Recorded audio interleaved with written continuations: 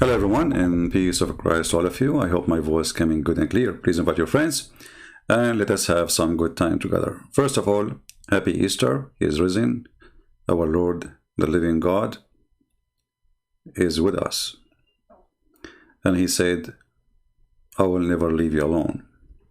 And he said, every two of you mention my name, I will be between them, which means he will be the third. So he is listening, he is hearing us, and I'm sure he's enjoying exposing the lies of Muhammad. We tried today to use the program called Discord, but this Discord is dismiss stuff.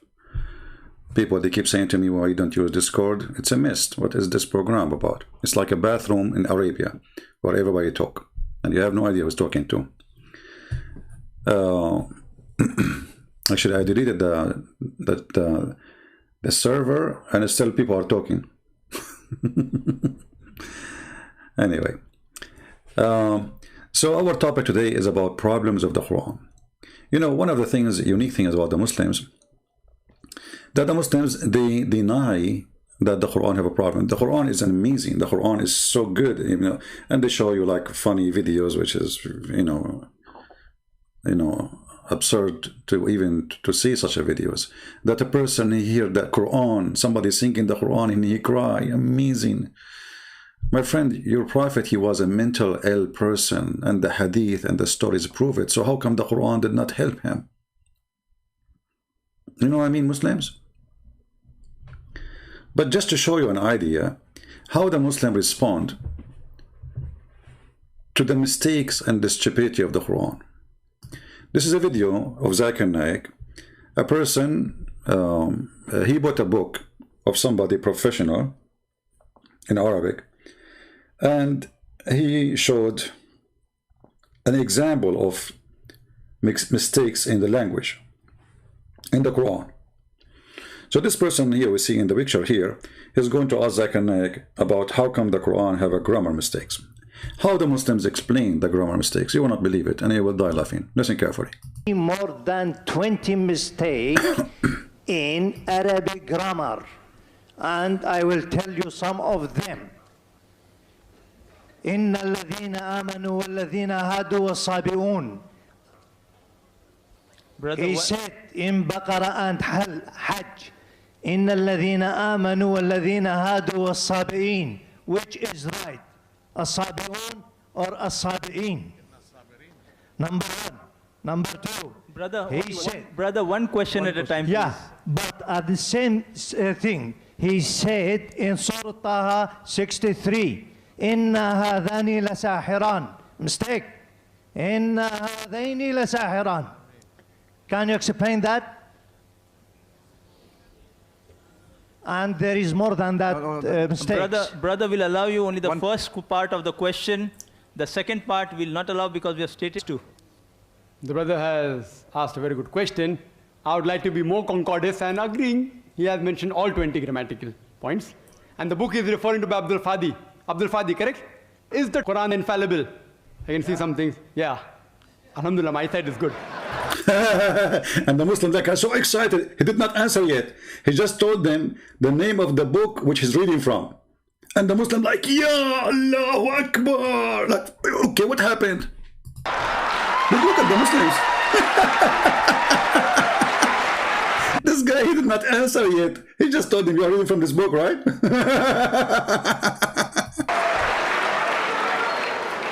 I will answer all 20 together. Because I've read the book. I'll answer all 20, inshallah. Inshallah. Point number one, brother. Point number one. Point number one to be noted, that all Arabic grammar is taken from the Quran. Quran was the highest Arabic book. A book which has the maximum level of highest literature.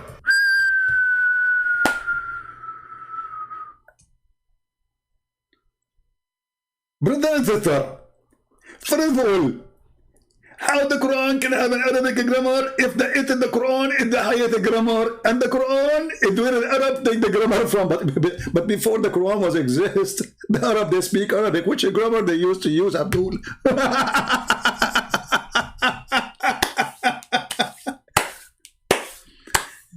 the Arab are exist long before Muhammad. So the Arab, when they use their language, when they speak, when they make poetry, their language is what? Based on what? So the Arab, they take their grammar for the Arabic from the Quran. But this is mean before that day, the Arab don't have Arab and they don't speak Arabic. Because in order to say such a thing, well, we have then to say that the first one who made Arabic exist is the Quran. Idiot. And now look what he will say after that. All the Arabic grammar has been derived from the Quran. All the Arabic grammar has been derived from the Quran. All of it. So the mistake, from now on, if it's a mistake, we will make it right because we take the grammar from the Quran. That's what he's saying. So he just showed him, okay, there's a mistake. It cannot be that. So he said to him, brother, all Arabic grammar have to be taken from this book, okay? And this is why I remember when I was a kid, you know, I said to the teacher a word, you know, in the exam, I wrote the word wrong. And this teacher, he hate me to death. He really hate me because always I get him busted. So, and the day after he corrected the exam, you know, he took the papers home and then he fixed it. And he was coming and he's so excited. And he have my paper in his hand. He said, look at this guy. Look at this guy who do not know how to write a simple word. Even a donkey can write it better than him. Even a kid, he is 6 years old, can write it better. And he started calling me names and etc. And I'm laughing and I'm smiling, you know. And the teacher, he got more nervous now. Why I'm smiling? He said, look at him. Look at him. After all what I said to him, he is smiling. Don't you have any feeling? He's talking to me. I said, I know, sir, but I just wrote the word as it is in the Quran. And the second I said that, you should see his face. He was calling me a donkey, stupid, idiot, a kid. He knew that this is a mistake. I mean, he spent it like 15 minutes just blah, blah, blah, blah, calling me. It was his day, like his joy. He finally, he is going to humiliate, because always I am the one who humiliate him. So today he got me busted. And then I said to him in a very cold-blooded, lizard blood, well, I don't know, sir. I wrote the word as it is in the Quran. Are you saying the Quran is wrong? The second I said that, you should see his face. Yeah, actually he's right.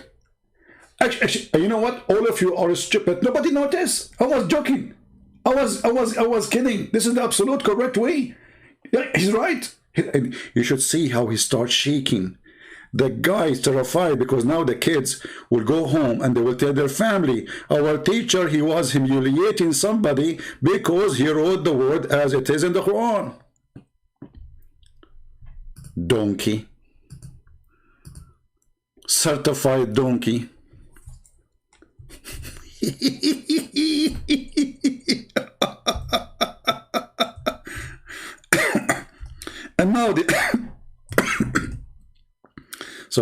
And now they ask Zakir Naik the same question, and instead of answering, what he do? He make a drama. All the Arabic grammar is coming from the Quran. He don't know Arabic himself. How he can answer such a question anyway? You know, how you know,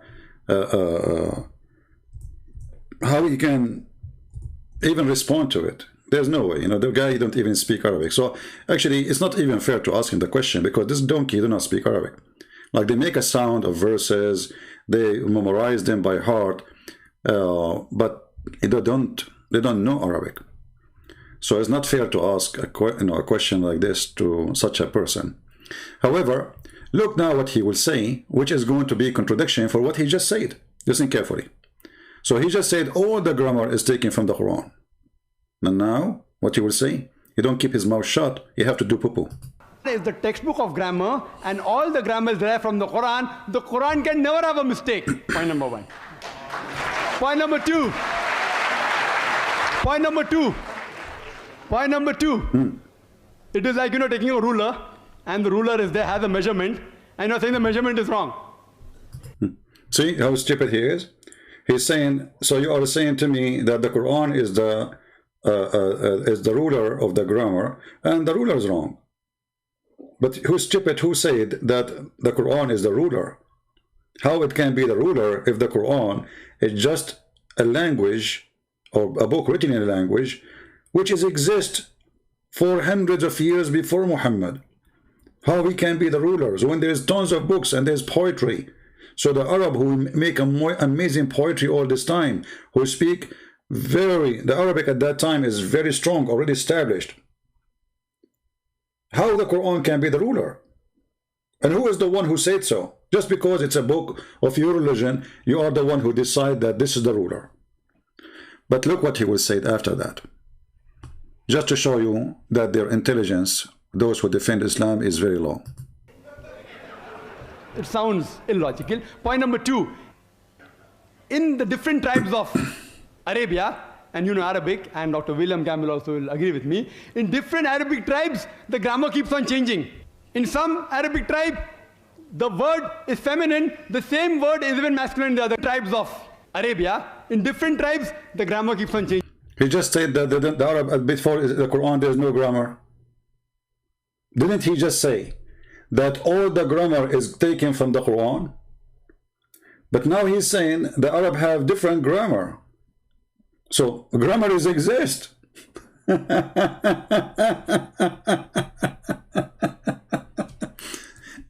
And secondly, if you say to me that the Quran, if you are saying to me that there is different grammar, how that can refute the question?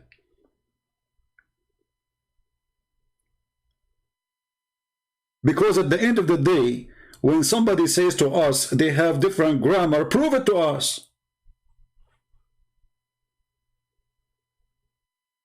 Can you? This is not true. The Arab, they have different, let us say, way to pronounce words, but not different grammar. But by saying what he said, that the Arab, they have different grammar, which grammar the Quran took? He just said different tribe. Well, the Muslim, they say the Quran they have today is the Quran of Quraysh, the tribe of Quraysh.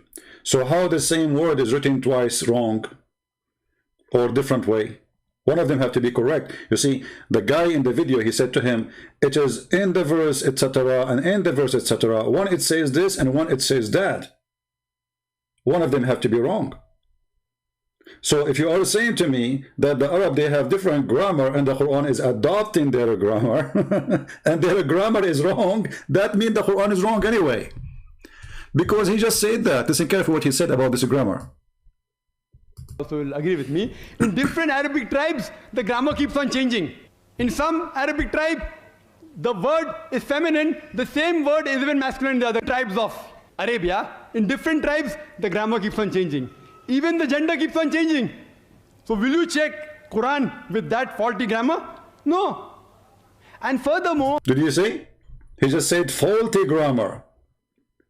He just said faulty grammar. So we have the same verse written twice in two different ways. Which one of them is the faulty grammar? Whatever you choose of them, that means the Quran have a faulty grammar.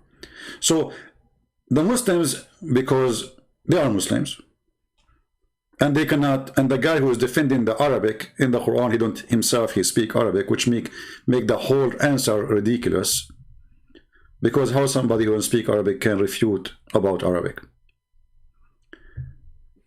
Now, Muslims, when they are taking defense or offense, they speak differently when from Muslims sitting together, teaching together, you know. There's no Christians watching, there's no Hindus, there's no Buddhas, no atheists, so which means nobody is laughing. So when the Muslims are sitting together, they admit that the Quran is suffering from problems.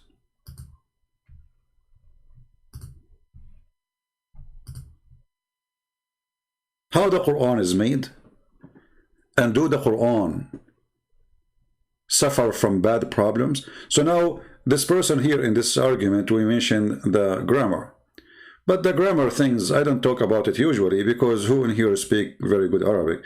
And even a Muslim who speak Arabic, he can deny, he says Christian Prince is lying, blah, blah, blah, blah. And you know, this is only for those who speak Arabic, and that's it.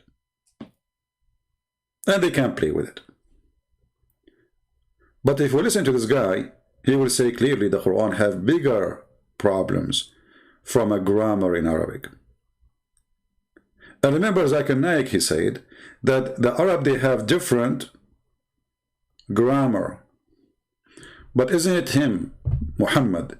He said that Allah, he sent him the Quran in 7 Arabic.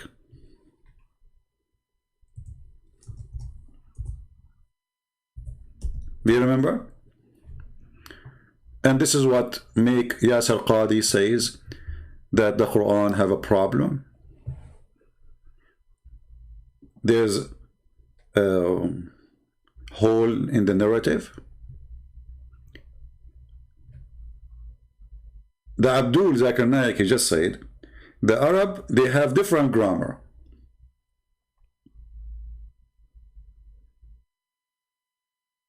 Let us go with this.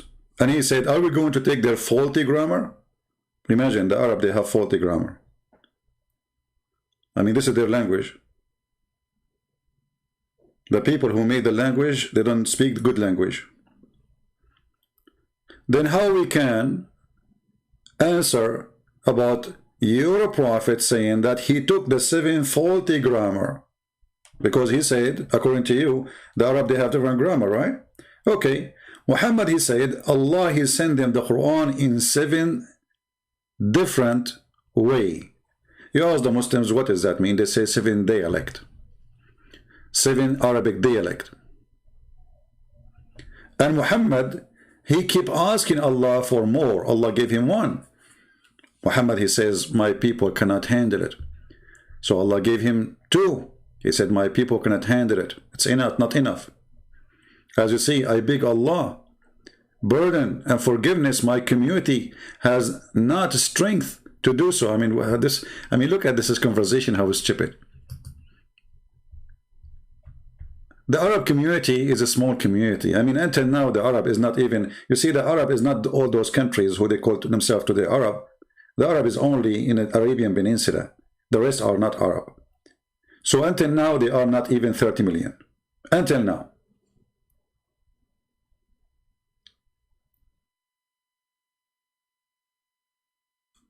When Muhammad, he asked the angel about the Quran, and the angel came to him and said to him, Allah has commanded you to make your community to read Quran in 1 dialect, which is very silly. And what is that? I mean, why? What? I mean, all of them, they speak the same language, but what the point of this dialect thing? Then the Prophet said, I beg Allah, burden and forgiveness, my community has no strength to do so. What does that mean? What do you mean have no strength to do so? Any Muslim can tell us what does that mean? So how Zakir Naik, he recite the Quran? Now, he have only 1 Quran. How you Muslims now, you recite the same Quran which is Zakir Naik reciting. But Muhammad, he said, they cannot do that. He said clearly, this is impossible. So he asked for more way of the Quran, more dialect. So Allah, he sent him another Quran. So now we have 2 dialect. Muhammad, he asked for more. 3rd time, 4th time, 5th time, until it is 7th time. And then he said to them, in whichever mood they read, that will be correct. But Zakir Naik, he said, no, it have to be only one mood. Because the Arab, they have faulty Quran.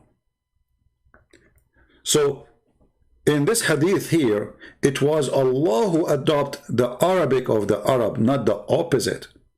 This is why he is sending it in the dialect of different tribes of the Arab. But we know what is behind the story. This is not about dialect. The fraud of Muhammad is so clear, he cannot repeat the same verse twice correctly. He say it second day or third day, he say it differently. So they ask him, how come? This is not what you said last time.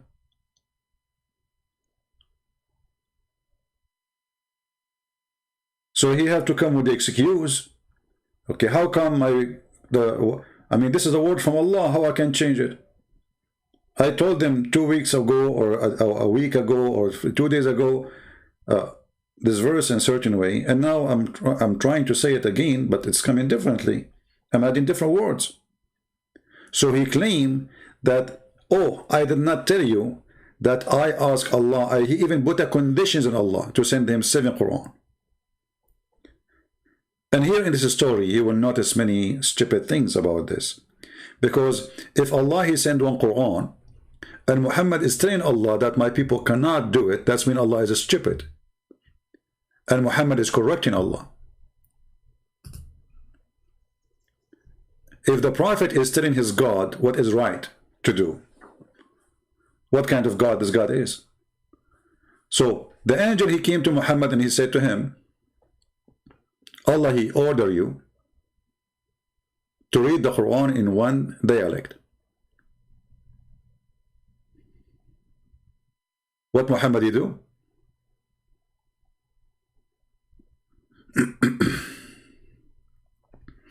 Wasim Ali, you want to call? Okay, no problem. Let us open our palto. Even I'm not really in the mood to take calls today, but for the sake of entertainment. Because I like it when the Muslims are excited.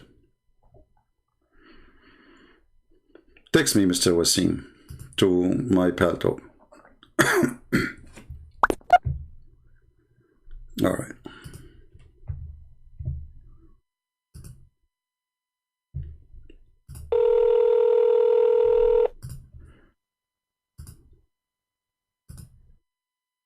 Hello? Hi, can I get a mic check, CP? Mark check? Mic check. So I'm coming through loud and clear, correct? I'm calling from what? I said I'm coming through loud and clear. You can hear my voice. I hear you. Sorry, you know, your English is difficult for me a little bit. I'm not saying your English is bad. My English is bad. So what do you want to say to us, Mr. Wasi? You're a Muslim? Correct. So the first thing I want to say is it's important whenever someone dies to offer condolences, correct? You would agree with that. So is that I want to start off is that a condemnation to your prophet, because he's dead already for the last 1400 years, and the hadith says that he stink. Do you want to show you the reference? So if you let me finish first. Well, so my friend.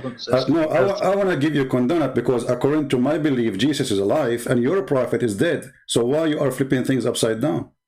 You forgot that the Quran, even the Quran. You don't know who. Did you forget, my friend, that the Quran says that Jesus is alive and Muhammad is dead?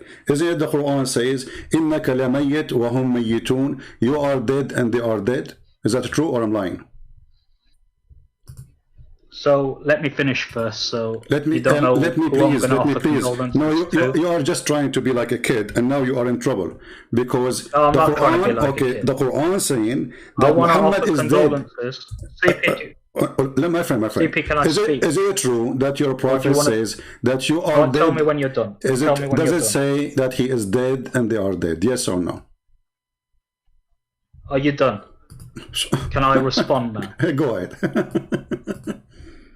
All right. So first of all, it's important to offer condolences to the dead, and I want to offer condolences to you because you believe your Lord and God died on a cross.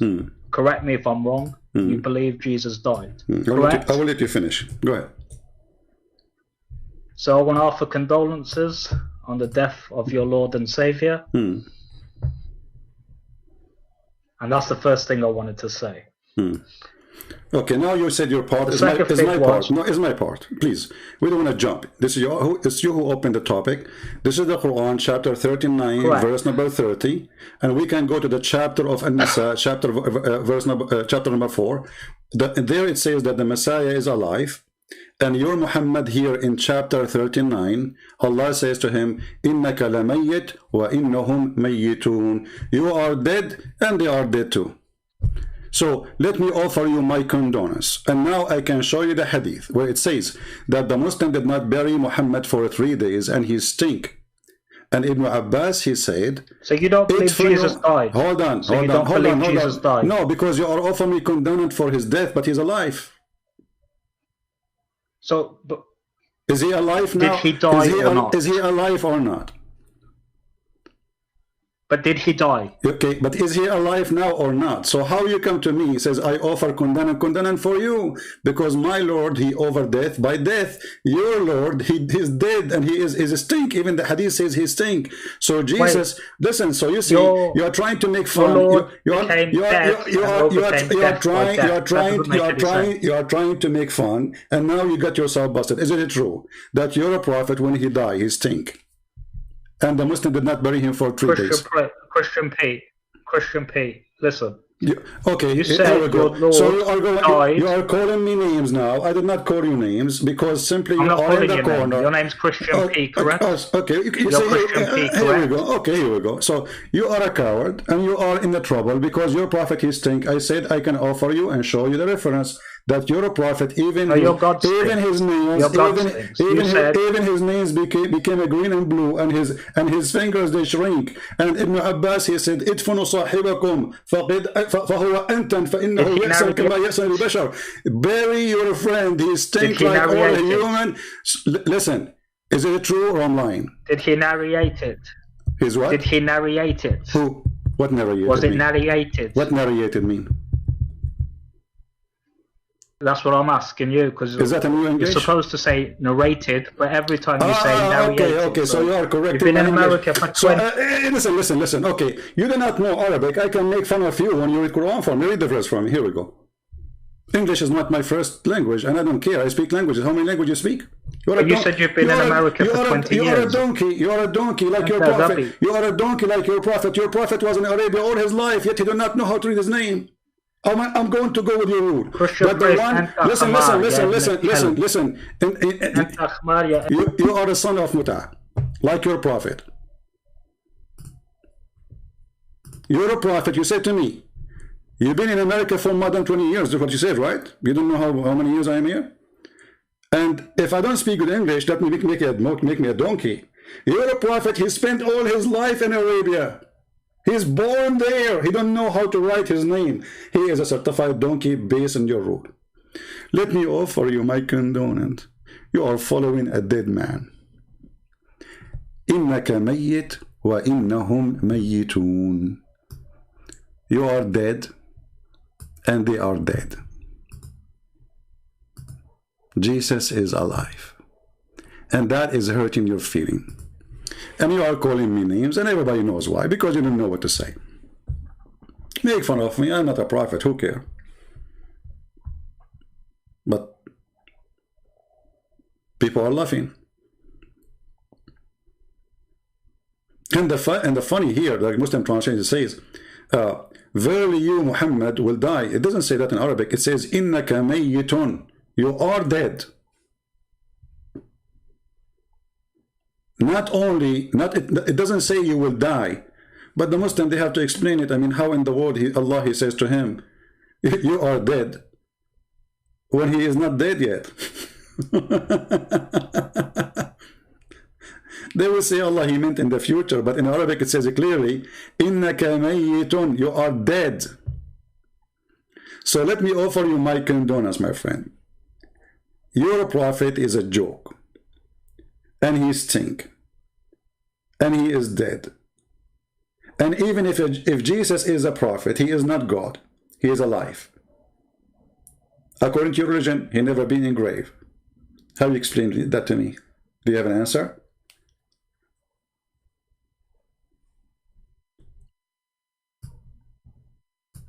Look like the one who gave you the flu shot, he gave it to you in the wrong location. And you are sneezing from the wrong location. That's why you have a filthy mouth. And as long as you are talking about pigs, I don't know why Muslims, they do that to their prophet. Are you asking me to insult your prophet and call him a pig? I took your call. You want to debate me? You are excited to debate me? Here we go. You call me. You thought you can make fun of us? You got surprised. We spank you harshly with no mercy. And this is what makes me so upset. You thought you can make fun of the Christians. Let me offer you condolences. Your God is dead. Who's next? Abdul, you are talking to Christian Prince. Those things you can do with other Christians, maybe, you know. But you cannot do that with me. I know what Muslim will say like 20 minutes in advance. And you can tell, can't you? 20 minutes in advance before even you say to me what you will say. I know what you will say next. This is why you got humiliated. Narrated.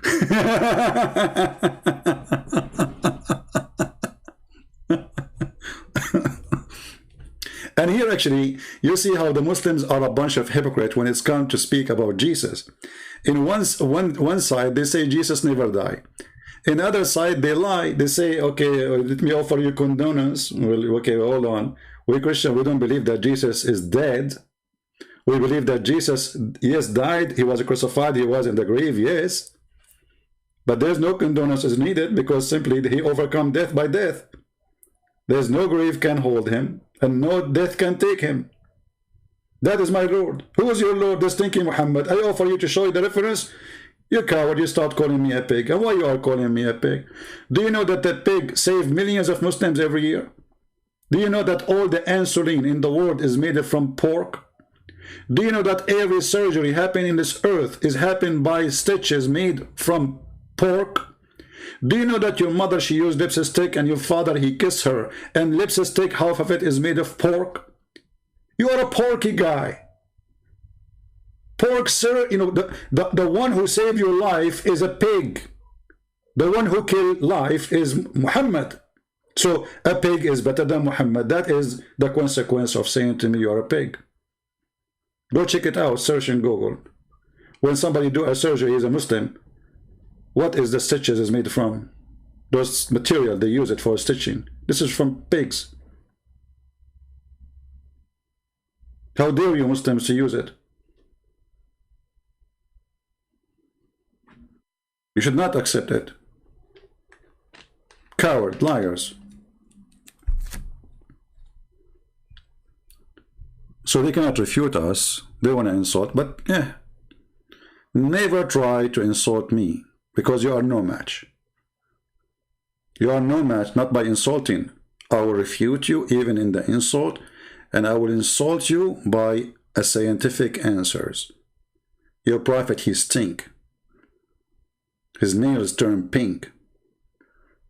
And he was a drunken man, yet he said to you, don't drink. He went around like a rat. And each time he see a woman, he have a diarrhea of a cat. I just made Quran. Why you bring this to your prophet? Here we go. Why you make it personal? Don't go there. I am not the person who you can make fun of. You Muslims should know better. Now we go back to our topic.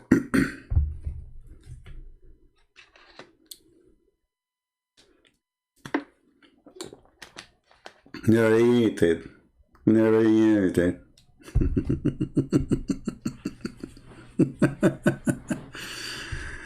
Oh, Lord have mercy.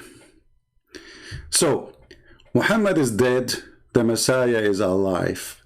Who is the stupid here? Imagine, the Muslims, they claim that they believe in Jesus and they believe in Muhammad. Okay. They believe Muhammad is a Muslim prophet. Okay. Jesus is a Muslim prophet. Okay. But how you stupid? You follow the dead one. You should be following Jesus, even as a prophet. Because Muhammad is dead. And how Muhammad claimed to be the last prophet, yet the Muslims are waiting for Jesus to come. So Muhammad is not the last prophet. Jesus is coming again. Idiot. No authentic hadith says the prophet stink. Well, Ahlul Sunnah, why you don't call me, and we will see if it's authentic or not. Is that fair, guys? Is that fair? Call me right now, Ahlul Sunnah. Here we go. Let me take a selfie for you, my friend. Smile. And you read it for me.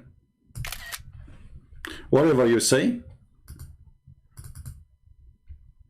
whatever the reading says, I will put it on the screen, and I will accept what you say. What your scholar says. Is that fair, guys? One of the funny things about Muslims, look what he just said. Why you lie? You love to lie, man. No authentic hadith. Okay, are you saying the hadith is a lie? Let us go with this. If you are saying to me the hadith is a lie, that means you Muslims are a bunch of liars. Because who is the one who wrote this hadith? You.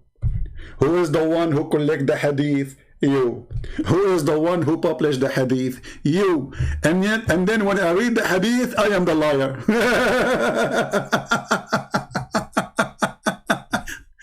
What a crazy religion.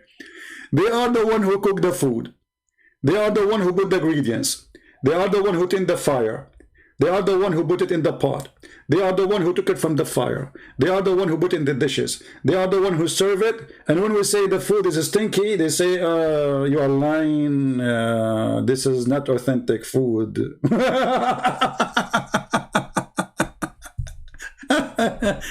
I love the Chinese when they said he left as a donkey, never came back as a horse. I love them. That's very wise. I don't know they were talking about who at that time, but obviously it was somebody, you know, saying stuff like this. So you wrote the hadith, you collect the hadith, you print the hadith, you teach the hadith. From the 1400 years until now, keep carrying the hadith in the top of your back like a donkey. And then you drop the hadith in front of me. And then when I read the hadith, you say to me, this is weak. What a hilarious religion, man. I love it. Do you see the stupidity? Seriously. Do you see the stupidity? What happened to the brain of a human being? What is your brain, man? So you write it, you print it, you collect it, you transform it, you print it. Today we are going to teach to the hadith. Ibn Abbas said, brother, that the Prophet, when he died, he said to them, bury your friend because he think. Hey, brother, this hadith is not authentic.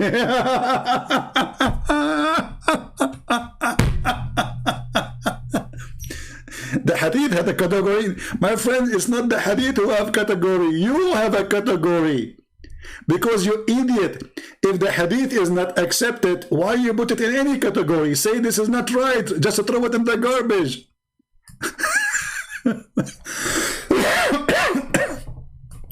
Why you are collecting garbage if it's a garbage? The hadith has category. And okay, you know, why you don't call me and let us see the category of the hadith? Huh? Do you like to call me and show me the category? What I am saying that it does not have category. It have a kata and gori. Kata is a Muslim guy. And gori is his dog. Kata don't like dog because his name is Kata, which means coming from cat. This person, he did not say Bismillah, so Allah cursed him to cat. And then he met with Gori. And he said to Gori, let us hide all the garbage stuff of Muhammad behind me and you, the cat and the dog, Kata and Gori.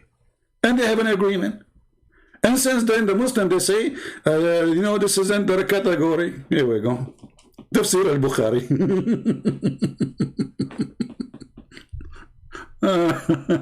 Category. What a joke, man. All right. Why you don't call me? Don't you Christians wrote many books and pick up books suit your ideology? No, we don't. We don't. That's not true. When you say Christians wrote many books, what do you mean by Christians? This is your prophet saying, this is Ibn Abbas, his cousin. For us, all the disciples of Jesus, whatever they said, we have them in the books there. We have their letters, the exchange of conversation, we have their act, even we have their revelation, and we accept it. It is you Muslims who play the game that this is bad and this is good. And all of us, we knew that even the one which is called Da'if, we just played the video yesterday where your Shaykh, he said to you that Da'if hadith is accepted, did not flunk. Our prophet died and your God died. Thank you, Wasim. That's mean your prophet did lie. Be my witness. Wasim, he witnessed that Muhammad is a fraud. He just left Islam. He just witnessed that Muhammad, he lied when he says that they crucified him not, they killed him not, but Allah take him to him. Muhammad is a liar. Thank you, Wasim. Anyway, let us go back to our topic. Those Muslims are very upset. It's okay, I understand. I mean, put yourself in their shoes. I mean, if they wear shoes, right? The Gospel of Thomas, we did not, okay, see, when you say the Gospel of Thomas, this is gospel for whom? This is not our gospel. Gospel is something we believe in. We don't believe. Those are fiction books written by, we don't know. Like, as an example, you Muslim, you say there's a Bible, it's called the Bible of Barnabas, and you keep talking about it. But that book, Barnabas, says that the Messiah is Muhammad. You keep asking us, why you don't accept this book? We idiot. It says the Barnabas, this book, it says that Muhammad is the Messiah. So shall we accept it? So that is telling us, actually, that the Christians are not what the Muslims they say. They don't accept corruption. Anything is corrupt, they throw it. They don't say this is weak. No, we don't say this is weak. We say this is false. That's it. We have nothing to do with it. Put it in the shelf in the library. Let people see this is history. But you Muslims, you collect and you say the Prophet said, and you put it in your book, and you publish it in the internet, and you print it, and you give it a number, and then you cry for reading it for you. Let me give you an example.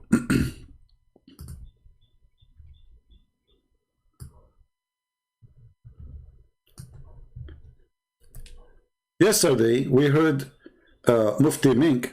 He was saying that it is unjust that God, he punished somebody, he did not commit sin. He says even this is a blasphemous. Hey, the rich guy called me, Wasim. Blasphemous. Fissy. He said that. And this is a hadith which is sahih, that in the day of judgment, Allah will take all the sin of Muslims, even if it's heavy as mountains, and he will place it on the top of the Christians and the Jews. Is that sahih? Authentic? Yes. It is. Right? It is. If we go to this hadith as an example, which is proving that your prophet was mentally ill,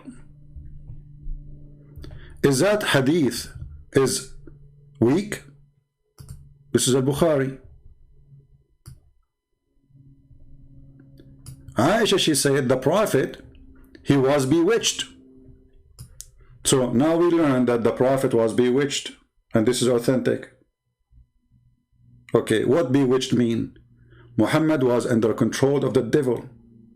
He is a satanic messenger. Because witch and black magic have one meaning, that shaitan has full control of your prophet. Aisha, she witnessed that the prophet, he was bewitched, and he began to imagine that he had done a thing. In fact, he did not. If you go to a doctor and you tell him, I am bewitched, he will laugh. He will say, no, you have a mental problem. Let us see what the problem. So according to your science, according to science today, your prophet is mental person. He had mental illness. This guy, He go to the, he opened the, you remind me, your prophet remind me of a guy, you know, he's one of my cousin, his name is Abdul. So he is heavy when he sleep, you know, when he sleep, he's so heavy. So he woke up at night and he went and he did poo-poo and he pee. He came back to the bed and he lay down and then he remembered something. He said to his wife, my cousin. He said, what, honey, why you are waking me up? He said, when you open the bathroom door, does the light come on by itself? She said, no, honey, this is the door of the refrigerator. And this is your prophet. Your prophet, he opened the door of the refrigerator. He do pee and piss and poo-poo there, thinking that he is in the bathroom. And this is exactly what the hadith is saying. That the prophet, he imagined he had done a thing. In fact, he did not. Prove me wrong. Can you prove me wrong? Do the door of the bathroom of your prophet, when he open it, the light turn on automatically, or this is the refrigerator? Are you with me? I'm sure you are with me, but you don't know what to say. What you will say now, this is weak? Say it's weak. Please, go ahead. What we see here, that your prophet is weak. Your prophet obviously is messed up, you know.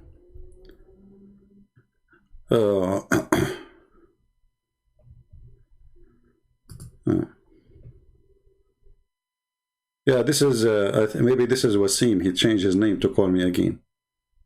He's, you know, he's upset from the first packing, baby. Yeah, this is the same guy. He called me again. Hello? Hello? Hello?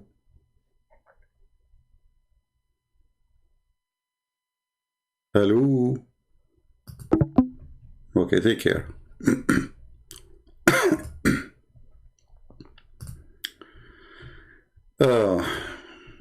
Okay, let's go back to our topic. And those things only happen with someone like Muhammad. He's a prophet of God, my friend, protected by Allah. Protected by Allah. Let's give him a chance again.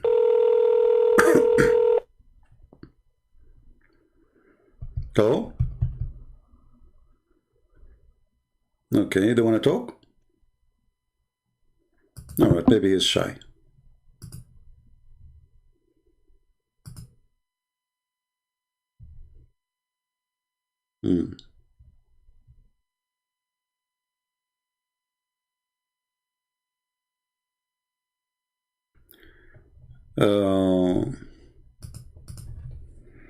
We have the person who left Islam last 2 days ago, I think.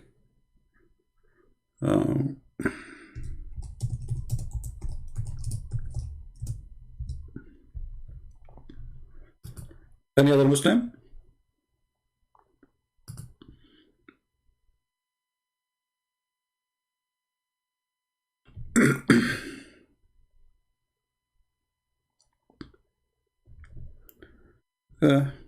Okay. Dear God, another type. Okay.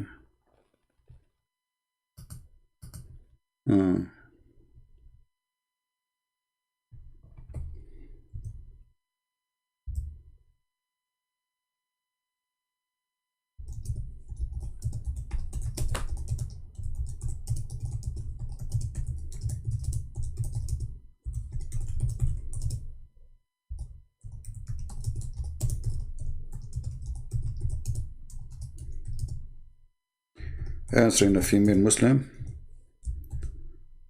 All right. Don't you know that Muhammad was a merciful and he was kind to women? That's what she said to me. You believe it?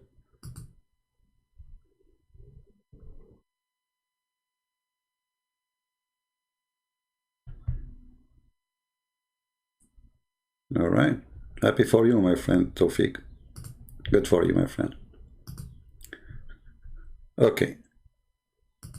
Any Muslim one I'd like to, my friend, want to debate now? Okay, let's see this one. says he is not online. Okay, this guy is not online.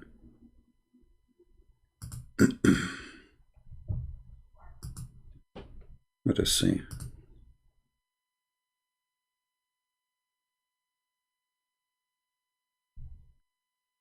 I seen your life that you call me. Okay, let's see. Oh boy. What's wrong with Muslims? Each one we call him. Hello, just call me. I have my problem. Okay.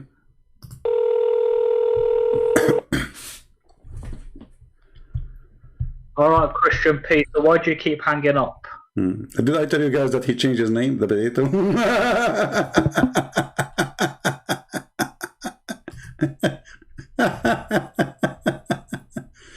My friend, the pig is your prophet. You see, you bring that to your prophet. Shame on you. Anyway, I don't mind really, I mean, for fun, but we are adult, you know, we laugh from time to time, yes, and you are a joker, I agree.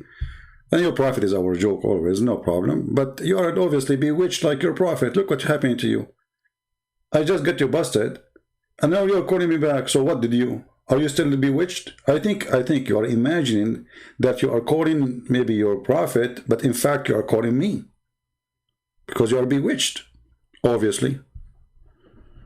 You know, you are talking to the wrong person. Don't talk about pigs. Pig is the one who go after children in the age of 6 years old. Even your prophet, he asked for the hand of Fatima bint Asad when she was an infant. Infant! Do you know what infant mean? Who is the pig? You tell me.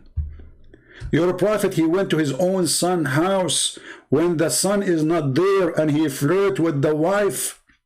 Who is the pig? You tell me. You tell me. I will never go to the house of my friend and flirt with his wife over my dead body. No matter how beautiful she is. No matter how single I am. Who is the pig?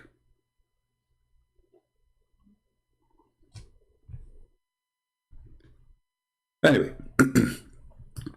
So today we are going to talk about more problems of the Quran. While the Muslims in some places, when they are speaking in general, like in front of public, where only Muslims there, they speak in different way. But when there is mixed Muslims and non-Muslims, they speak totally different answers or different conversation. This is here Mr. Nouman Khan. Nouman Khan is very well known. He's a very popular in WhatsApp, you know. Women in WhatsApp, they like him. He was teaching the Muslims about the Quran, and he admitted the Quran has problems. Listen carefully. It's not me who said that. But anyway, one of the cool things I want to share with you is that one of the most fascinating studies in the Quran. I want you to take a note. He just said fascinating. And then he will say the fascinating things in the Quran, it have a problems. Brothers and sisters, one of the fascinating things, take a note. This is in the minute 4 minutes and 11 seconds. One of the most fascinating things in the Quran, and now right away he will start talking about problems in the Quran. How the Quran is fascinating and you are counting the problems. Go ahead. Quran is actually how the surahs of the Quran are organized. And this is actually... Did he say organized? Did he just say organized? A minute or two after he would say the Quran is not organized. Actually a number of different subjects together. The first subject is how are the surahs themselves organized? Fatiha is first, Baqarah is second, Ali Imran is third, etc., etc. Why are they in this order? Because from a Western academic standpoint, and by the way, the first time I studied Quran seriously, it was not from Muslims. It was from non-Muslims. The first time he studied the Quran seriously is from non-Muslims. This is why Muslims come to hear and listen.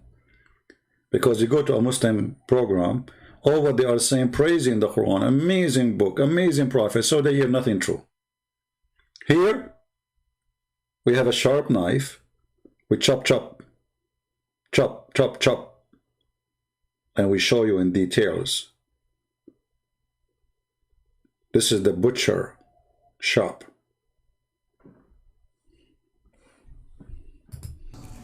And when they study the Quran, they don't say, Alhamdulillah wa salatu wa salamu ala Rasulillah. They begin, like they study any literature, they start with criticism. We start, when we study the book of Allah, we begin with hamd, we begin with praise. We begin with iman, that this is the best, وَالرَّاسِخُونَ فِي الْعِلْمِ يَقُولُونَ آمَنَّا بِهِ كُلٌّ مِّنْ عِنْدِ رَبِّنَا. Okay, this is what we say. That's not what they say. Right. They begin with criticism, skepticism. And so the first exposure, one of the first serious exposures I had to the Quran was actually criticism. Okay. And the first criticism was the Quran is unorganized. The surahs are in this random order. Guys, I don't know who is suffering from flight of thoughts. I don't know who is really bewitched, only the Prophet or those who follow him. How in the beginning he says, it's amazing, fascinating how the Quran is organized. And now he is saying the Quran is not organized. Do you remember what he said in the beginning?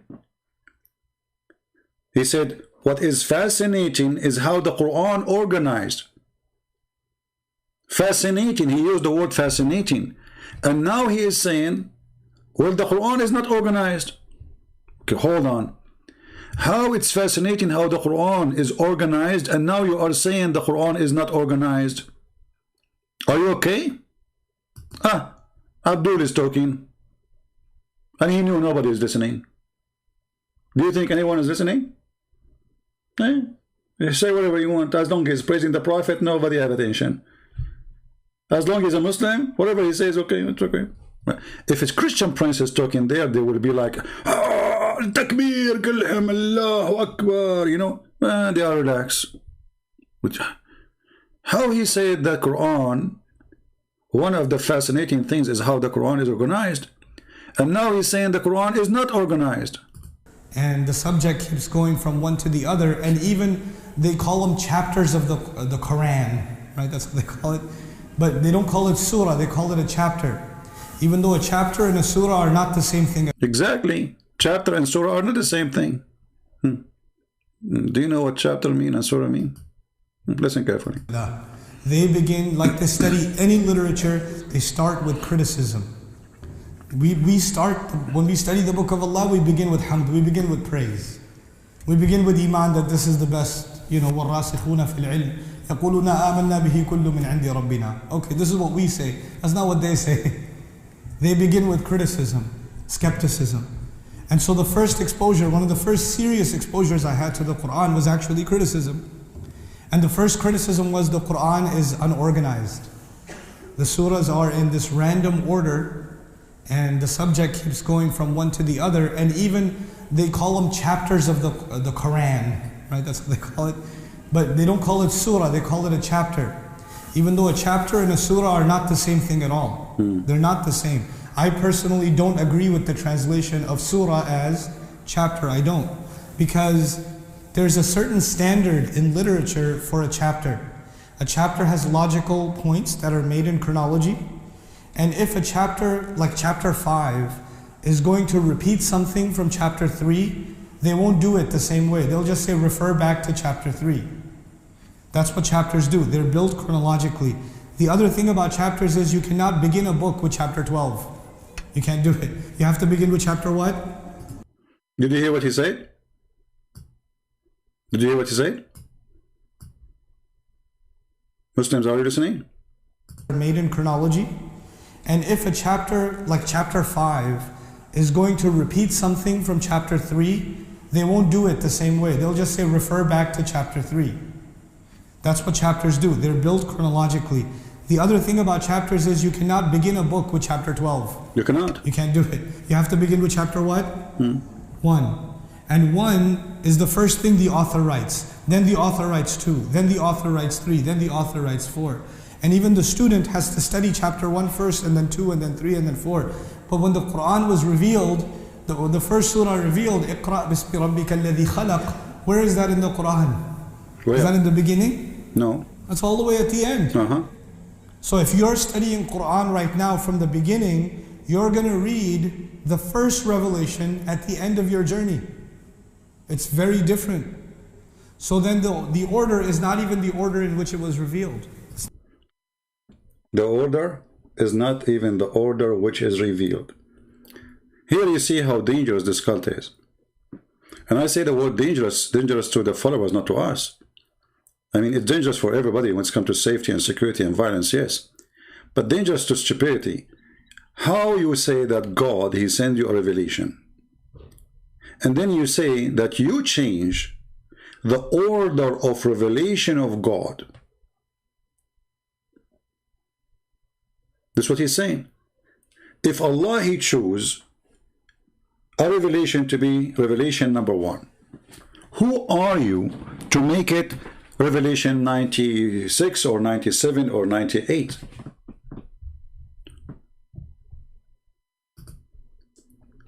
How many times we heard the Muslims saying that we Muslims, we preserve the Quran? Is that how you preserve the Quran?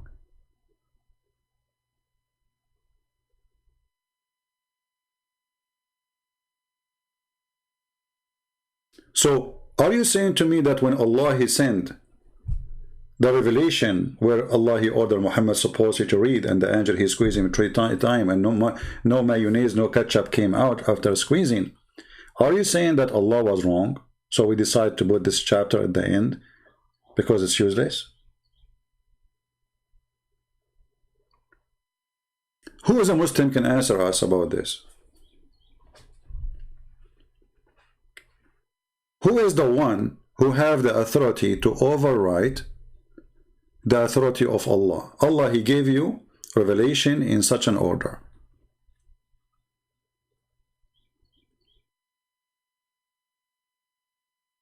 When the Quran was memorized, no, the Quran was not memorized in any order. You know, if you read the Muslim history books, you will see that they were collecting verses, not chapters. They were collecting verses, like this guy here remember this guy here remember that. You know? And when the Muslims, they lost their war, or let us say in the end of the life of Muhammad, and then the Caliphate came, and most of those who memorized the Quran, they died. So then Uthman, he ordered to collect whatever they have, whatever left, whatever they can remember. And God knows how many verses are created by somebody. I mean, I can say the Prophet, he said this in front of me. You will see there's verses, no, there's no witness for them except one person. You see, the Muslim, they say to you that hadith is strong if there's more than one person repeat the same thing. What about the Quran? What if a verse only one person he said? They don't question, that's it. So you question the hadith, which is less value. You don't question the Quran. What if the guy is making up the Quran? Actually, the verse here, the verse I just showed the guy who called me, you are dead and they are dead, doesn't make sense. And this is why the Muslim, they translate it, they say, you will die.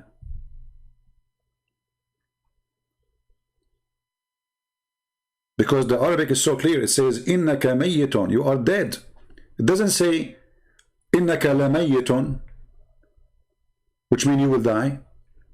It says, innaka mayyitun, you are dead. So, this verse, there's no way that Muhammad, he'll receive it when he's alive. Because the verse say clearly, you are dead. If you change the translation, let us see, maybe we can find one of them, he have little dignity to make it correct. Maybe we can find somebody with dignity. Here we go. Let us see. You see, look what they do. You are certainly will die. But where is the word will in Arabic? It says innaka mayyitun. You are dead. And they are dead. This is a verse have to come after Muhammad's death.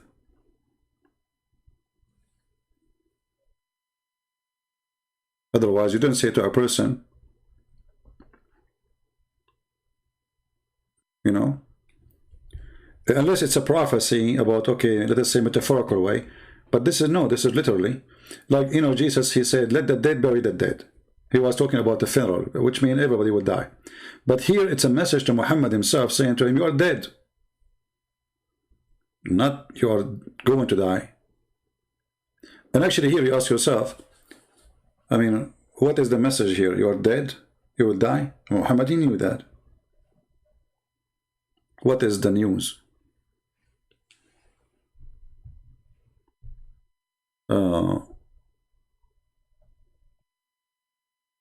Oh, hold on. Guys, look what Mr. Stranger, he said. Show me the reference, Mr. Stranger, so we can put it in the screen and we can laugh together. Guys, read carefully. Look what the stranger, he said.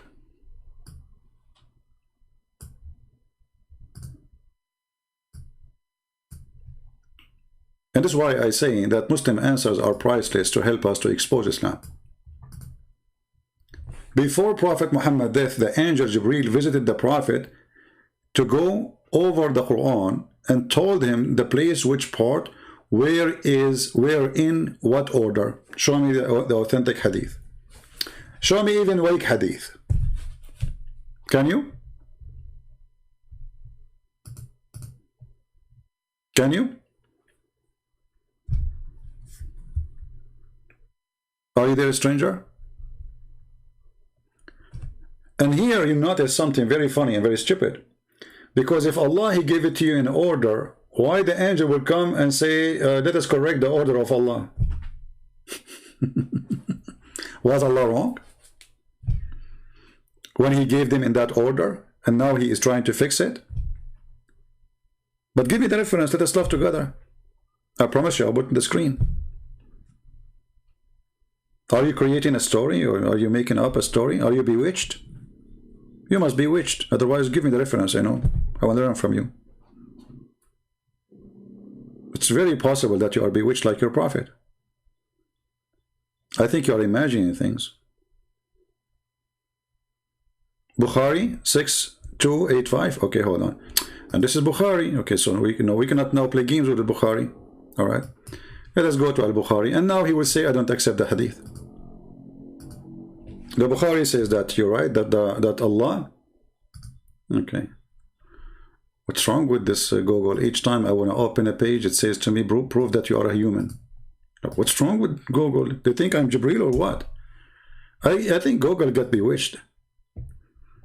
What? Traffic light? Click at the pictures of a traffic light.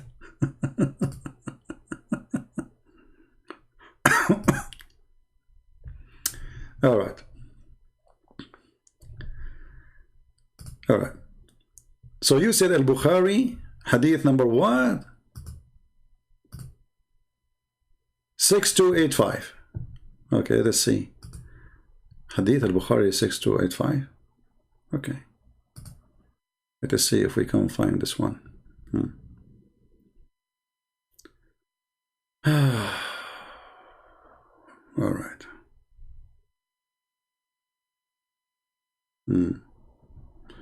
Well, here we go. This is the hadith you posted for me, where it says that. Read carefully. This is the hadith you choose for me. This is the one you choose to me, right? Okay. He said that Jibreel used to review the Quran with him once a year. Review. This is your translation. And this year he reviewed it twice.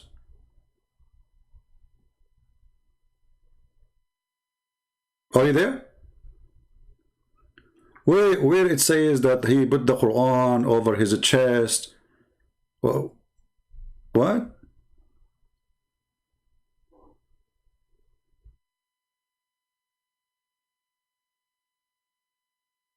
Where it says that? Secondly, why the angel Jibreel is reviewing the Quran with Muhammad? Isn't it the Quran says that we gave you Quran and we promise you will not forget? So the angel is reviewing what?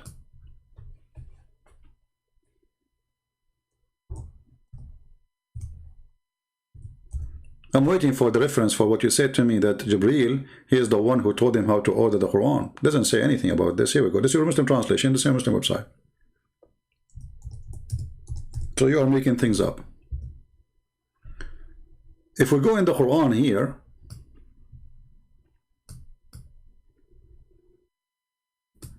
chapter 87, verse number 6, it says that Allah, he says to Muhammad, we will make you recite the Quran and we will not let you forget it.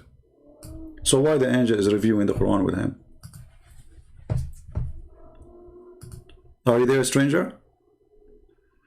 So number one thing you did, you gave me false reference. Number two, Muhammad do not need to review the Quran, for Allah, he promised him he will not forget it. Who is a Muslim, he agree with this verse?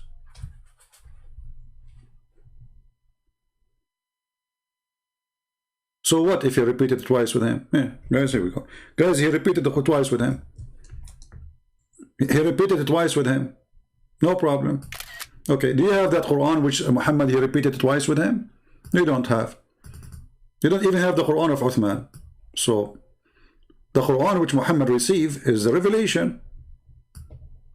The Quran you have today, according to you, this is the book of Uthman.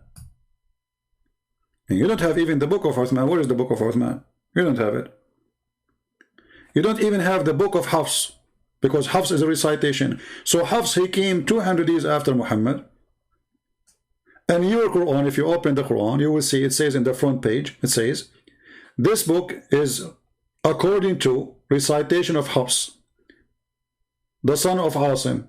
According to Asim, according to Hafs, according to Asim, according blah, blah, blah, blah, blah, blah, blah, blah, according to Uthman, according to Ali, according to the Prophet.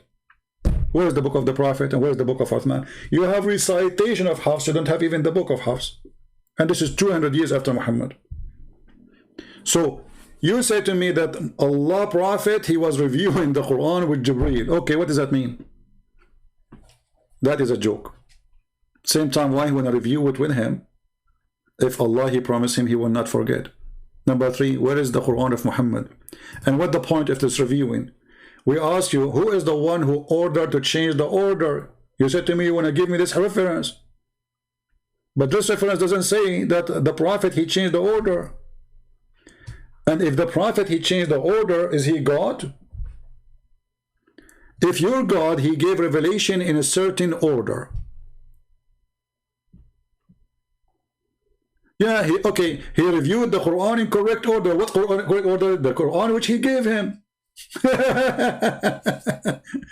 What is the correct order? This is why if we go right now and we search in Prophet Google, peace upon him, you will see that it says revelation according to revelation. Quran according to revelation. Let's search for it. Hold on. Quran according to revelation. This is the order.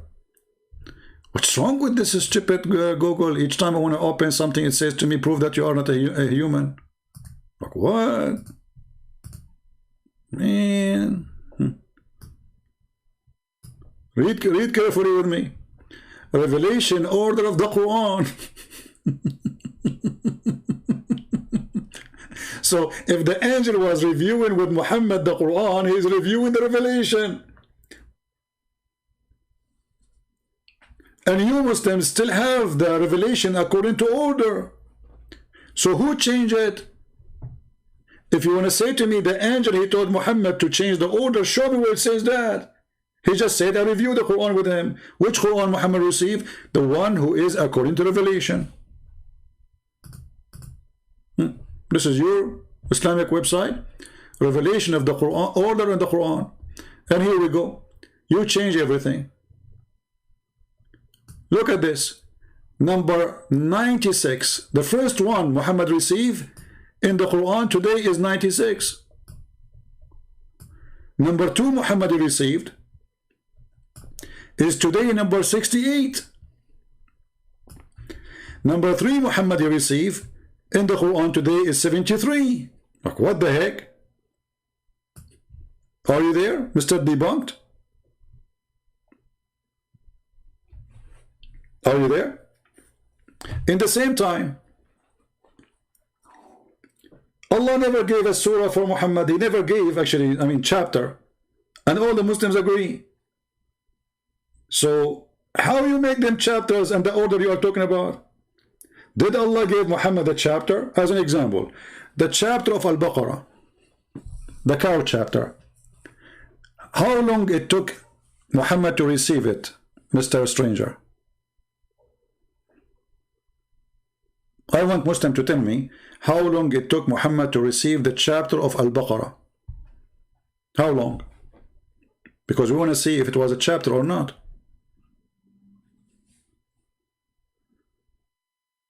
Any Muhammad have an answer? Because in order to make it in an order, as they are saying there, well, that's mean Muhammad, he received it chapter by chapter, but this is a lie. They did not receive, Muhammad did not receive chapters. So even this list here is a joke. Look at them. They are searching Google. Hey Muslims, how many years took Muhammad to receive the chapter of the cow? Did he receive it in 1 day, 5 seconds, 5 minutes, a month, a year? Are we searching Google, Muslims?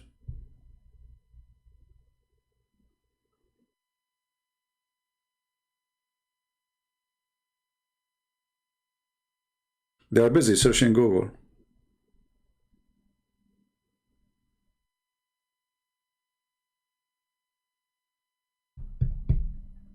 Who want to help me?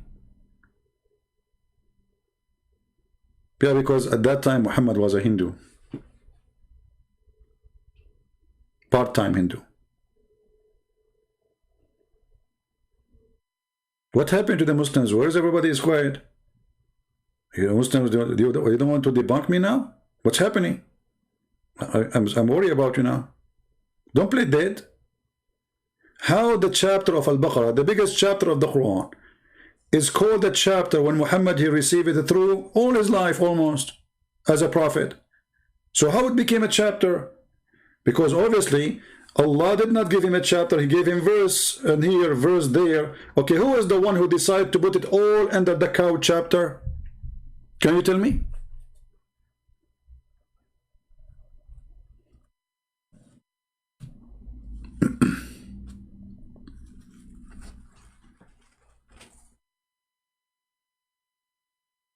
Hello? Ramadan is coming soon? Yeah, I bought a lot of beer already.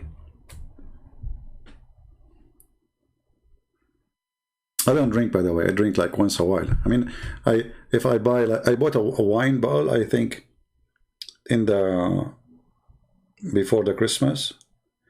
I assure you, this wild bomb is going to stay for the coming year. Usually, I throw it out because it became too old, you know, open, before I can even finish half of it. Any Muslim want to help me? Okay, they will not answer. Let us go to Nouman Khan. Nouman, he will answer. Thank you, Nouman. The Muslims are now, they are taking a nap. What we can say? They decide to take a nap and bingo.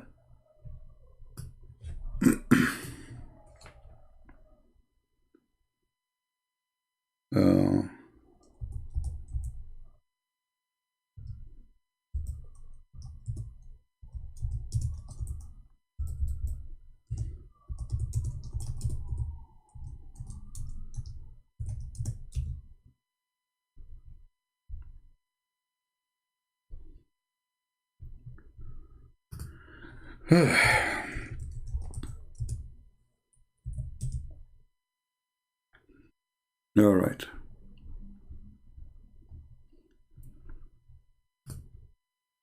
Mr. Nouman, can you help us, please? Okay, Nouman is coming. Hold on. It's not chronological. The other problem is the order, you know. Hold on. Did he say the word problem? Hey, Muslims, did your brother, your sheikh, he just say the other problem? Maybe I did not hear correctly. Did he say the other problem? You see the title of my video today, the problem with the Quran. Muslim, they say there has no problems. I say there's tons of problems. Okay, So maybe Christian Prince is lying. Because what the Muslims say, he's lying, you know. He's lying. Okay. But we just heard your sheikh saying the other problem of the Quran. Listen carefully. It's not me who said that. Chapters do. They're built chronologically. The other thing about chapters is you cannot begin a book with chapter 12. You can't do it. You have to begin with chapter what? 1. You have to begin. This is wrong. You cannot begin with chapter 12. You begin with chapter 1. This is a problem. And 1 is the first thing the author writes. Okay, who is the author? Allah. Okay, what is the first one? The Muslim, they put it now 96. So chapter 1 in the Quran is 96 today. I mean, do you see how much corruption they do to the Quran? Let us continue. Then the author writes 2. Then the author writes 3. Then the author writes 4. And even the student has to study chapter 1 first, and then 2, and then 3, and then 4. Exactly. You know, you want to read about God, you go to the book of Genesis. In the beginning, how God, He created the earth and the heaven. How He created light. You start step by step. That is a smart, intelligent book. The beginning. God, He introduced Himself. Who He is, what He did. In the Quran, there is nothing. Read. Read what? He did not even give him a book. Even the phrase read is stupid, because did Allah give Muhammad a book to read? No. Even Muslims, they say that Muhammad do not know how to read. So how you say to him read, yet the guy don't even know how to read, and you did not give him a book to read. So the introduction is stupid. He said there's none problem. He said non-Muslim. He said non-Muslims say it's problem. No, he did not say non-Muslims. No. He's explained the Quran. In the beginning, he was saying to you, he learned about the Quran seriously from the non-Muslims, yes. But now he's counting for you how the Quran is made. There's problems. Don't tell me non-Muslim says that. He is saying that. Listen carefully. But when the Quran was revealed, the first surah revealed, Iqra bismi rabbika alladhi khalaq. Where is that in the Quran? Is that in the beginning? No. That's all the way at the end. So if you're studying Quran right now from the beginning, you're going to read the first revelation at the end of your journey. Well, this is a big problem, because don't you want to know what happened first day to Muhammad? Don't you want to know how Muhammad became a prophet? Don't you want to know the most exciting moment where Muhammad suddenly he became a believer because he was a pagan as this guy, he agreed? And later we will see that. So how you put the beginning of the story, you throw it at the end as if it's not important. And who authorized you to do so? Listen carefully. It's very different. So then the order is not even the order in which it was revealed. It's not chronological. The other problem is the order, you know. Do you see? The other problem. So the problem, number one problem, is all what we said. Many things. And now we have another problem. Now listen, if the Christians or the Jews or the atheists, they say this is a problem, and that's mean they are lying. But the guy is agreeing. This is, if they are saying this is a problem, right? But the guy, he agree. The Quran is not coming in order, correct order. He told you that the author, he write the book, chapter number 1, chapter number 2, number 3, etc. You don't read the book from chapter 12. If somebody want to study the book, he go to chapter number 1. And he said clearly, you don't go and recite something you read already. You go, you say, go to reference, etc., and page, etc., where we mentioned that. And now he is counting the second problem. What is the second problem? Is that according to the Christian and the Jews? No, this is according to Muslims. Why? Listen carefully. Understandably, the order is not, it doesn't seem to be organized by subject. What doesn't seem to be organized by subject. Do you agree with that or not? Let us say, for the sake of argument, the Christian saying that. Is it true? Is it true? It's true. He just said it doesn't seem to be organized by object or subject, sorry. What that means is that you know the subject matter in the Quran, like in Surah Al-Baqarah, today we're talking about... Read, who is the one who says about Surah Al-Baqarah, the Christians? He has given you an example how the Quran is messed up.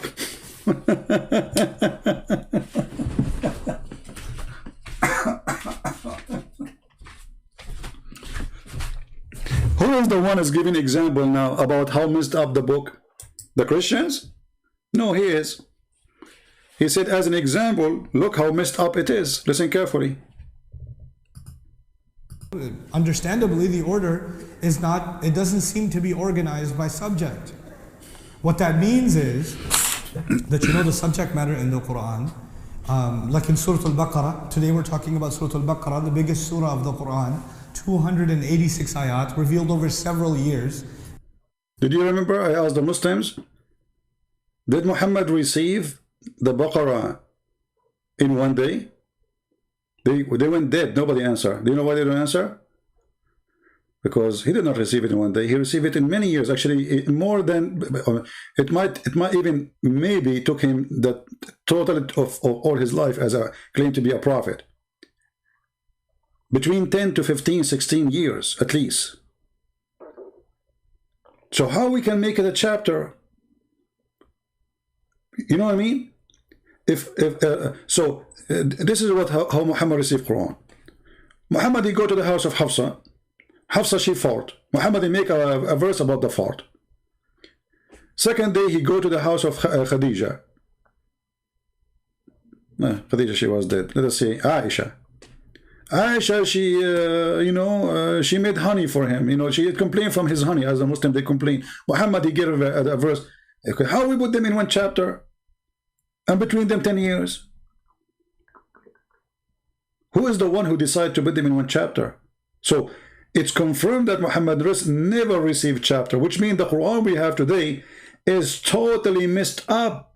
And this is what he's going to say to you. There's no order and there is no logic in the chapter itself. Listen carefully. One part of it is actually Makki. The last two ayat are Makki. One part is Makki, which means when Muhammad was in Mecca. But we know that Muhammad immigrated long time after to Yathrib, and later the Muslim they call it Medina. Huh? They changed the name. They killed the Jews and they hijacked the city and they changed the name of the city. So the chapter began in the beginning of Islam and end at the end of Islam. How it became a chapter? These were revealed at the Mi'raj. So most of the surah is revealed after the Prophet migrated, but 2 ayat are from before he migrated. Okay, 2 ayat before he was migrated. Did you see? Did you hear that? 2 ayat before he was migrated. Guess what ayat he's talking about? They are at the end of the chapter of the cow. This is additional proof that the Quran is a joke. He just said that those 2 verses are the first verses he received. Remember this video saying that he is going to explain the last 2 verses of the chapter of Al-Baqarah. The last what? The last 2 verses of the chapter of Al-Baqarah. And he just said those verses, they were the first he received when Muhammad was in Mecca. 10 years after, 15 years after. The Muslim, they have many verses. And then Muhammad, he died. And then they put it in the Quran. And where they put it? At the end of the chapter. But this is the first one in the chapter. People, do you understand what I'm saying? He just said that those 2 verses, he received them when he was in Mecca. Only 2 verses from that chapter. But where are they now? They are the last 2 verses in the chapter. Okay, hold on. How the first 2 verses he received them in Mecca of the chapter became at the end of the chapter?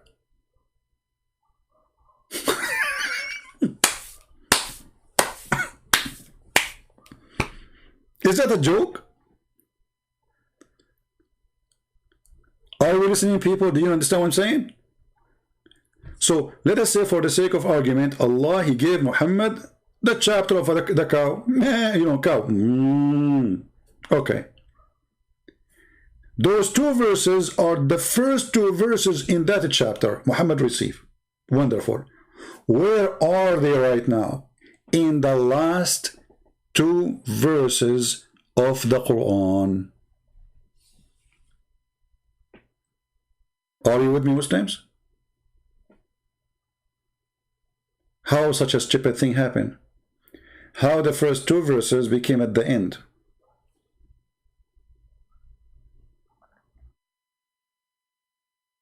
Where is Mr. Danger and Stranger, whatever their name? Are you there? If Allah gave it to you in an order that this is the first two verses, how they became at the end of the chapter?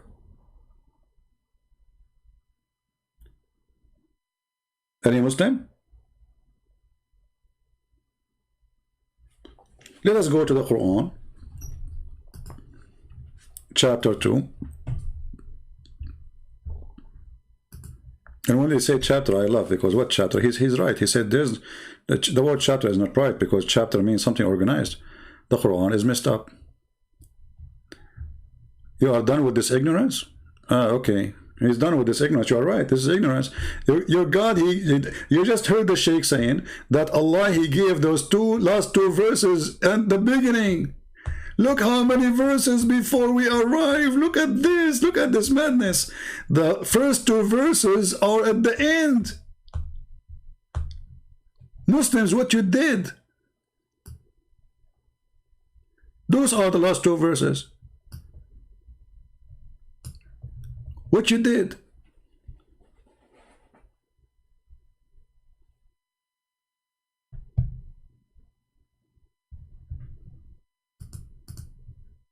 Who allowed you to change the words of Allah and to change the location? Isn't it the Quran says that those who change the location of the word of Allah, Allah curses them? Huh?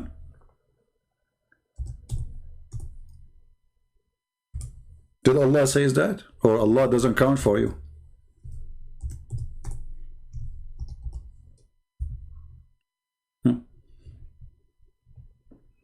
Chapter 5 verse 13. They changed the location of the words. Chapter 5:41. The Quran says that clearly. You don't change the location of the words from their places. This is kufr. He even insulted the Jews. He said the Jews, just because a guy, he put his finger in the top of a sentence, they said they changed the location of the word from their location. Of the Jews, there are those who displace words from their right places. Do you see it?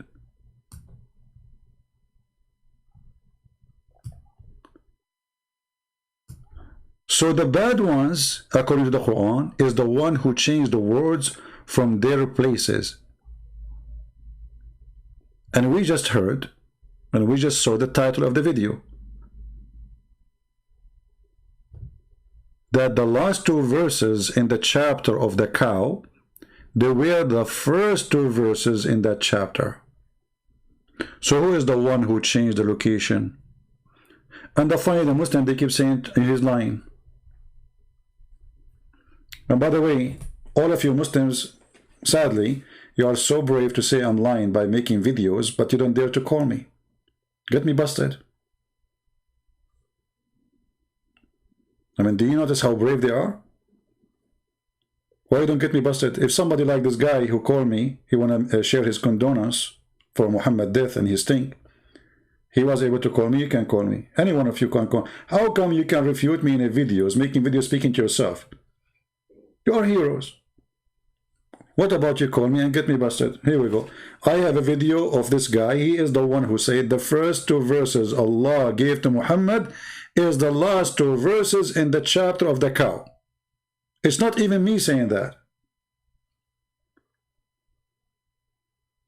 I'm not the one saying that. And the Quran condemned those who change the location of verses. And then we find out that the whole Quran is misplaced. All the Quran, not only 2 verses.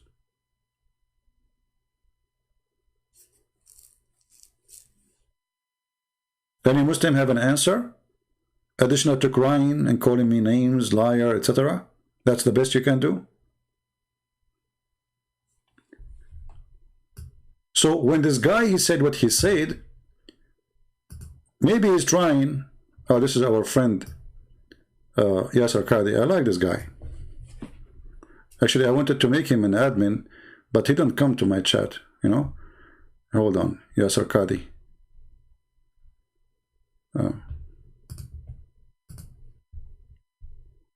I mean, all the Muslims are attacking the guy. They are going crazy.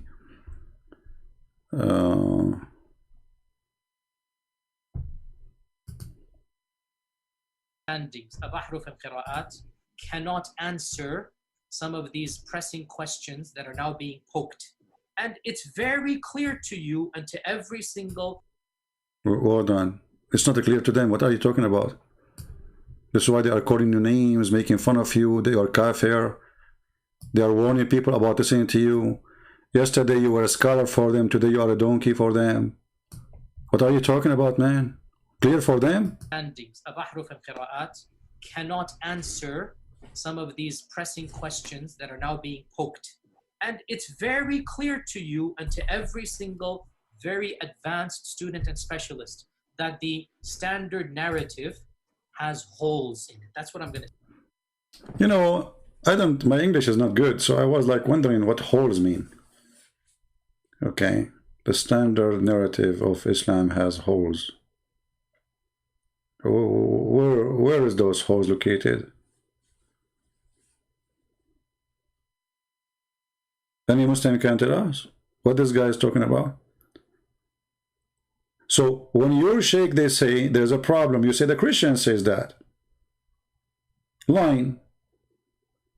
Well, the Christian, they say that for sure. They say that, not the Christian, not only they say a problem, they say the Quran is a joke. Problem does not describe how silly and stupid the Quran is. But those are your sheikhs. This guy, Mimi, he used to go with him in the car. Brother, what do you think about this? What do you think about that? As if he's God. After this guy, he said what he said. The Muslim now, they spit at him. Look, go, search Yasser Qadi, respond to Yasser Qadi. You will find million video made by Muslims biting him. What happened? The guy was a top-notch scholar for you. Just yesterday, a day after, he's a dog.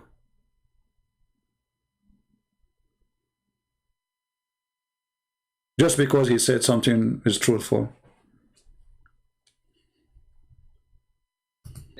I encourage anybody who is really interested to go deep to take the class. I do this class. It'll be 1 year later. I had 100 students, by the way. Alhamdulillah, none of them. I was worried one of them. You have 100 students? Every day I have 1,000, 1,300, 1,400. What? Only 100 students? I feel sorry for you. I don't even tell the student that I'm coming live, and they come to, you know, and they bring their like popcorn, and you know, because we have an open classroom. Hey student, do you like your teacher? What do you think about this teacher? Be honest with me. Have you ever seen a teacher like this? Me myself, I never did. Holes in the hadith he is talking about. Okay, hold on, guys. This guy, he tried to fix it. He just poked the eyes of Muhammad. Hold on. I love it when the Muslim, by the way, try to okay, hold on. You know, Ahl Sunnah, why you don't call me my friend? Honestly, I will speak to you nicely. I promise, in front of everybody. As long as you are nice, I will speak to you nice. I promise. As long as you don't use bad language, you know, I will not, you know, humiliate you. Is that fair, guys? Call me, my friend, call me. It's let people see your opinion. Ahl Sunnah saying, Christian Prince, holes in the hadith he is talking about. He mean there are hadith which cannot be relied upon. Well, is that true? Read carefully, my friend, listen carefully. He said the standard narrative. He did not even mention the word hadith. And then he mentioned the story of Ahraf. But Ahraf is Quran. And the hadith of Ahraf is very authentic. So the game of here we go. Is this hadith is authentic or not? So how we can complain about it? Is that Sahih? This is Sahih Muslim. This is Sahih. Do you see it? Huh? Sahih. So the hadith does not have a problem. All those are mutawatir and very authentic. So what do you mean the hadith has a problem? It's confirmed that your prophet here received 7 Quran. What he's saying is that studying the study about those 7 Quran is a garbage. Will make you suspect that Muhammad is a prophet. Listen carefully. He even said that the most trustworthy, the master of the Quran himself, he have a doubt about Islam.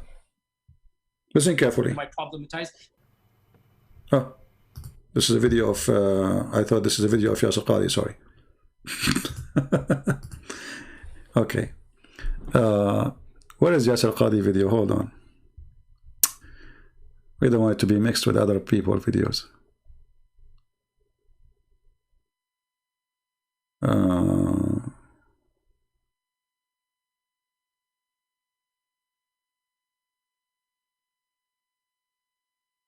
Actually, I just found another video, but let us hold on.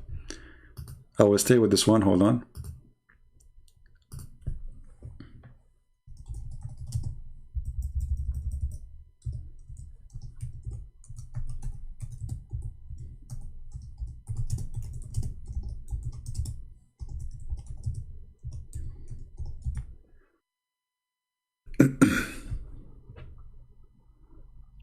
Okay.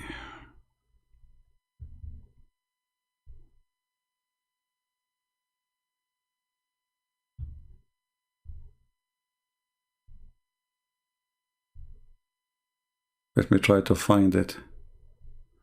Man, you type the whole narrative standard, you know, you find a million videos. It's hard to find the original video now. I mean, everybody is talking about this video.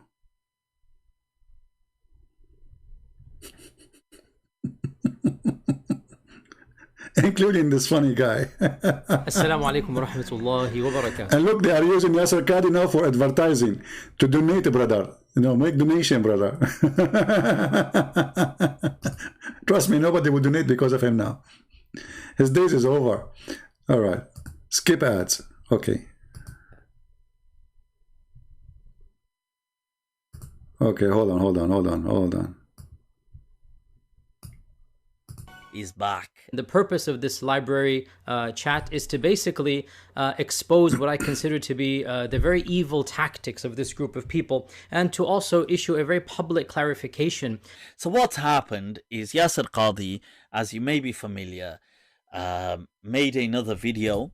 It was a reply to Jay Smith, David Wood, and a few people who have been really going at Yasir Qadhi for the holes in the narrative.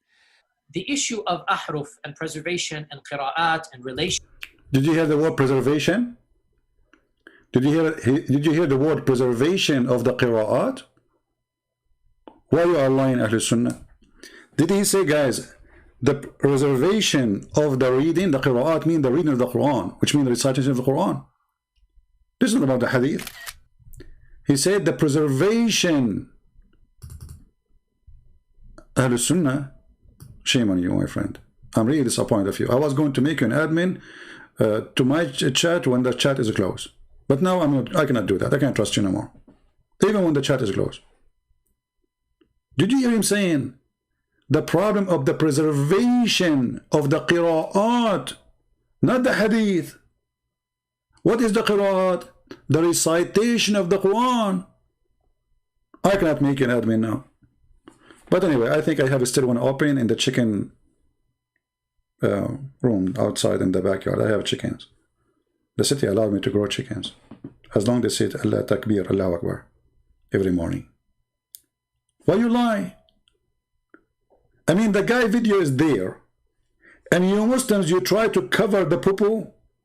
Okay, cover the poo-poo, and now you step on it because you cover it. You cannot see it. Look what happened. You cover it like a cat. It gets covered, but it's there. You cover it, you don't cover it, it is there. So you try to cover it, and now we took a screenshot, not snapshot. I mean, my English is very funny. By the way, Oxford University, they contact me to teach English, honestly. And I told them, you know, I don't know, like, I'm busy really. And because they said to me, your English is unique, like the reading of the Quran. I said, what do you mean? The professor, by the way, is very famous. His name is Shakespeare. Yeah, he did not die. He's still alive. You know, Allah, he took him up to heaven. Yeah, and now he said, contact me. So he said, because your English is unique. I said, well, explain what are you saying? He said, your English have holes in the narrative. This is a new line of English. And they want me to come and teach in the university. Which name I said? Like the same prophet. You know, the prophet did not know how to repeat the lie twice. Did I say Uniford University or Oxford? I mean, it ended with Ford, you know, Ford cars for something, you know. Anyway, so, you know, he told me Shakespeare. And by the way, Shakespeare is an Arab. That's why his real name is Shakespeare. I'm telling you. It's true. He's an Arab. He's an Arab. He's a Muslim. Shakespeare. Okay? So he said, your English have holes in the narrative. And, you know, we want you to teach it to the British Italian Brazil, you know, in Honolulu.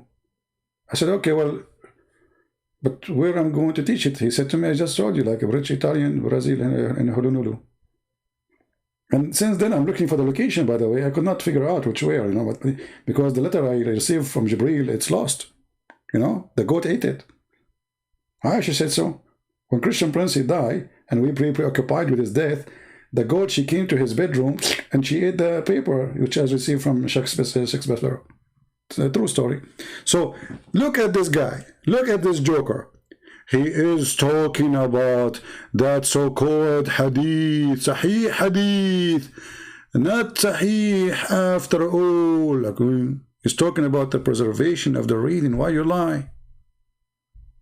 The preservation of the Quran. You said he did not say that. Stop lying. Don't change the topic. Can you do me a favor, please? Open Bukhari 249. Okay, I will do it. Okay, guys. In a second, I open it. He will say, I don't want it. This is what they do. You know, you Muslim, you practice a Scooby-Doo tactic with me. I'm telling you. You say to me, read this thing, and then we'll go read it, and then you will say to me, I don't want it, you know? Okay. I mean, why you do that to your prophet? Look, guys, what he gave me. He gave me a hadith. I was going to quote myself to prove to you that Muhammad is a fraud.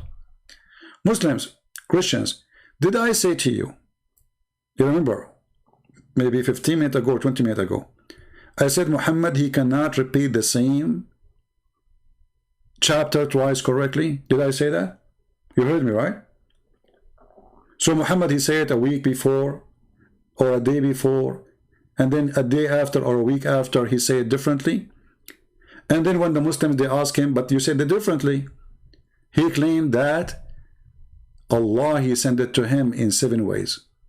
And now our friend here, he is the one. Be my witness. Be my witness. Let me take a screenshot. Hold on. Sunnah, I should have charged you, by the way. You make my computer screen is full, man.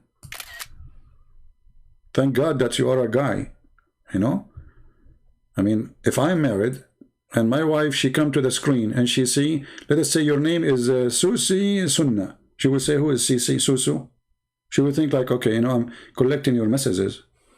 But, so let us see. This is you saying what you said. In a minute from now, you will regret. And you will say to yourself, who is the fool who told him to put it in the screen? Do you want to make a challenge, Ahlul Sunnah? Hey people, do you want to make a challenge that this guy will regret in less than 60 seconds that he challenged me to put it and he asked me to do him a favor? Can you believe it? My friend, I should pay you for saying that to me. Let us get the hadith. And now he will cry and he will say, I don't mean it. I don't mean it. Okay. You just proved my point. This is the hadith you asked me for. This is Al-Bukhari. And this is the proof that Muhammad is a fraud. And let us study it. Narrated from Umar ibn al-Khattab saying, I heard Hisham ibn Hakim ibn Hazim blah blah blah recite the Surah Al-Furqan in a way different to that of mine. Listen carefully. So he heard the guy, he's a Muslim guy, both of them are Muslims. He heard the guy reciting the same verses of the Quran, but he said different words from the one he knew. Allah Messenger had taught it to me. So the guy is sure that this is how he learned it. In different way. Be careful. Different way. So I was about to quarrel with him. Almost want to kill him during the prayer. But I waited till he finished, and then I tied his garment around his neck. He took him like a dog and seized him by it and brought him to Allah Messenger. That's wonderful. And I said, saying to Muhammad, I have heard him reciting Surah Al-Furqan in a way different to the way you taught me. This is his crime. Okay, we have, so now I have one surah, but we have two recitation, two different words, which mean totally different. The Prophet ordered me to release him, and he asked Hisham to recite it. He said, okay, Hisham, recite the verse for me. When he recited, Allah Apostle said, oh, it was revealed this way. Like what? Then he asked me to recite it. When I recited, he said, it was revealed this way. And now he just remembered to tell them, the Quran has been revealed to me in 7 different ways. Do you see it? When he got busted, shouldn't Muhammad, he says to them, hey guys, Allah today told me, I will give you 7 Quran? Muhammad never mentioned that he received 7 Quran until now. So he was receiving 7 Quran in different way, and he was not telling the Muslims such an important thing. And how they got him busted? 2 Muslims are fighting over the same chapter, let us say. He said words is not there. He's adding words, taking words off. He took him to Muhammad. Muhammad, he knew that he said this to that, and he said this to that. So he cannot deny it. How he can solve it? He decided to say that he received 7 Quran. Right? Okay, hold on. Guys.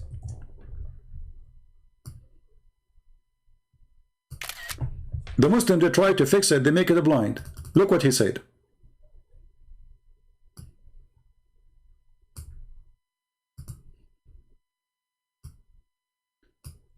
Now this is hadith, say that Umar was not aware of the 7 ahraf. Abdul, what about the other guy? Because the other guy, he says to him, you know, if he knew, if Umar is the only one who do not know, Umar is the most close friend to Muhammad.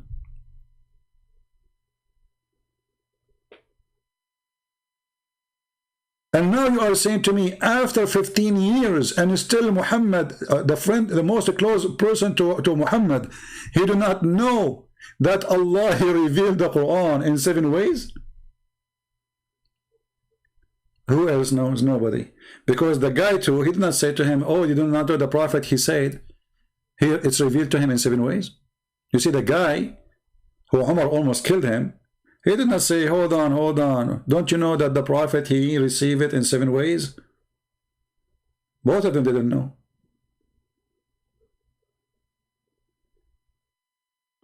So when you try to fix it,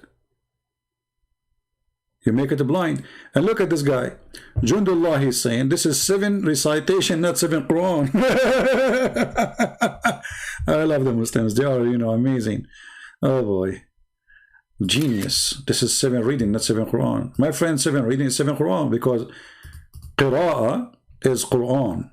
This is why the word Quran came from. Qira'ah. Qara'a, yaqra'u. By the way, it's wrong word. Quran. Qira'ah. Does it ring a bell for you, Abdul? So 7 qira'at, 7 Quran. And that's why they are fighting. They are different words. Not only different way of singing it, no. It's totally different words.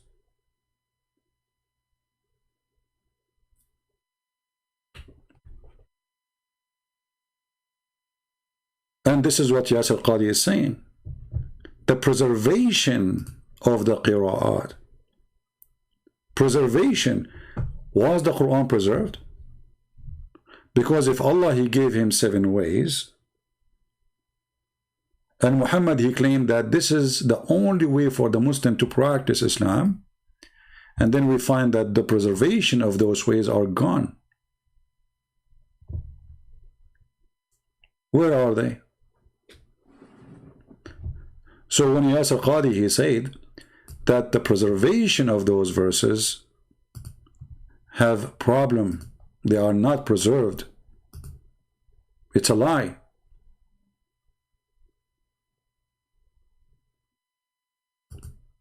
Every single student of knowledge knows, who studies Ulum al-Quran, that the most difficult topics are ahruf and qira'at. And the concept of ahruf and the reality of ahruf and the relationship of the Uthmanic Mus'haf with the ahruf and the preservation of the ahruf. Is it 1? Is it 3? Is it 7? And the relationship of the qira'at to the ahruf. This is a topic that when you're the beginning student of knowledge, you're like, what is all of this going on here? When you go a little bit more, you learn to simply memorize what your teachers say and regurgitate it out. And you don't fully comprehend. When you do a deep dive is when things get very, very awkward and difficult. And this isn't new. This is from the time of the Sahaba. This is not a joke, brothers and sisters. The issue of ahruf and qira'at caused confusion to somebody whom the Prophet ﷺ said, if you want to listen to the Quran directly, listen to Ubay. Ubay is not some even average Sahabi. He is the Qari of the Quran. He is the master. He is who he is. And he goes, فَدَخَلْ فِي نَفْسِي شَكْ. What is all of this stuff? Again, this is you're asking some very honest questions. It's the first time I'm saying these things. Many people are aware who listen to my lectures that I've mentioned the crises that happened to me at Yale. This was the issue.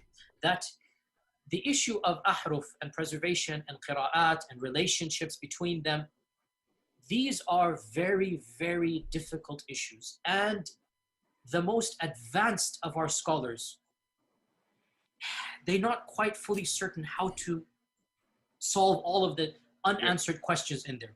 Here's the point. These issues should only be discussed among private, brother.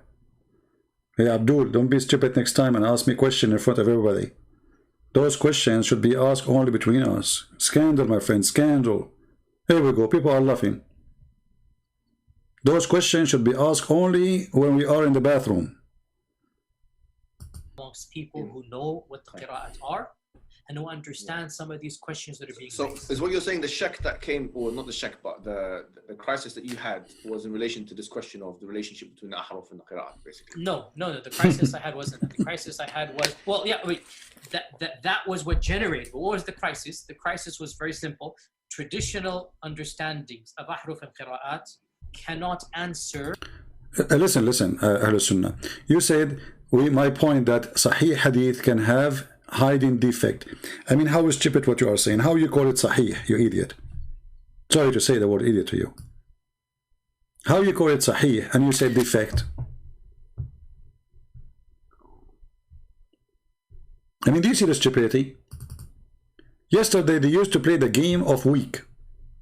Week is a week. This is week. Okay, now the Sahih Hadith is defect. Do you see it?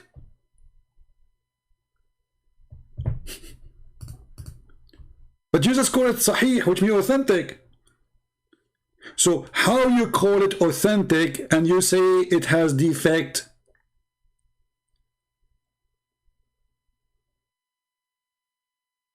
Is it authentic and defect in the same time?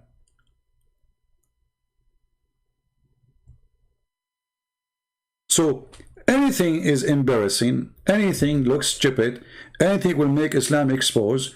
We have to give it, even the one who is perfectly preserved and Muslims agree upon, suddenly we have to say it has a defect. The only defect I see is Islam. And you are trying your best to find a solution. You just called yourself, it's a Sahih.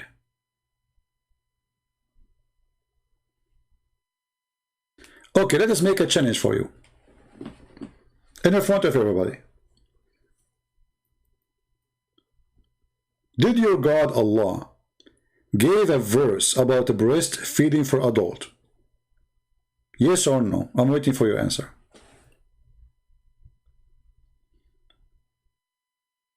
Did Allah give a revelation to Muhammad about a Muslim woman, she can give her boobs to a strange adult man?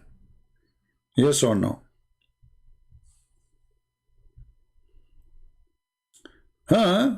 The classification of the hadith are done by fallible human? I mean, look at this excuses. But this is mean all of Islam is done by those people too. Because the Quran is collected by the same human too.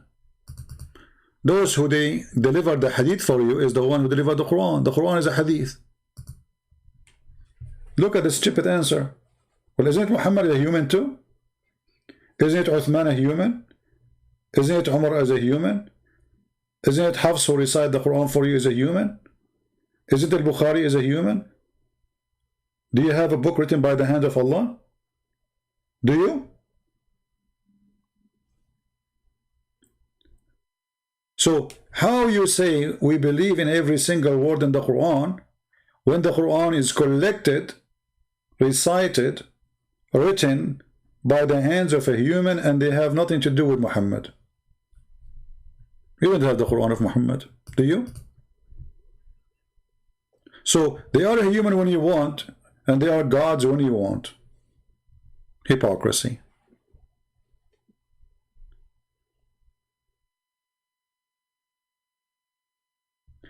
Abu Jahl. You are calling me Abu Jahl? Okay, let me open Paltalk for you. As long as you are calling me Abu Jahl, that means you are really educated.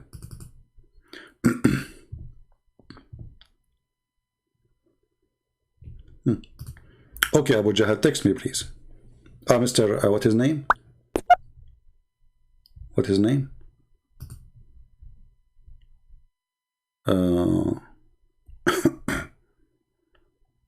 Isa. Text me, my friend, text me. I'm so excited that you will call me. I cannot express to you, really, how happy I am.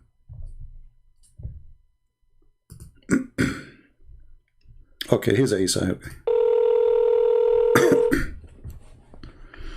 I hope it's not the same guy who...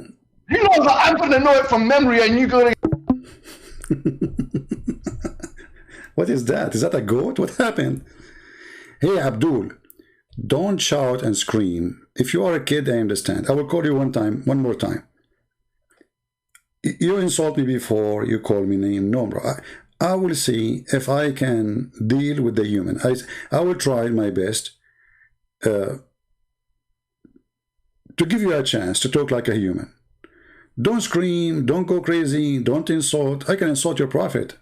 Don't bring insult to your prophet, please. If you really respect your prophet, speak with respect. So you don't force me to insult your prophet. So I will call you one more time. Is that fair, guys? Don't use a bad language. Don't shout, don't scream, don't call names. Otherwise, I'm warning you. I will return whatever you say to me to your prophet, not to you. Let us give you a chance.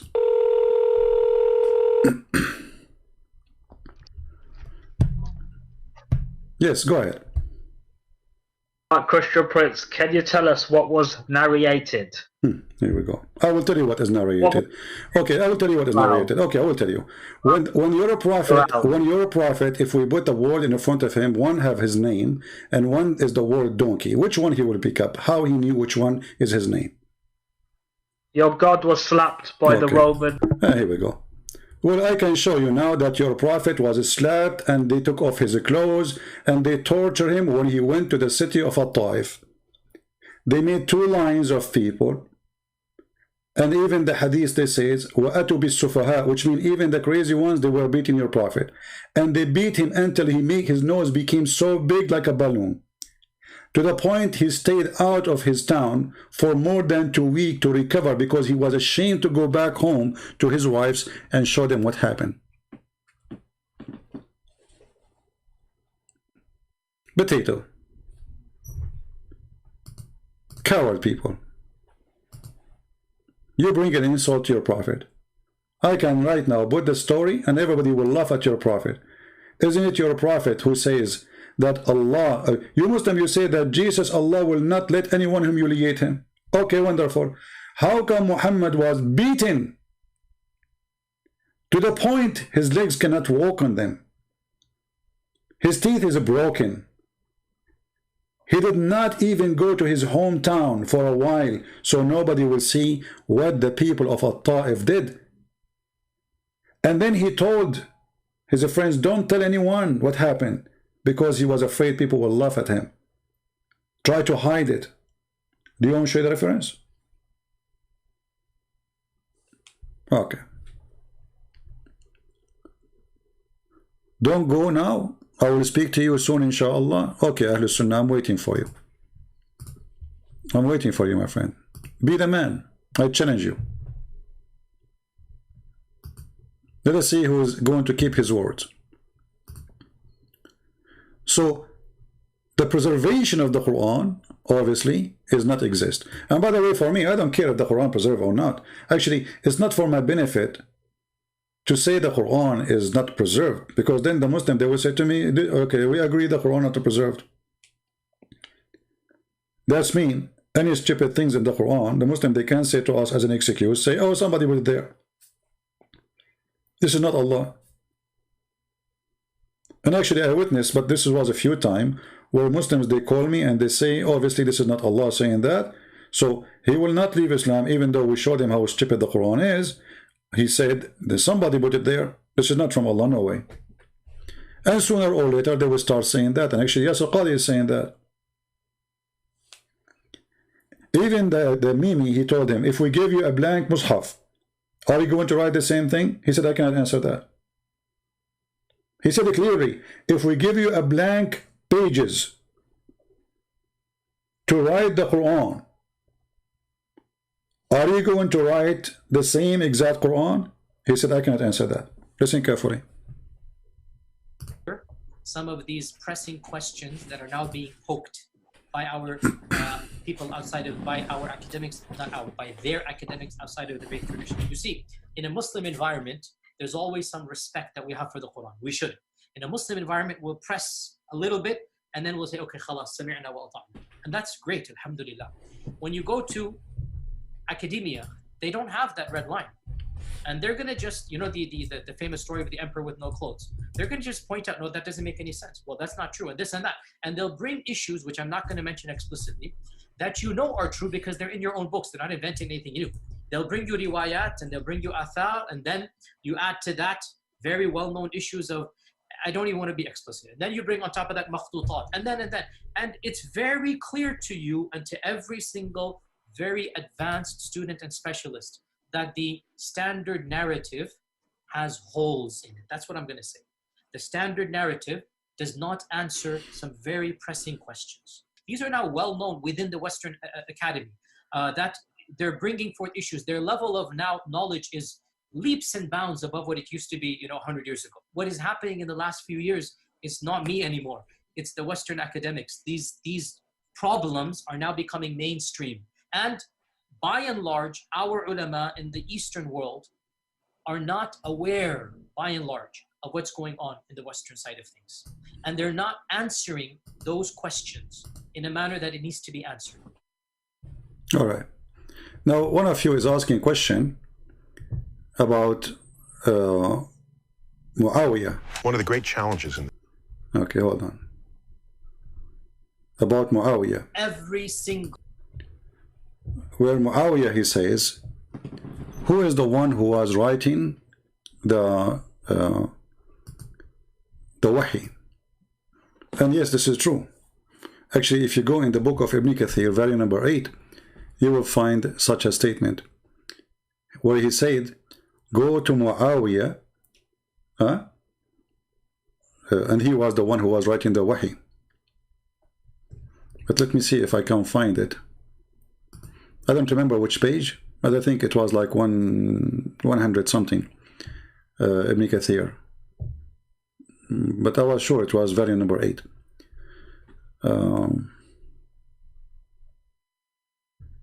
Let me see.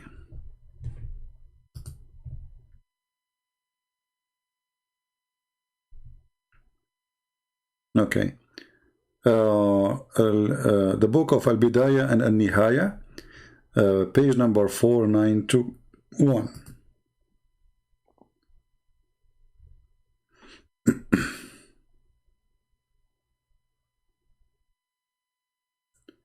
Let us see.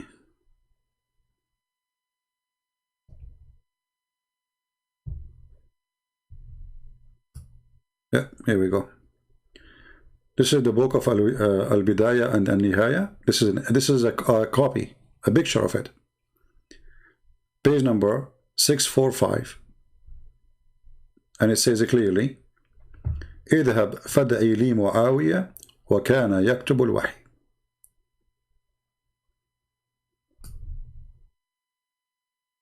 All right. Yeah. I don't know. This is what you are talking about. The question who asked me. I hope so. Ahlul Sunnah, are you there? You said you want to call me, my friend.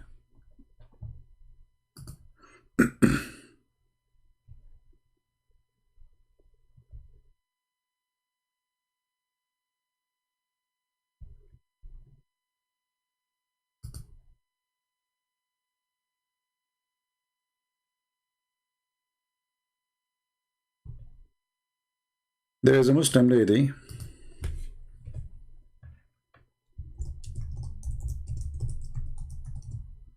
look like she will leave Islam soon.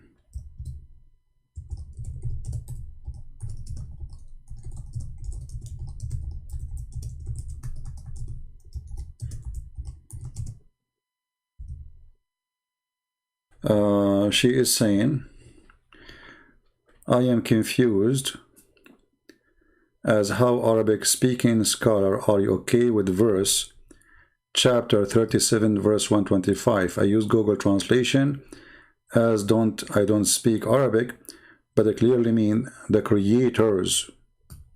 So this Muslim lady, she's asking about a verse in the Quran. Actually, the creator story exists in not only in one chapter. So she's saying how the Muslim scholar can solve this problem. What is the problem? Allah, he says, he is the best of the creators. But how that can be? How someone, he is the only creator, supposedly, he say he is the best of the creators. Chapter 37, verse 125, saying that. And there is other verse in the Quran saying the same thing, which is chapter 23, verse number 14. So she is not online right now. She is sending me a message. I told her to listen to the video. I will answer you. This is additional proof that Muhammad is a fraud. Why Muhammad he have such a sentence? If you go and read the interpretation, you will find that there was a writer who is the brother of Uthman ibn Affan, Abdullah ibn Sarh. He was the inscribe of the Quran for Muhammad. So when Muhammad he said the following, and you can find that in the interpretation of chapter 23 verse number 14, and we have made the sperm into a congealed blood, which is stupid to say again.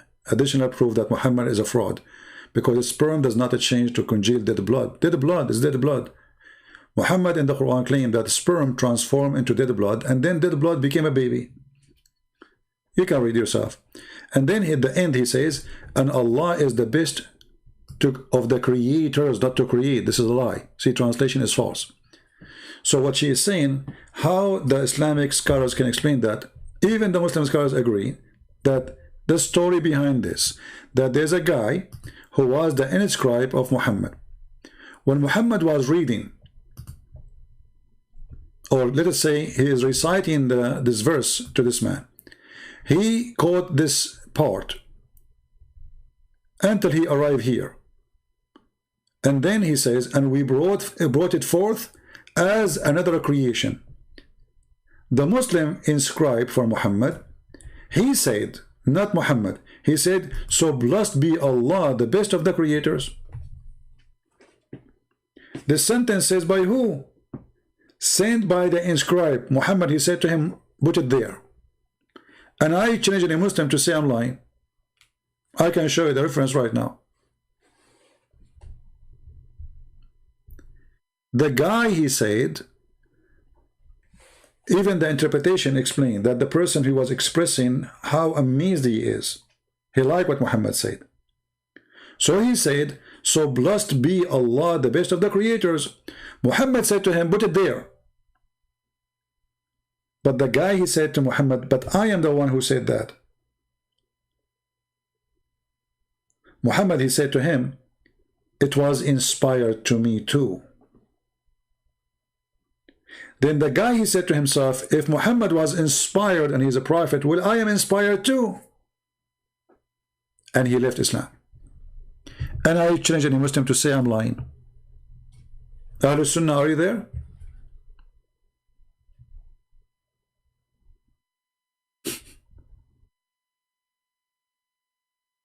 Very clear, evident that Muhammad is a fraud. The guy said, blessed be Allah, the best of the creator. Actually, it doesn't even make sense that Allah is saying, blessed be Allah. Okay, who's going to bless Allah? Muslims, who is the one who is going to bless Allah?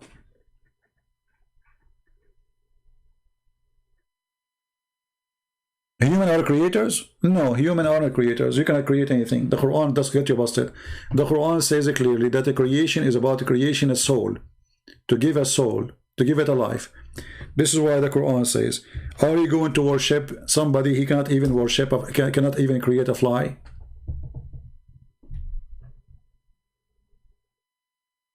Chapter 22, verse number 73. So don't go there. And remember, the verse we are talking about is about creating children's,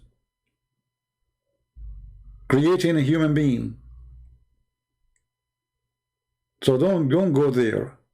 In religion mean, creation is about giving life to a soul, to a flesh. So Allah, he fashioned Adam, he made him look like a man, as a statue. He was made from a clay, and then he breathed into him, and then he became alive. So the Quran is saying, are you going to worship beside Allah someone who cannot even create even a fly? So the creation is to create a fly if you can. Liar.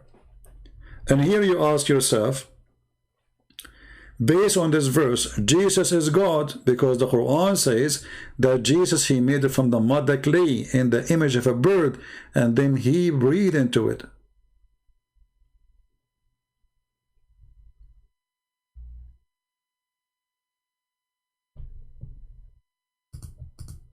So Jesus is a creator. Right now, as we speak, based on the Quran, there's a flying birds descendant from the birds which Jesus, he made. Your book says that. And the Quran says that Jesus says, I create for you. And then the Muslim, they say to you, by the leave of Allah, doesn't matter. He said, I create for you. And I breathe into it. From the breath of Jesus, life is given to birds.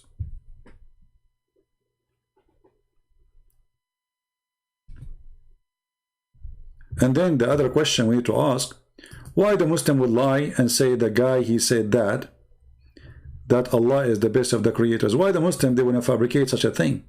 Do you think Muslims they will say that? They will fabricate a story like this? They are Muslims. Muslims saying the guy he left Islam because he said that verse and Muhammad told him add it there. They're scholars, they're Sahaba, they're the companion of Muhammad. Why do they want to do that? Why a Muslim who believe in Muhammad want to say such a thing? This is the wrong translation, you are saying? No, this is not the wrong translation. The last one, it says, so blessed to be Allah, the best of the creators. This is the correct translation. The last part at least.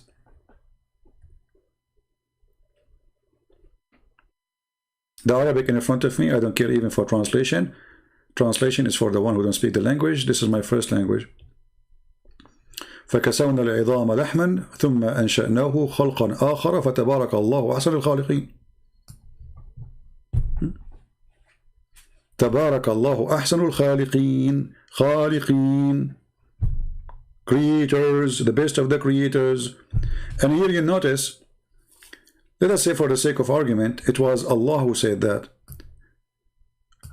How Allah he compare himself to be the best? Do you compare between yourself and a mosquito?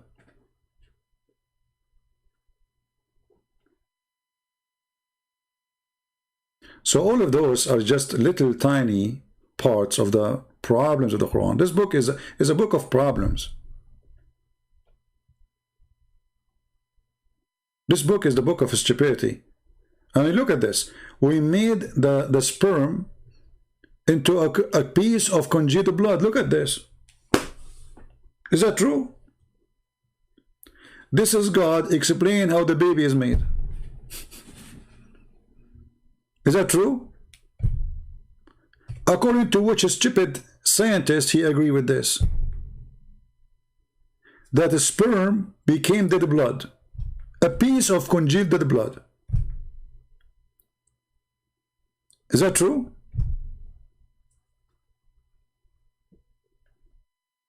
What a crazy religion.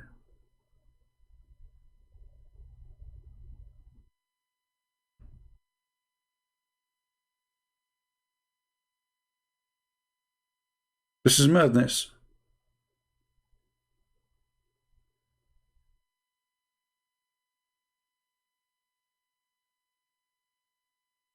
And then the Muslims, they try to find something Muhammad, he cannot do anything. Jesus, he created from the mother bird. Jesus, he made the blind see. Jesus, he did what he did. Amazing things. Jesus is alive. Jesus himself, his birth is a miracle. He is a miracle. The Muslims, they try to find a miracle for their prophet. So what they do? If I show you, you will not believe. You will die laughing.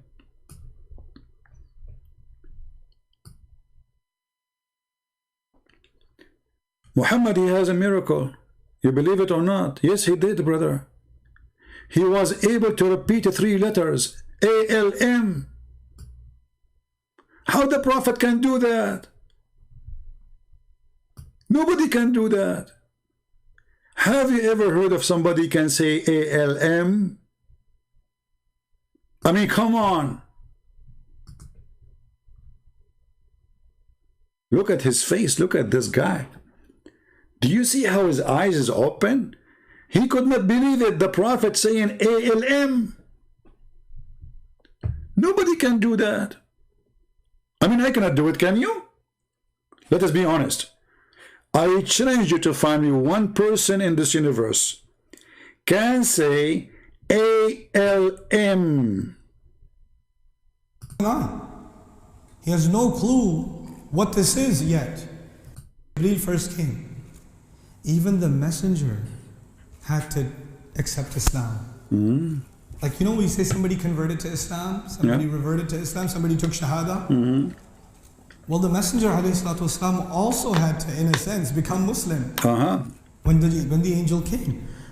And here there's another stupid story now, because he just said he became a Muslim, and this is at the age of 40. So Muhammad, he said, and you have no clue.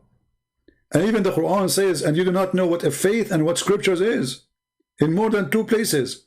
Quran confirm Muhammad, he never know what faith, never know what scriptures. Muslim, they lie to us, says Muhammad was Abrahamic before he became prophet. But the guy, he just said, now he became a Muslim. Before that, he had no clue. He was lost.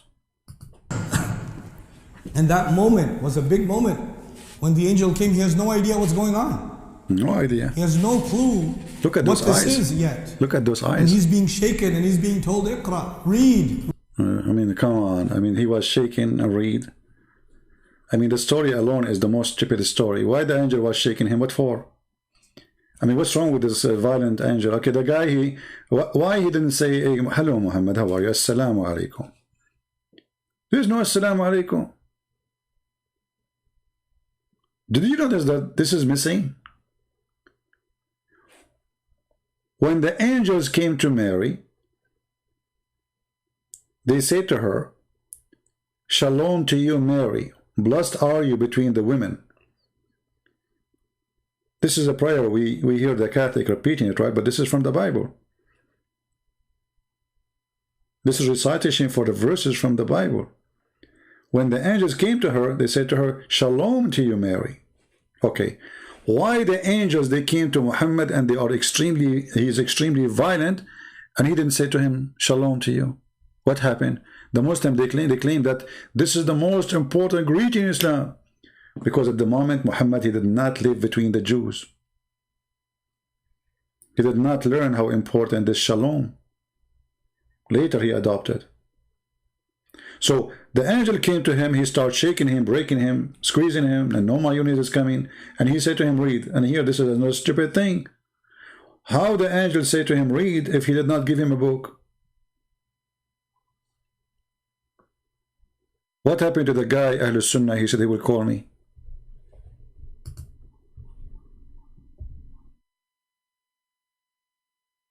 Where do you go?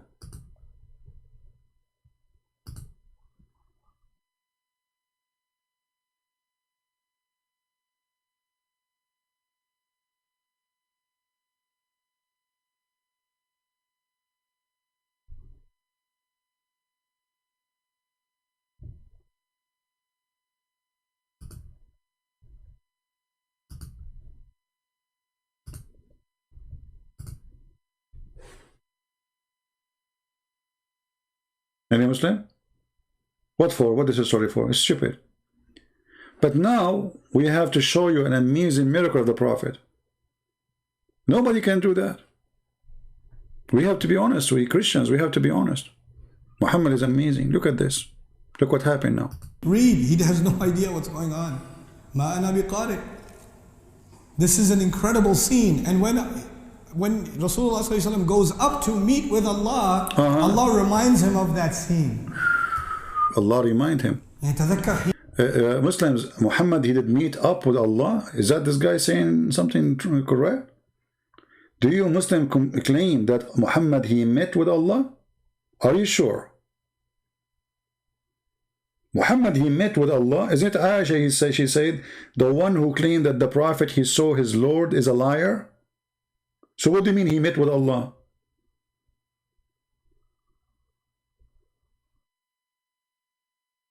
حينما آمنت بما أنزل إليك آمن الرسول بما أنزل إليه. The messenger believed in what was revealed to him. You know what's remarkable about that? Here is the miracle. I want every one of you, stand up please. Stop doing anything. If you are eating, stop. If you are in the bathroom, freeze it. You know what I'm talking about. If you are watering your garden, if you are driving the highway, stop so you can have an accident. I'm just joking.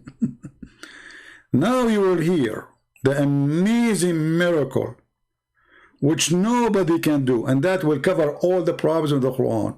Stupidity, science, fictions, all of it will forget about it, because this is a proof that Muhammad is a prophet. Listen carefully what he did. In the beginning of the surah, what are the first words? Alif Lam Mim, Dhalika al-Kitab. Alif Lam Mim. Dhalika al-Kitab. What does Alif Lam Mim mean, people? People? What does that mean? People. ALM. What does that mean? People. People. ALM. What does that mean? And now that he's asking a question, Muslim like, he's asking us what? ALM? Those are letters. Okay, what is the answer? What does that mean? What does it mean? What does it mean? ALM? ALM? What does it mean? What does it mean? Allah knows. Allah knows. Look at the exciting, I mean, this is the most exciting teaching and classroom. Brother and sister, do you know what ALM mean? Who knows what ALM mean? You in the corner, do you know what ALM mean? No, sir, I don't know. You, the one who's taking your booger from your nose. Sir, all the class is doing that, not only me. I know, including you. I'm a teacher, I can do it, okay? So now, do you know what ALM mean? Oh, no. Okay, well, nobody knows what this means. Save Allah. What? So what are you asking them? This is an incredible scene. And when Rasulullah ﷺ goes up to meet with Allah, Allah reminds him of that scene. يتذكر حينما آمنت بما أنزل إليك آمن الرسول بما أنزل إليه. The messenger believed in what was revealed to him. You know what's remarkable about that? Yeah, what is it? In the beginning of the surah, what are the first words? Alif Lam Mim ذَلِكَ الْكِتَابِ ذَلِكَ الْكِتَابِ. What does Alif Lam Mim mean, people? I don't know. What does it mean? I don't know. Let me get some boogers. What does it mean? Boogers? Allah knows. Allah knows. We don't know. You don't know. You know why that's important? Yeah, it's important. For many reasons. One of the reasons is that before you study the Quran, the first thing you need to know is that you don't know anything. Before you study the Quran, the first thing you need to know that you know nothing. And after you study it, you know nothing. It's a booger day. So you are telling us, let us study the Quran. And after we study it, you have to know that after studying the Quran, you know nothing. So what this classroom is about? To teach us that you know nothing and we know nothing, and Allah knows best. So the first ayah tells you what you're worth. That's it. You know, لا علم لنا إلا ما علمتنا. We know nothing except what you told us. That's Islam. And if you don't have that attitude, you cannot understand the rest of the Quran. That's it. You have to have the attitude of a donkey. He just said we do not know. How you can understand that? You just said we do not know what it's mean. And then you say if you don't have such an attitude, or if you have such an attitude, you cannot understand the Quran. But you just said you don't understand the Quran. What's wrong with those people? But now tell us about the miracle. I'm so excited. Forget it. But understand this, did the Prophet ﷺ, did he know how to read? No. We have an idiot as a teacher. I went to Oxford University, and they have the Prophet was teaching, and he gave them a resume, have nothing in it. The first thing in the resume is empty. The second line is empty. They told him, okay, what about you put your name? He said, I don't know how to write it. And this is why they gave him the job as the dean of the university.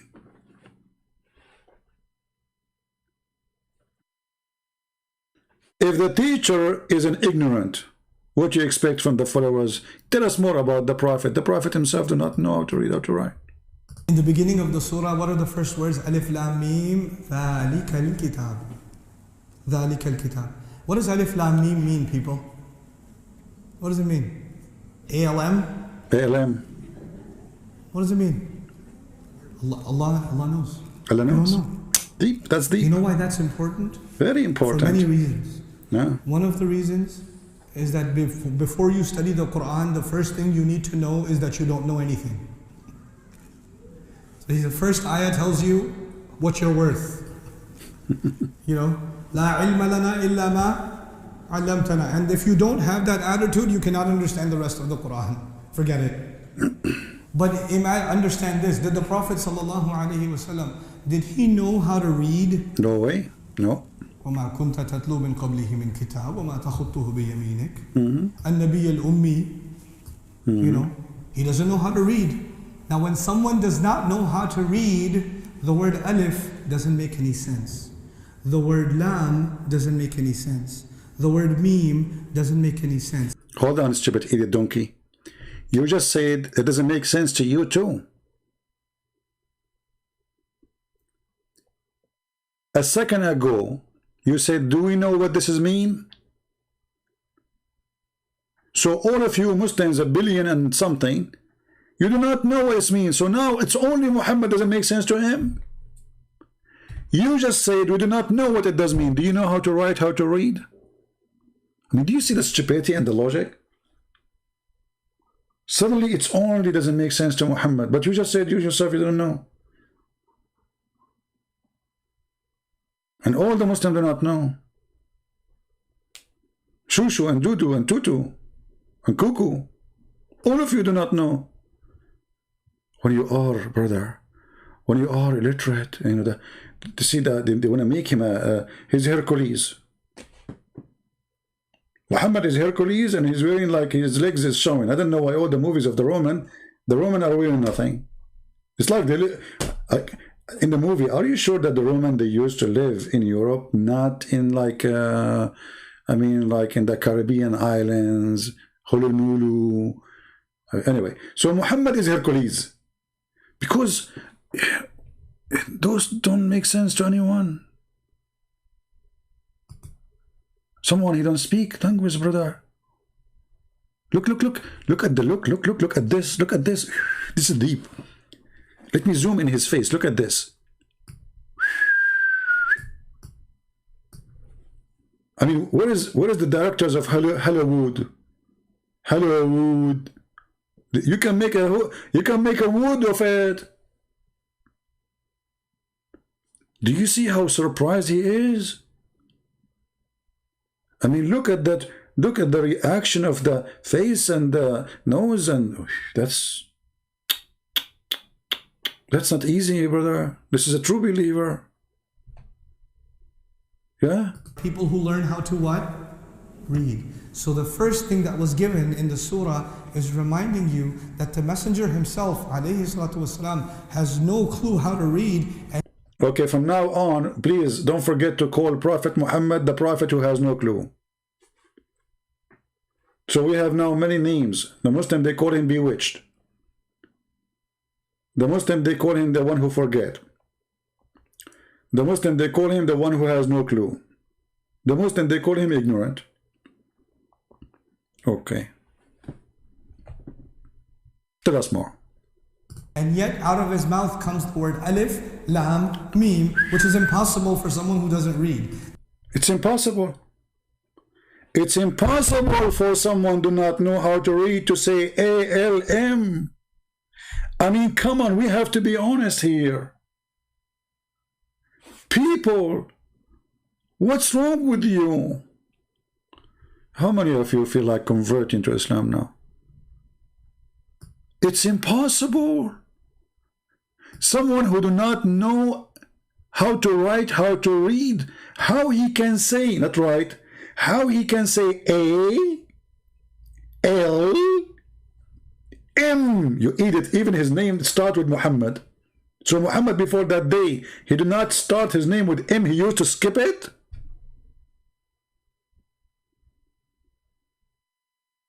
Huh? Hey Muhammad, what's your name?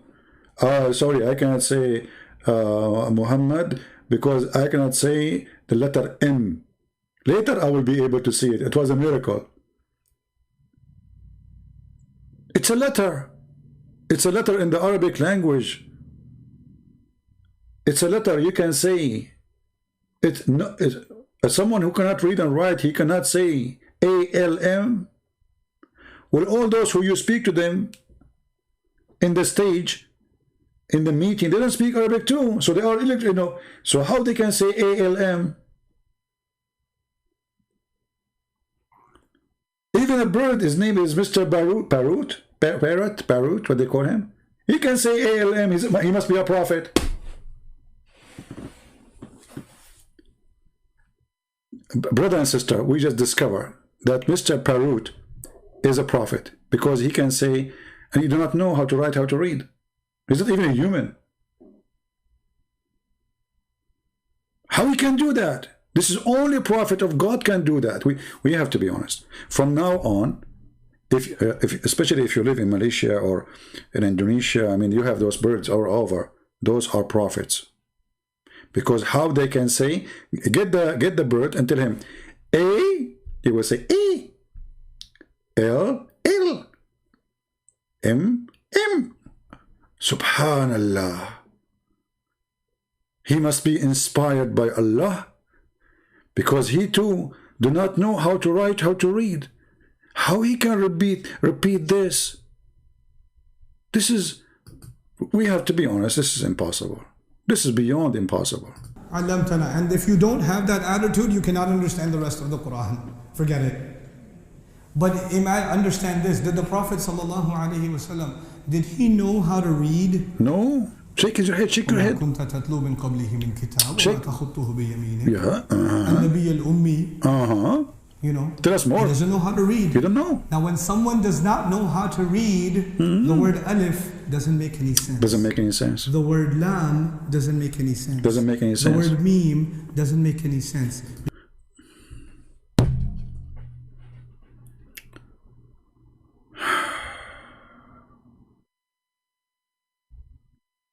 And they say to you, why the number of people committing suicide is increased? I mean, this lecture alone is enough to make any smart person jump from the top of the high mountain.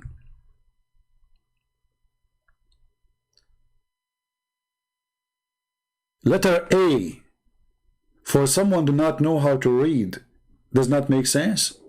It's a letter, you idiot. What's wrong with you? It doesn't make sense. I mean, it's a letter. I mean, since when a letter alone will make sense? I mean, who is the stupid here? Let me jump. I want to jump. Let me open the window. Hold on. Yeah, I'm going. You know, I cannot take it no more. Okay, no, don't hold me. No, please. I'm jumping. Just leave. I was going to jump, but Jibril, he's just in front of my window. He put his foot in front of me. He said, "You cannot." You know, I hear him. I hear him. By the way, you know, honestly, I hear him. I know that most of you don't believe me, but I'm telling you, I hear him. He just gave me inspiration, you know. Yeah, I heard like a sound, you know, like the prophet, the same as the prophet he used to receive. You know, he received a sound of a bell. So like he gave me a, you know, a Quran. I mean, even okay, the Quran, he do not know what ALM mean. But Muhammad, he said he received Quran in the sound of a bell. So how the sound of the bell became ALM in Arabic? Any Muslim can help us? If we go in the hadith, it says the following.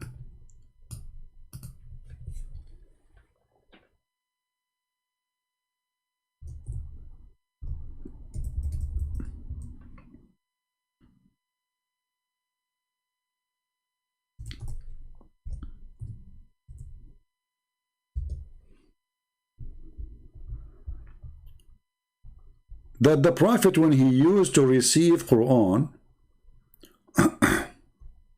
this is the hadith. Read carefully. Ibn Hashim or Hisham, he asked the Prophet, how does the divine inspiration come to you? He replied, in all those ways, or these ways.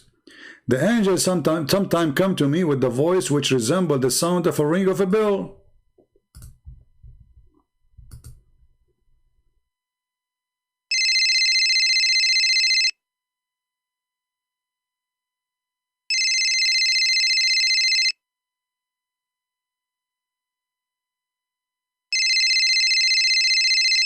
Muslims, Muhammad now he received Quran as a sound of a bell, and for sure he received many verses and many chapters, and for sure Allah he changed the tone each time he called him, you know, like this is different chapter, you know, depending in the chapter the ring will be different because different language, you know?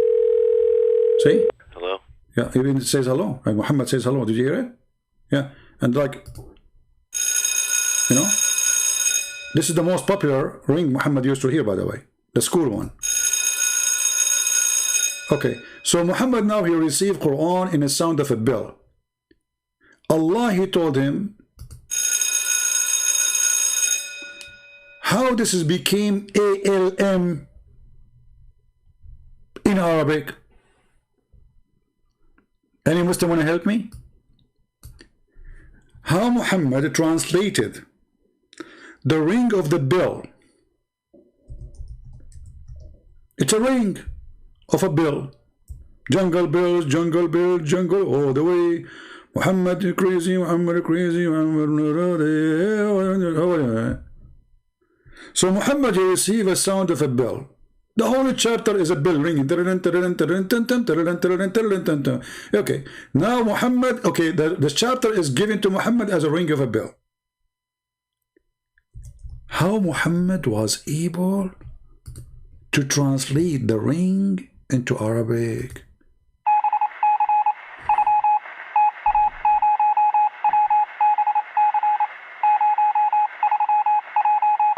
That's astonishing, brother. We just discovered that more signals exist by Prophet Muhammad and Allah. He gave him a ring. He go to his room and he start like, okay, now we will translate.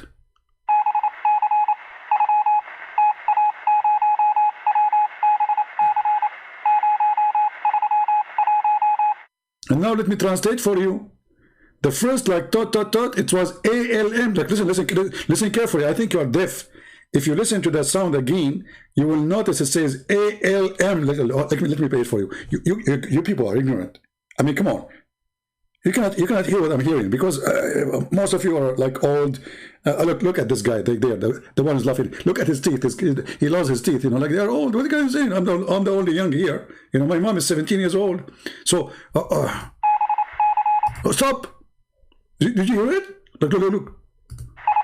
Look. Again. See? Take me here. I mean, we have to stop here. And if you don't see what I'm seeing, there's something wrong with you. You are a kafir, you know? You are a kafir and you are, you know, come on. Hypocrite. It's clear like that the light of the sun.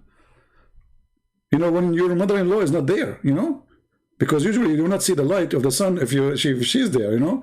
We have to be realistic here. So it's so clear. So the Prophet, he received a ring as a message from Allah. And then the miracle, he told us what Allah he said in Arabic. How the Prophet can do that? Yasser Qadi can explain no. This guy can explain yes. Because this is very high scholarship deal. You know, we cannot ignore the fact here. Because these are letters of the alphabet. And the only people who learn the alphabet are people who learn how to what? Read. Muhammad, he was 40 years old. He did not know his language. He don't use any letter from the alphabet, brother. Look at this mouth. Look, he looked like a duck, man. I mean, this guy literally, he looked like a look how he, you know, convincing. I mean, so, what are you saying? The Prophet, yeah, this is true. The only one who knows the alphabet is the one who knows how to write, how to read. Before that day, Muhammad was idiot. He didn't know how to speak his own language. His wife, she used to call him using a Morse signal.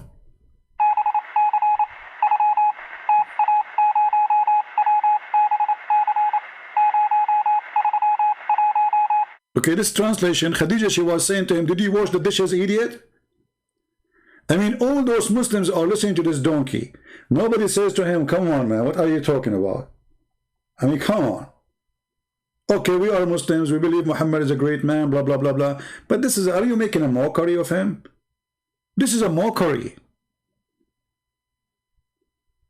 The guy is 40 years old. He grew up in between the Arab, and he was speaking Arabic. And now you are saying to us that how the Prophet can say ALM, and the only one who can say it is the one who know how to write, how to read.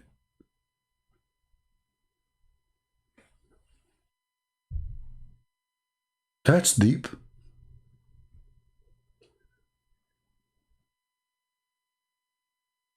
Man.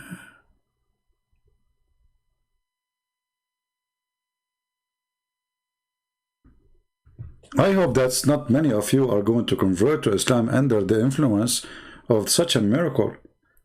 While Jesus was making the dead alive, and the blind see, and the one who cannot walk, walk, and the one who is sick just by touching his clothes, he is healed.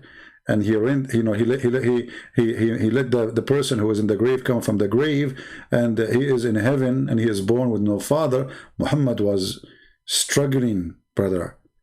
He was saying ALM. Do you guys understand how amazing this story is?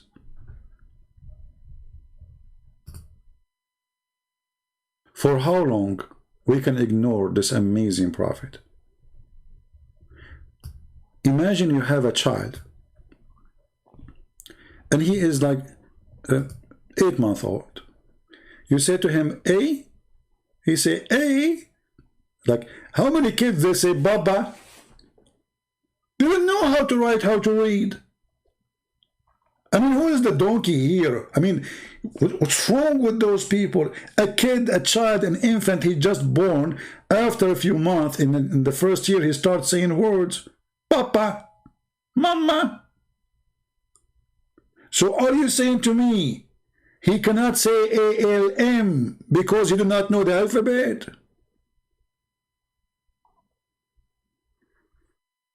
Have you read?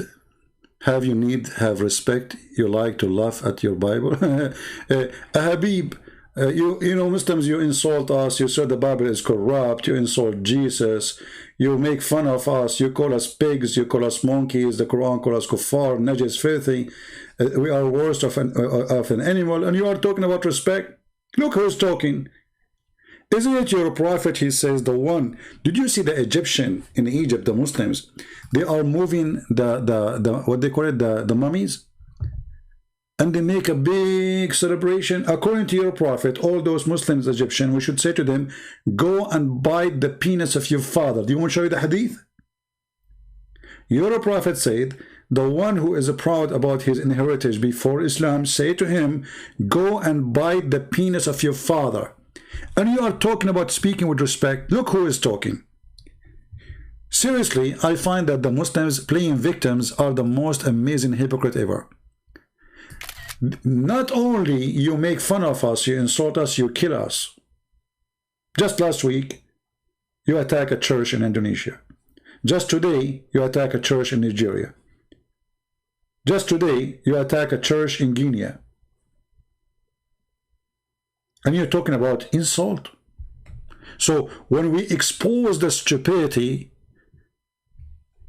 of your prophet, you get upset. But you call us pigs, monkeys, filthy, najis. You have a sign in the highway say, no Jews, no Christians, Muslims only.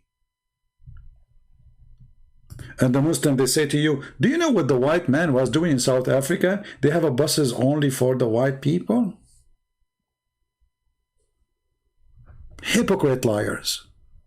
Disgusting religion. They play victims when you expose their cult. Muslims only. They say to you they are discriminating the Muslims in China, which is a lie. You Muslim, you just signed tens of agreements in the last month with the Chinese. The Saudi, they signed the biggest agreement in their history with the Chinese just in the last month.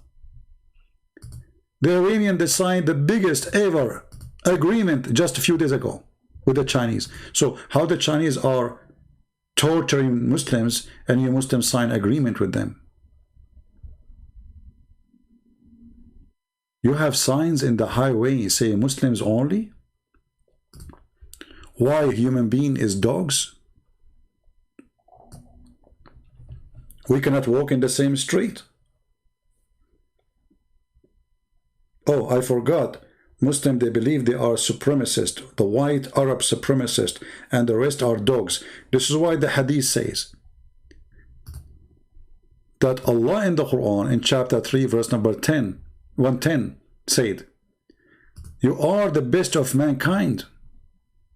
When they ask Muhammad what the best of mankind mean, what they do? He says the best of mankind are the Muslims who go and bring those who don't believe in Allah with the chains around their necks until they embrace Islam.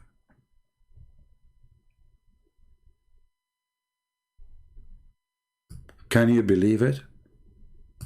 Those people, they put in chains around their necks for the last 14 years, 14 centuries, and they are talking about respect.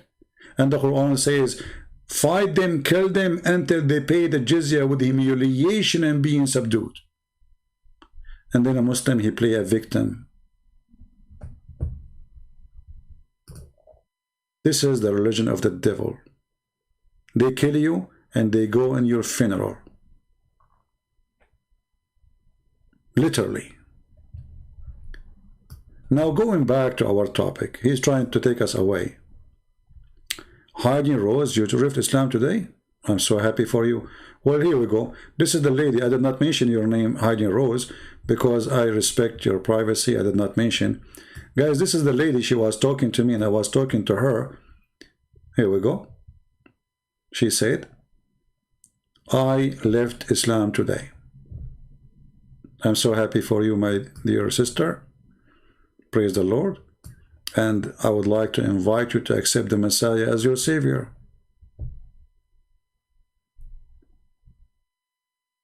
I invite you to accept the Messiah as your Savior. Let me know, what do you think? I will be happy. If you like to call me, I will be happy to take your call. All right? I will be happy to hear that you decide to follow the living Lord, the Messiah. Yeah, she was asking me questions and I was answering her. And now she decided to leave the cult of Islam. I'm so happy for you. But if you like to call me, just let me know. You know, it's up to you. Maybe you don't like to use a voice. It's up to you. Anyway. By the way, do you remember the guy who left Islam and his, I spoke to him and his sister, remember? I told him to accept Jesus, and then he was a little bit rude with me. He said, I don't want to leave the stupid Islam to follow another stupid religion. So his word was somehow rude to me. But I hold myself, I did not say to him, Christianity is not stupid, you are being stupid, because I understand, how he feel. He was really so disappointed, and he felt like he'd been beaten. He's all his life praying to this God, and now he decided to leave Islam. He contacted me. His sister, she contacted me. The two sisters, he have two sisters. They became Christians. They contacted me, and they said to me, "This is a message from him," even though they are the one who's typing it. They said, "Next week he's going to go to the church, and he's going to get baptized. He already accepted Jesus." And now he is taking a class in the church to learn about the Bible. And when he is ready, they will ask him some, Christianity, not like Islam, you say Shahada and that's it. They will ask you questions to be sure you understand your faith. And when he is ready, if it's next week or the week after, whenever he is ready, then he will go on to be baptized. So we are very happy for that person. And I hope our sister here, Rose, she will accept the Messiah. And she will leave Islam. She leave Islam soon. I mean, she left Islam already, sorry. But she will accept the Messiah as her Savior. We pray for you, Rose. So now we go back to the genius who is telling us amazing miracle. Rose, I don't know, you left Islam, but after you see this, I think you will go back to Islam. I don't know if you were watching with us for how long. The Prophet was able to say ALM, Rose. So I don't know. I mean, don't you think you are making a bad decision by leaving such a prophet who can say ALM?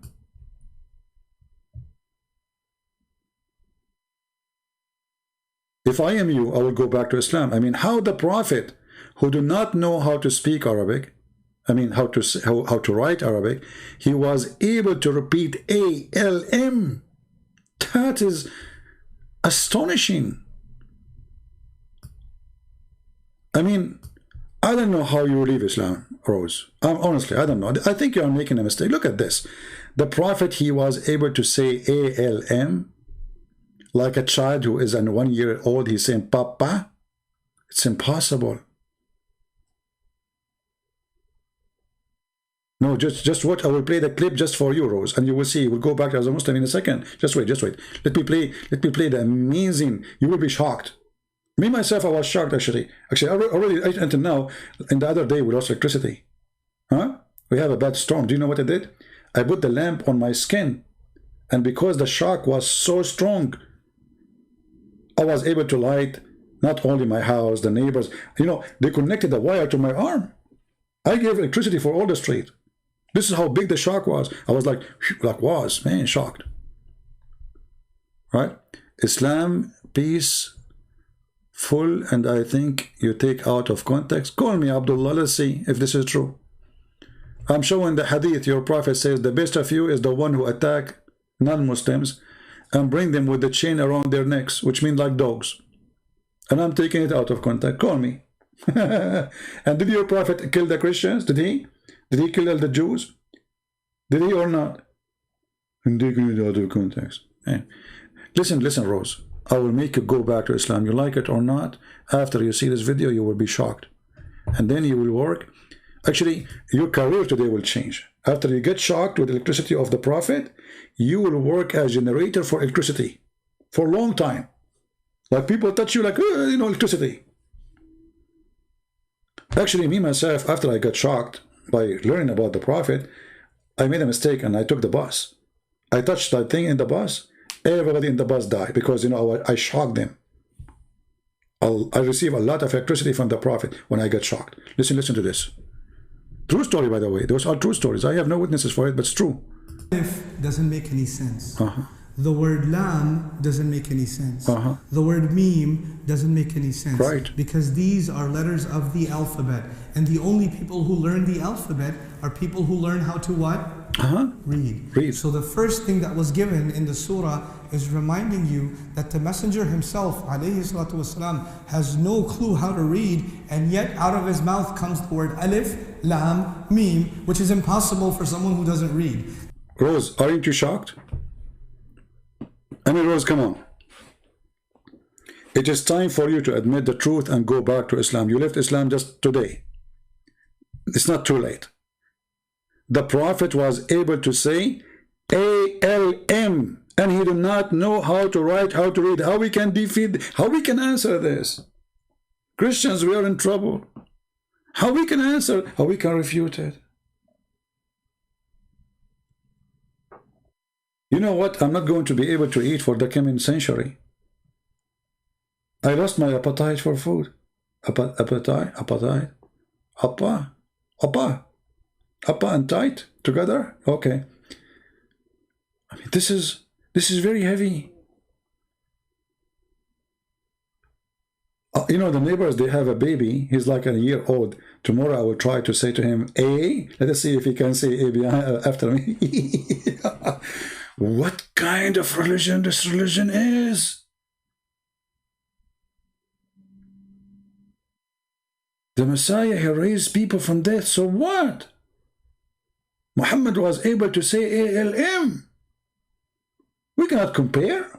Which one is more important? Let us be honest here. Which is more miraculous? Making a guy after being dead for 2-3 days, coming from the grave, alive again, or saying ALM? For sure, ALM. We cannot. We cannot ignore the truth. Which one is more important? A person who never been able to see all his life, to give him eyes and vision again, or to say, as the Prophet did, ALM? Brothers and sisters, this is ALM. This is not like KLM, I mean, airline. If it's KLM, it's easy. I mean, come on. It is ALM. How we can run away from the truth?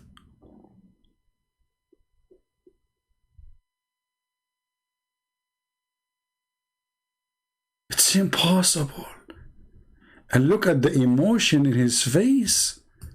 I mean, there is something we cannot ignore here, is the emotion. The what? Emotion. I think we need to make it like in slow motion, the emotion. That's deep. وما كنت تتلو من قبله من كتاب وما تخطه بيمينك. النبي الأمي, you know, he doesn't know how to read. Now when someone does not know how to read, the word alif doesn't make any sense. The word lam doesn't make any sense. Doesn't make sense. The word meme doesn't make any sense, because these are letters of the alphabet. And the only people who learn the alphabet are people who learn how to what? Read. So the first thing that was given in the surah is reminding you that the messenger himself, alayhi salatu wasalam, has no clue how to read, and yet out of his mouth comes the word alif, lam, meme, which is impossible for someone who doesn't read. That's okay, one of you saying the only thing is missing is the echo. This is true. If you go to Islamic videos, actually there's a guy, I saw him, you know, YouTube sometimes suggests to me, because all what I do, I mean, is answering Islam. So I open my YouTube and right away you see Islamic videos. And there was a guy going live, I think he's from Pakistan or Bangladesh, something like this. And he have an echo. So he speak, I don't know, I mean, he speak Urdu, I don't know what the language really. Assalamu alaikum, alaikum, alaikum, alaikum, brothers, sisters, sister, sister. And then he speak in Urdu. Chikan di raz do do do do la vida ga do do.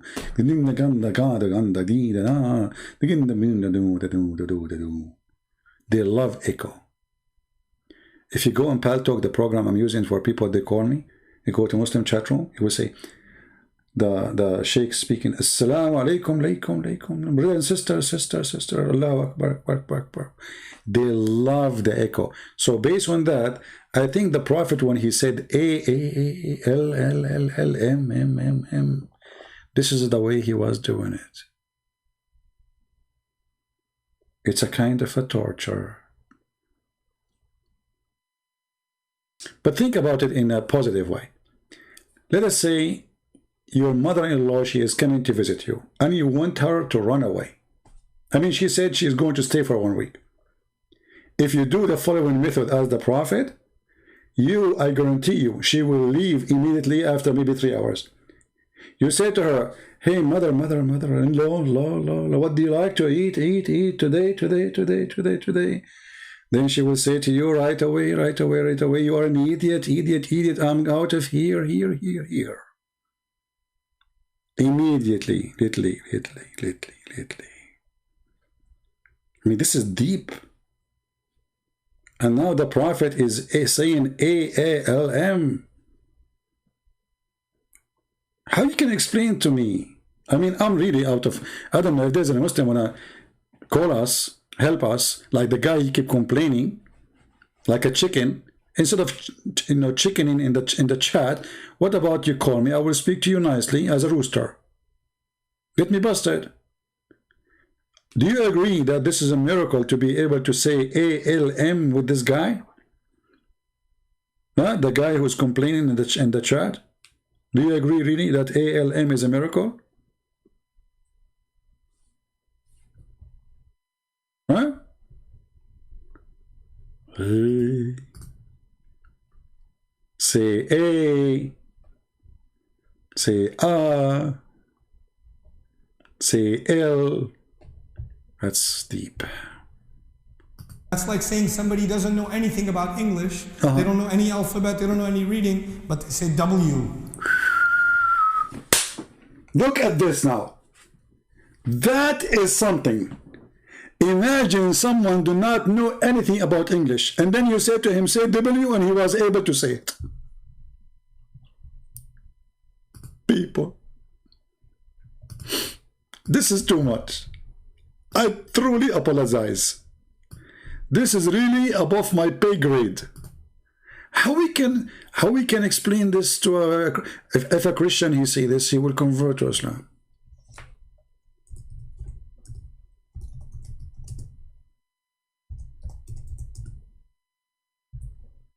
You cannot do that. And actually, there's scientifically, this is proven to be true.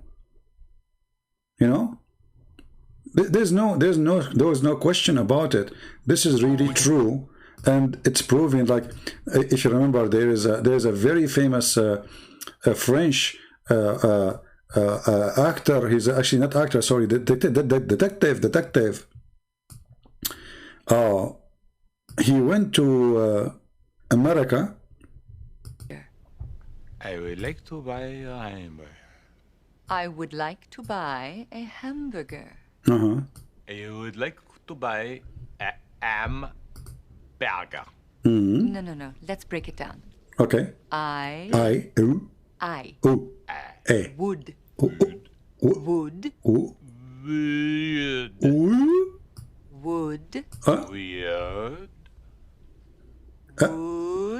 What?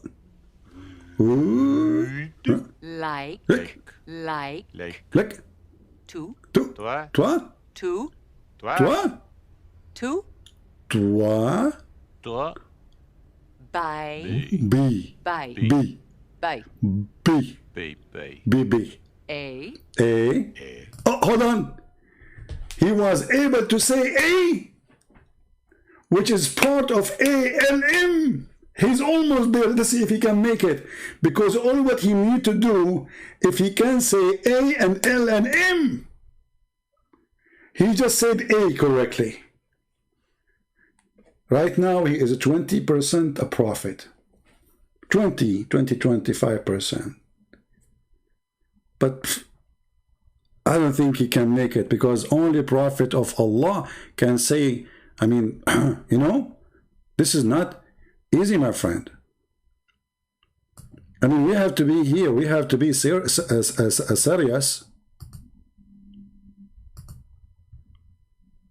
Look how he say, hey, this is the moment. Like. To. Toi. To. Toi.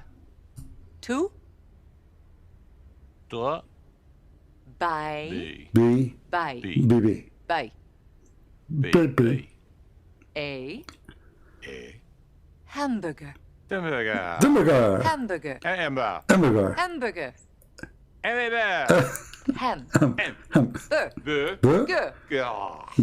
I would like to buy a hamburger. I would like to buy a hamburger.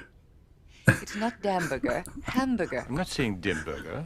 I said I would like to buy a hamburger. I would like to buy a hamburger. I would like to buy the hamburger. How you can do that? Hamburger. I would like to buy a hamburger. See, I mean, it's obvious. This guy, he don't speak English. He cannot say wow. It's like saying to somebody who do not know English, say the letter W. How he can do that?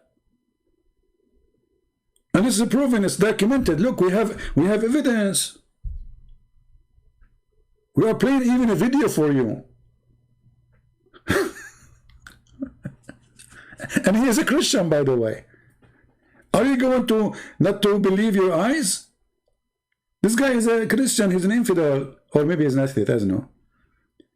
Be my witness. We just took him from France. You know, okay, the reason he could not say it, brothers and sisters, because those people in France, they eat French fries. So like everything is like A is O, you know, like what's wrong with you?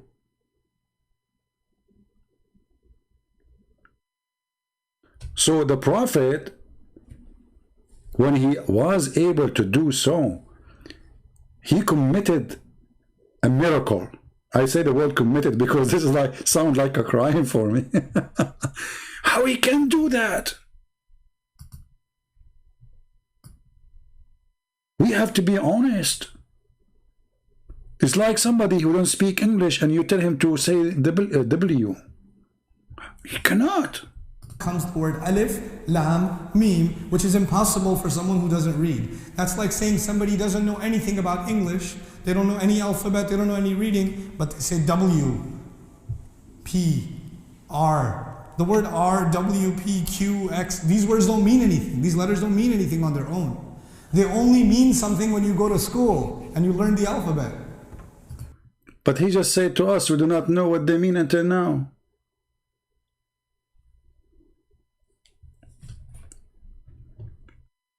Oh, I feel bad for you. You have fun, laugh at us. I'm not laughing at you. I have the right to laugh at the liar Muhammad. Who cares for you? You're just a poor guy. And why you are here? Why you are here, Habib?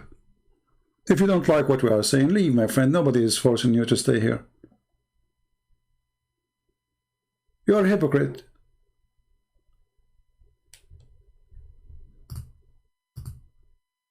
If I search right now for videos speaking against Islam, I can find you millions. How come you don't say to the Muslims, shame on you to do that? And what about your Prophet calling us names? Get out of here. Don't come here. Stop crying. Playing victim. This is what they do. They kill you, and then they go in your funeral. And they say to your family, we feel sorry for your son.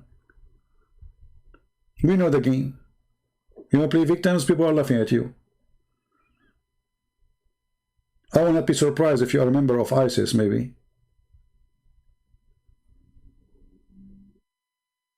Like your prophet.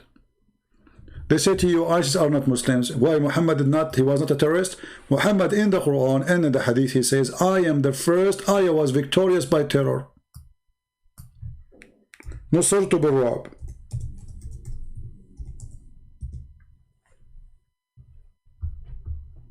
Was your prophet a Muslim or not?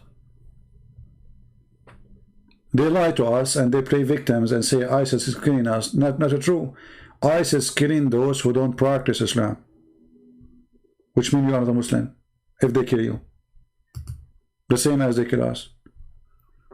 ISIS are true Muslims. This is the truth. They follow Muhammad word by word. This is why when they slaughter somebody, they quote the Quran. They don't quote the Bible. They quote what your prophet said, not what I said. I was victorious by terror. He's a terrorist. He is the first terrorist. All of Islam victory is made by terror. Read it. Even Muhammad, he said, people used to be terrified from a distance of 1 month journey.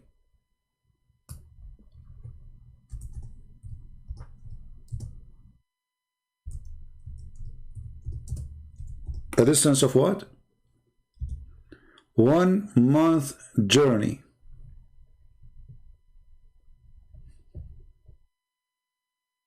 Do you see it?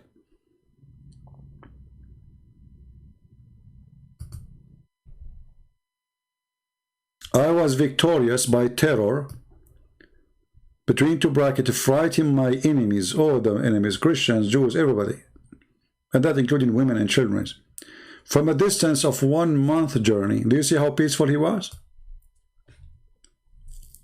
Muhammad is a 1 month journey away. People are terrified. Why? Because he was the prophet of peace. Muhammad, my friend, when he walk in the street, he don't do poo-poo. No poo-poo. He poo-poo peace. In the museum right now, they have their poo-poo. It's called peace poo-poo. Actually, the hadith says that when the prophet he do poo-poo, the ground open and swallow it. And they say that his poo-poo and his pee smell like musk. If you don't believe me, call me. I will show you the reference. This is why the Muslims, they were fighting over his pee. So here, you know, today we showed you how the Muslims, they admit the Quran, suffering from flight of thoughts. Quran is not organized. Quran is a stupid book. Like, where we find the story of Jesus wasn't crucified. Anyone remember what chapter? What chapter? Do you remember?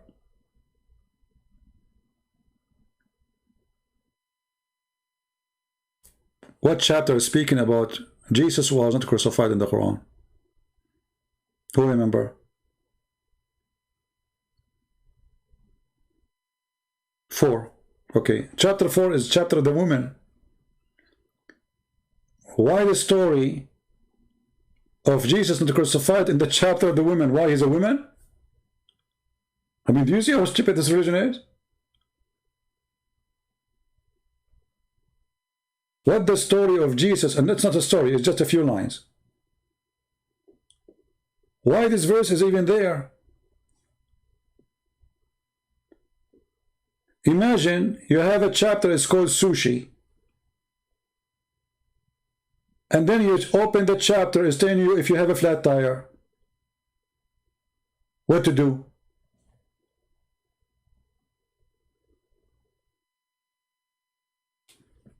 Muhammad forbid killing women? Okay, let me show you Muhammad forbid killing a woman or not.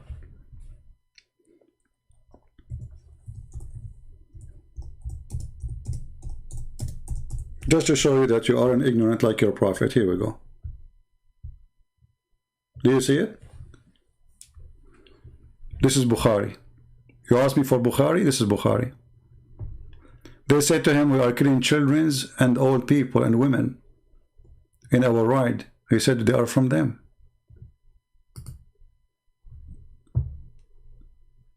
Do you see it? Why you lie? He said they are from among them, approved upon. Do you see it?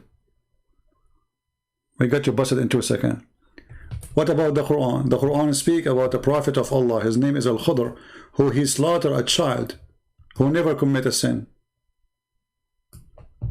Why you don't call me Mr. The Prophet forbid killing women and children? Let's see if this is true or not. What about the hadith of the woman who was laughing just because she was laughing for why she laughed? Because Muhammad is slaughtering her families, the Jews, all of them. A Muslim man, he put a sword in her chest and he cut her head. He forbid it later. So after he killed like 1 million women, he forbid it later. Thank you very much, guys. Later he forbid it. Just to show you're ignorant, you idiot. The chapter of At-Tawbah about killing the Christian and the Jews came at the end of Islam, not in the beginning. So you are stupid. So how he later forbid it? He was dead. At the end of his life, he tried to start killing the Christian and the Jews. Not in the beginning, you idiot. Try to get some different lie. Stupidity is amazing. Oh boy. The last chapter Muhammad he received, according to many Muslim scholars, it was at Tawbah. Go and kill the Christians and the Jews. All right. So, guys, I think we have enough for today. How many hours we are live? Which is not long, really. Only 4 hours. I'm so upset. Honestly, I said to myself, I would go live like for 20 minutes. I want to learn how to do that. Wow, CP, you know so much about Islam. Why you don't convert to Islam?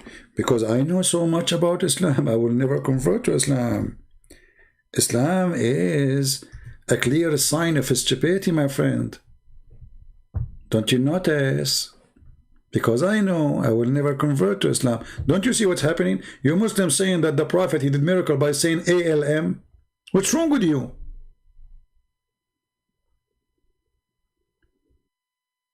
Have you ever heard of any religion in the world? They claim that their Prophet is a hero because he was able to say ALM.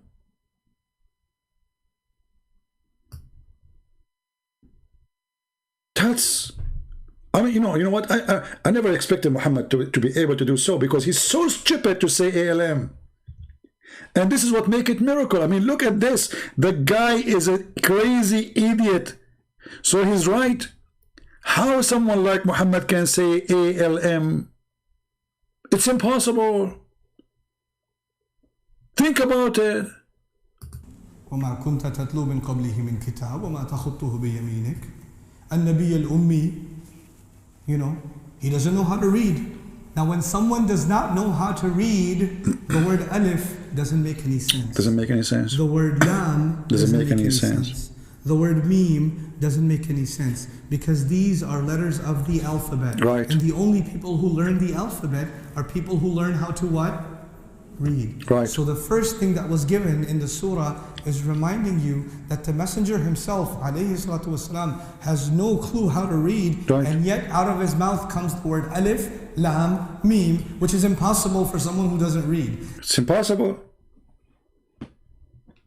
I mean, if you think about it seriously, Muhammad is so stupid, and this is why the Muslims are saying how a stupid guy like this guy can repeat 3 letters. It's impossible. And now we have to share with the Muslims their feeling that if Muhammad is not really a prophet, how someone so stupid he can repeat 3? It's impossible. You see, he's not like us. He's so stupid. This is why the Muslims are so surprised. How he can do that? That's like saying somebody doesn't know anything about English. They don't know any alphabet. They don't know any reading, but they say W. Look at this. I mean, how you can debate such a person? I hope one day he will not call me. Honestly, if this guy he called me, I will go and hide in the basement immediately. I mean, how I can refute this? Look at this. It's like saying to someone who don't speak English, say W, and he say W. How you can do that? P-R. How you can do that? Man, I almost closed I broke the table. I hope there's no crack. Hold on. Oh boy. I'm so strong. I'm drinking camel urine, brother. I should not get excited like this again. Who's going to pay for this table now? Jibreel? So get me excited. Why am I getting excited like this? Because I could not handle the truth. You cannot handle the truth. I'm not your father. I'm not your dad. I'm your mom.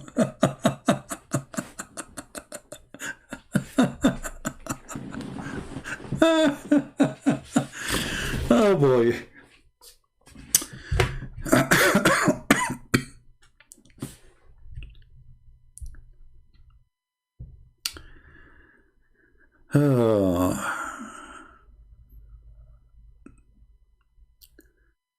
Any Muslim would like to call us before we leave, my friends? Anyone?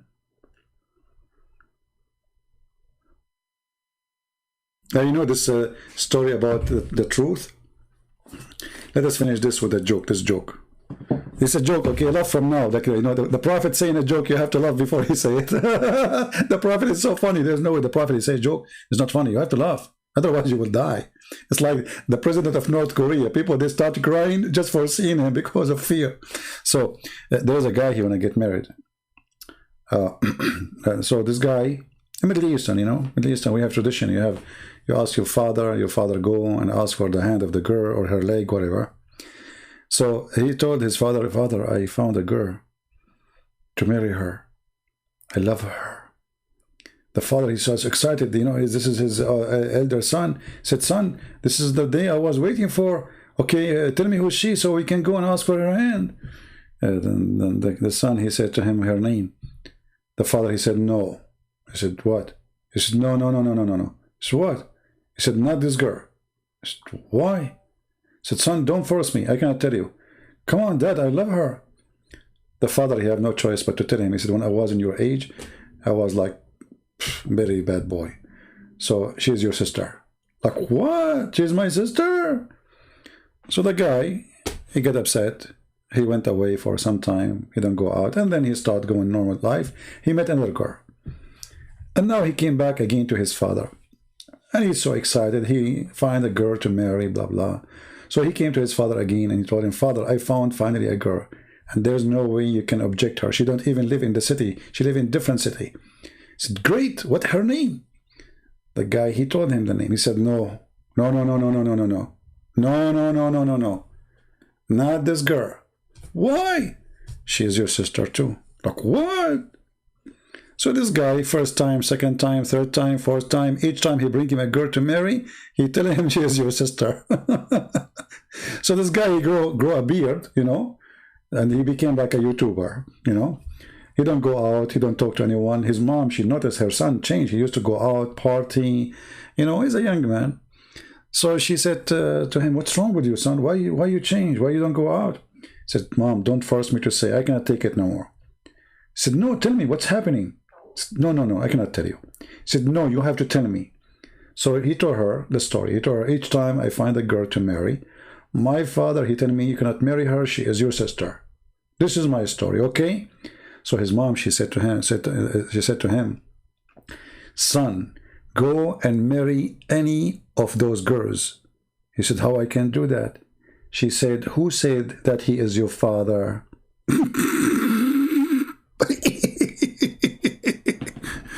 Oh boy. Yeah.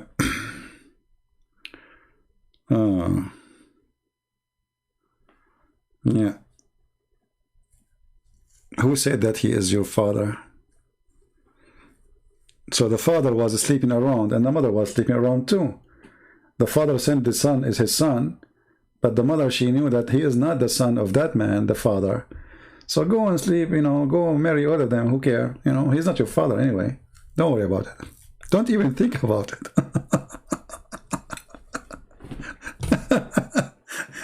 And this reminds me of Muhammad's story. Muhammad was born 4 years after his father's death. Obviously, he's a son of his father. Obviously. I mean, come on. Imagine you divorce your wife, and after 4 years, she called you. She said, honey, I am in the hospital. Why you are calling me? Come and pay for the operation bill. You know, bill. Why? What operation? I just gave birth to a baby. Okay, what I have to do with him? This is your son, you idiot. But I divorced you 4 years ago. This is why there is a woman, I think it was in Somalia and Nigeria, I forget which country, they're practicing Sharia law in Africa. It was in the news actually. The lawyer was able to get this woman loose from the punishment to be killed of fornication. You know, 2 years after her husband passed away, she delivered a child. So obviously she is sleeping around. So they took her to the court, blah, blah, blah, you know, or at least she's going to be whipped 100 times. The lawyer, he told the judges, well, don't you know that a Muslim woman, she can be pregnant up to 10 years? So they release her because there's no proof that she is fornicating. A Muslim woman, she can go and have a child 10 years, up to 10 years after her husband passed away. Actually, there's some Muslim sect, they believe there's no limit, which means 20 years after. Which is true, you know. Yeah. And if a Muslim, he don't believe me, by the way, I can show the reference. You know?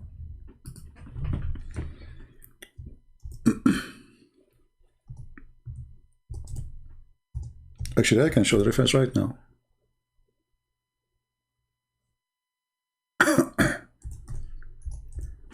Let me give you the link. You can go and use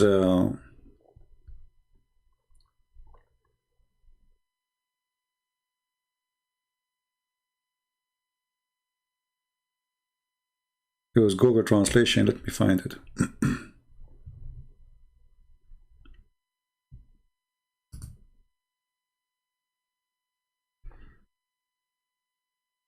Let us see.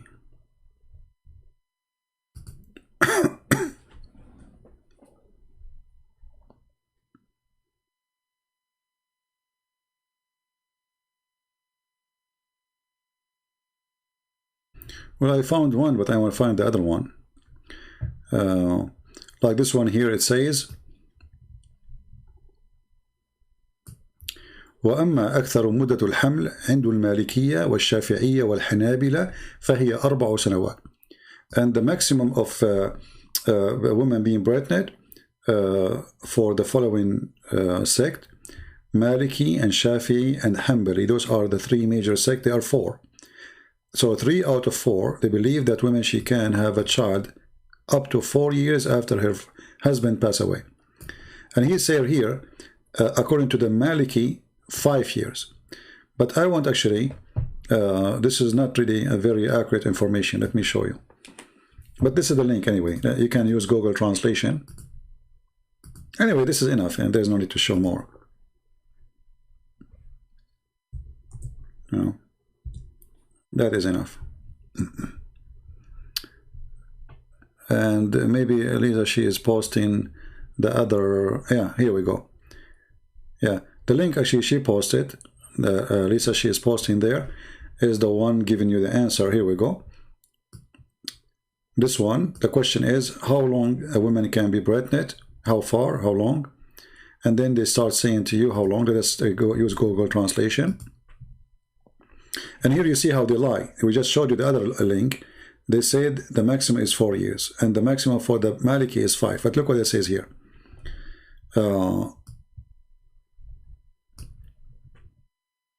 Hanafiya, they believe in 2 years.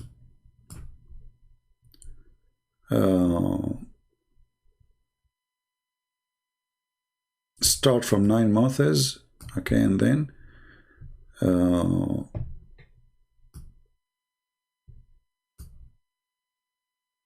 they start showing you the view of each sect. 3 years according to the view of Abu Layth, and then 4 years, which is the doctrine of Shafi'i and Hanbalis, and the most all-known of 2 view among the Malikis. 5 years, which is the narration of the authority of Imam Malik. 6 years of Az-Zuhri and Malik. Look, here they just said Malik agree with 5, and now he's saying 6 years for Az-Zuhri and Malik. And then 7 years was Rabi'u al-Rai, etc. And then narration of the authority of Az-Zuhri. And then there is no limit to most like, you know, pregnancy, which in the view of Abu Ubaid, no limit. A woman, she can be delivering a child 30 years after her husband passed away. No limit. You know? Yeah. So this is Islam, my friend. And then they make videos for you about Quran and science. Science. Islam is book of science, what we can say. We have to admit that. You know? Yeah. This is why I advise you, if you, I mean, if you are a Muslim, you are in trouble. Your wife, she can go after you even after 10 years, say this is your son. And not only that, if you are a Muslim, if your wife, she sleep around and she deliver a child, according to Muhammad, he will inherit you. Even you know that he is not your son. And your son, who is out of adultery, he cannot inherit you. So the opposite. Muhammad, he said, Al-Waladu lil-Firash. The baby is to the one who owned the bed. Which means the husband. So if you know that your wife, she slept with 20 men, and you know, let us say, even you're proving that you cannot have children. Let us say you are a potent man, you cannot have babies. And your wife, she sleep with everybody, and you know those are none of them is your babies. According to Muhammad, they are your babies. The Prophet says, the boy is for the owner of the bed. Period. Not for the one who slept with your wife. So imagine now, you have a guy who slept with your wife, and now his son is going to inherit all your money. So later the son of this guy who was sleeping with your wife, he will take all your money and give it to his dad. Hey daddy, I came back home and guess what? I brought you all the money of the guy who used to sleep with his wife. Do you see it?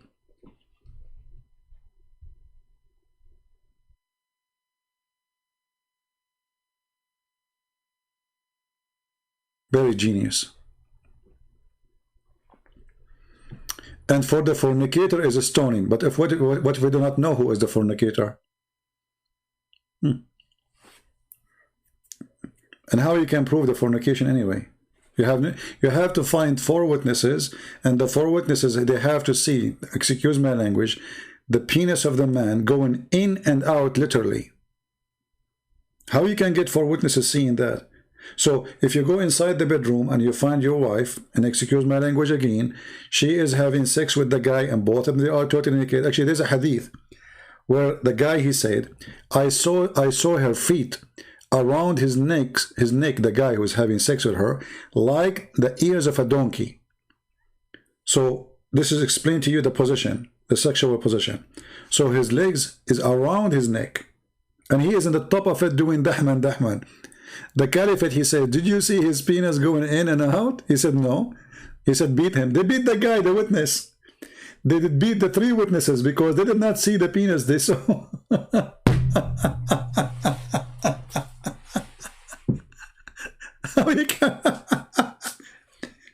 How you can prove?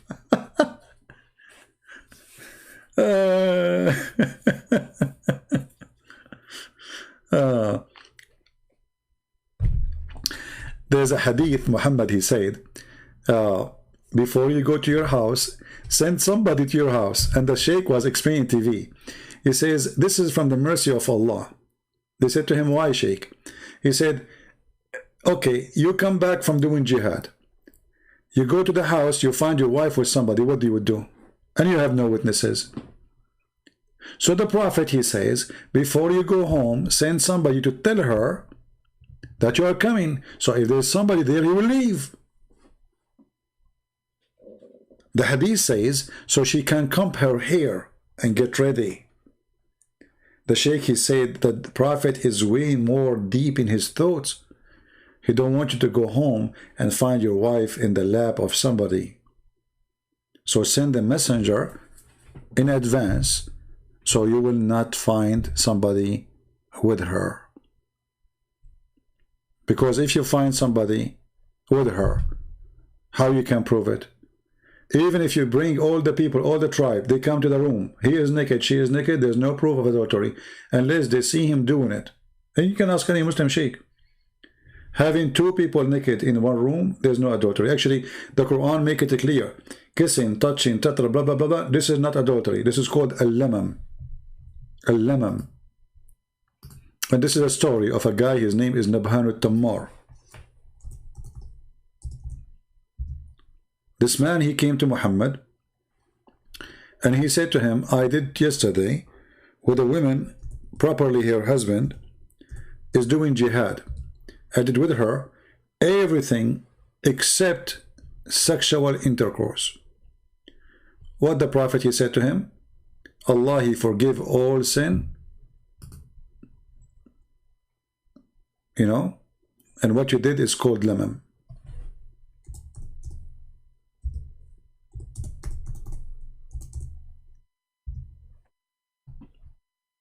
All right.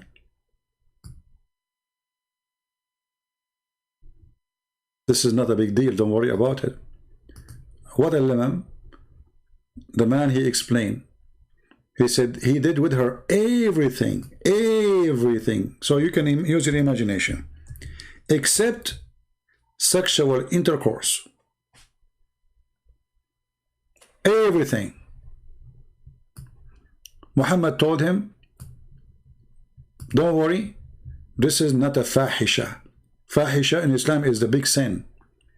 This is called al-lamam, small faults. I love it. Hey guys, I have to go. I need to do some small faults, okay? Sorry, you know, like it's time for fault practice, you know, like this is small faults, yeah. And okay, you know, okay, time for small faults, you know, like okay, and you know, like I'm going to do faults, and you know, and I will open a store for palm tree fruits, and then a married woman, she come to the store, and I will invite her inside. I will wink in my eyes, say, this is what the story says. The guy, he winked to her and he says, get in, I have better stuff. So when she get in, rawadaha, he asked her to play with him, and she did, and they did everything. Hello, what he did? Everything. I changed in a Muslim to say on a line. I can show you the story right now. Who wanna get me busted? I can show you the story right now. Everything except intercourse. So use your imagination. According to the Prophet, no problem. This is a small fault. And there's no penalty. No penalty, by the way. There's no punishment. This is nothing. I mean, so what? The woman, her husband is doing jihad for Allah. She go to your place or your store. You take her in the back room. You know, you touch each other, you kiss, you play, la la la, you know, la la la la la la la la la. Okay, okay, nothing happened. I mean, no harm happened. So she go home, you go home, everybody's happy. This is a small fault. This is Islam. And I challenge anyone to say this is not true.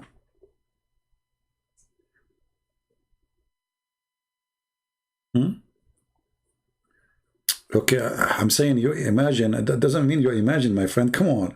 Don't get me in the corner now, saying to me, I will not imagine that. Are you trying to make me look bad now? Okay, I agree. I look bad now. Man, why until those kids the topic? Those are children. Look, all of them, they are not even, all of them, they are between the age of 60 and 80. I should not mention those stories. For those stories is good for someone in the age of Aisha. She's mature. I should not tell you those stories, sorry. Those are meant for someone, she is mature like Aisha. Even the Muslim, they say to you that Aisha, when she was 4 years old, she was engaged. I mean, this girl, she was dating, she was hot. I mean, she's crazy hot. Imagine at the age of 4, she was dating. Like, what's wrong with, what happened to women today? What happened? Look at Aisha, brother. At the age of 4, she was engaged. That's what the Muslim says. Before Muhammad, Aisha, she was engaged to a different guy at the age of 4. I cannot imagine what Aisha she was doing at the age of 2. I mean, come on, because at that time she must be, before you get engaged, you act like a teenage, you know what I mean? So I think at the age of 2, she was like a teenage, you know, like she's crazy. Oh boy. Yeah. And they say to you, Middle Eastern women, they got so mature so fast. My friend, don't go there. The only thing I know about Middle Eastern women, they have a lot of hair. Don't tell me more. That's mature. I don't know about that, you know. But they have a lot of hair, you know, okay. And Middle Eastern men too. Like once I was in the swimming pool, and the guy, he said, "Get out! You cannot swim with your clothes." I said, "What's wrong with you?" I'm not wearing my clothes. He thought this is my hair. I'm wearing like a coat, you know, like Gucci coat or something, you know. It's my hair, idiot, you know. So yeah. So Middle Eastern, brother, and the Middle East, at that time, like at that time, it was different. I thought the global warming is happening now. At that time, girls, they got so mature so early, brother. At that time, yeah. Yeah, global warming was happening at that time because, yeah, global warming is true, by the way, you know. I mean, come on. It was so hot at that time. So Aisha, she grew so fast. I mean, like, it's the sun. All what you need is the sun. Energy, you know. So like you put a child outside. So let us get 2 children. One, he live in Alaska, and one live in Kuwait. Can you imagine the difference? The one in Kuwait will be so mature, will grow so fast. Look at the palm tree. How fast? Look, it's up. Or papaya. Papaya. So when you live in the hot country, you are like a papaya. You know, like you eat a spinach and you papaya. You know, like, you know, there's a connection between them. I'm sure I'm driving you crazy. Can you debate with Sheikh Uthman? My friend, you don't have Sheikh. Who is this Uthman? All of you are a bunch of kids. You let him call me. Don't tell me, can you? I open my pal talk. I say anyone is welcome. I don't care what his name. His name is Uthman. His name is Omar. His name is Papaya. I don't care. Bring me your Sheikh. Don't tell me, can you debate this guy and that guy? We are open for everybody who there. We have our pal talk is open for the last 5 hours. The only one we got him calling us is a kid. Where is your sheikhs? So don't tell me, can you debate this guy? And are you trying to promote him? The question is he willing to call me? That is the question. For me, I'm welcome everybody. Actually, I will be happy if a sheikh call us, because that will be more funny and, you know, hilarious. All right. If you can find me a sheikh, he's strong like Popeye, you know, I will be happy to take him. Popeye and above. Let him eat his spinach and let him come. All right. Okay, guys. It is time to go and do some small faults. I apologize. I need to make some tea. I'm losing my voice. I'm live right now for 4 hours, 24 minutes, and 57. I cannot leave like this. We prophet of Allah. We have to finish on time, perfect time. So I have to stay until it became 4 hours and 30 minutes. I cannot leave right now. There's 6 minutes left. So let me do this, because we are Middle Eastern. We are so smart. I will change my clock, okay, and I will make it 4 hours and 30, and that will solve the problem. Hold on. All right, go. We are changing the setting. Bingo, here we go. Now I can go. Thank you, brother and sister. Alhamdulillah. We don't cheat in the time. We don't cheat in the Quran. We don't cheat in the Hadith. And we don't give you fabricated story about the Prophet that he made the lizard convert to Islam. Even the lizard was dead. And the lizard, he said Shahada in Arabic. And he said Bismillah ar-Rahman ar-Rahim and Ashhadu la ilaha illallah, and he was a lizard. And then, you know, he converted to Islam and he became a good Muslim. And then the Prophet, you know, like he promised him 70 virgin lizard in the heaven. And, you know, he's moving his tail right now, and he's so happy and excited. So we pray to Allah that all the lizards in the world, they convert to Islam. And by the way, lizard is the name of Allah. And the Prophet, he says, the one who kill a lizard from the first shot, Allah will give him extra virgins, extra like etc deeds. And the one who kill him from the second shot, he will get like less deed, like etc virgin. And the one who kill him from the third shot, he will get etc less deed. But the one who kill him from the fourth shot get lost. Okay, because obviously, I mean, you are an idiot. You took you 3 shots to kill a lizard. Hello, I mean, how? Hey, come on. You know, obviously you are not a good for a jihad. So a good mujahid, he killed the lizard right away. Yeah. Somebody saying to me, I'm lying. What do you mean I'm lying? But you hurt my feeling now.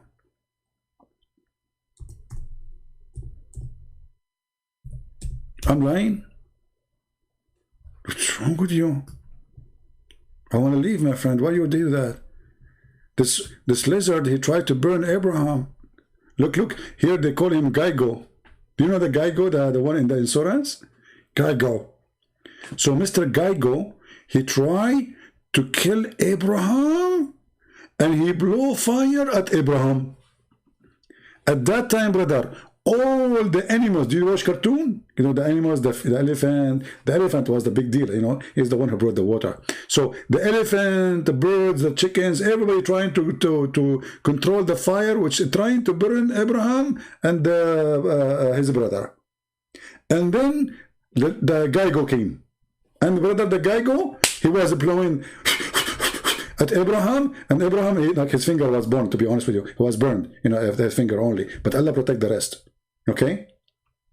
Yeah. And you know, that finger, you know, it's very easy. He put camel urine and he was okay. And then the Prophet, when he heard the story that Mr. Geigo was involved in this mascara, fire, you know, is very evil. I mean, actually, if you think about it, you know, I don't know. Let us think about this name. You know, if you think about it, let us search for this scary creature. You know, hold on, because those Christians are laughing. May Allah curse them. You know, let me show you. Hold on, just to show you that the story it make a lot of sense, You know, but for them, they are kuffar, my friend. You know what you expect? This Geigo, brother, is proven scientifically. You know. There's a lot of Satan stuff proving that he can burn you. You know, let me show you some proof. Look at this guy. Do you see his mouth? Look at his inside his mouth. Or look at this guy. I don't know which one of them. I don't know which family. You know, because they are those Geigo are lizards. You know, I mean they are families. So the story doesn't say which family is the one, which tribe, you know, be the one who, look, maybe this guy. Oh boy. Look at this. Maybe this guy. Oh, look at this. Oh boy. This is how we sleep. He put his tongue over his eye. What about the other eye? Maybe he have two tongues. Unbelievable. Look at this guy. Man. So, brothers and sisters, the Prophet must be saying the truth. Guy go.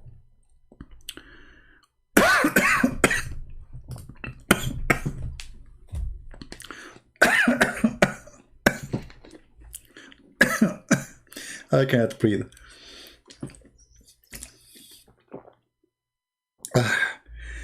Oh boy.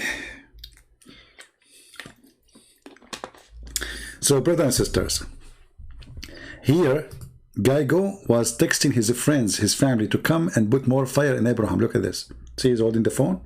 Look, look. Look, look, look, look, look, look.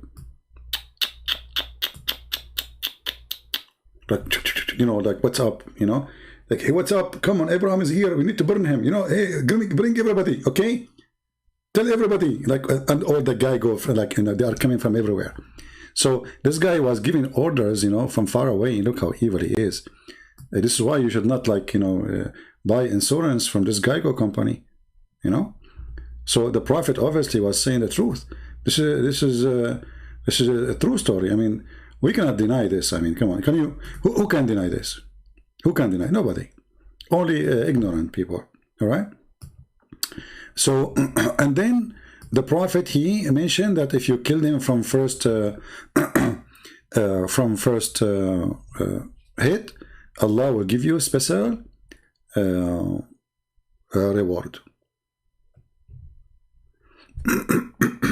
Yeah, I'm losing my voice. No, I keep saying to myself, tomorrow I will not go live on air, and then I get tempted to spank Muhammad. I feel guilty, honestly, if I don't go.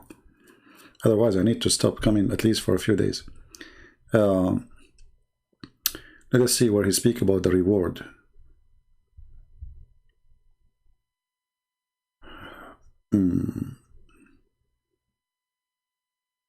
Here we go. من قتل وزغا من أول ضربة. The Messenger of Allah said, he who killed a chameleon, how do you say that word? Now the Muslim, they will make fun of my English. From the first blow, such and such number of good deeds will be awarded to him. Look how important. The chameleon is the enemy of Allah, Mr. Lizard. Whoever kill it at the second blow, such and such a number of reward will be called for him. And then the one, and if he kill it at the third blow, he will get such and such reward. What do you want more? This is why when I go to the gun training, I don't do gun training, but you know, for fun, you know, I ask them, do you have chameleon? They said, what? I said, oh, do you have, okay, a guy go? Because this way you can practice shooting and you get reward from Allah. This is the enemy of Allah. This is the enemy of Allah. I mean, look, we have to be honest here. How many of you notice that this creature is an enemy of God? If you say to me you did not notice that, obviously you are lying. Look at him. Or look at this one in the top of the finger. Look at this guy. Allah versus this guy. So obviously the Prophet is a prophet and he is telling the truth. And this animal is very dangerous. and we have to do jihad against it.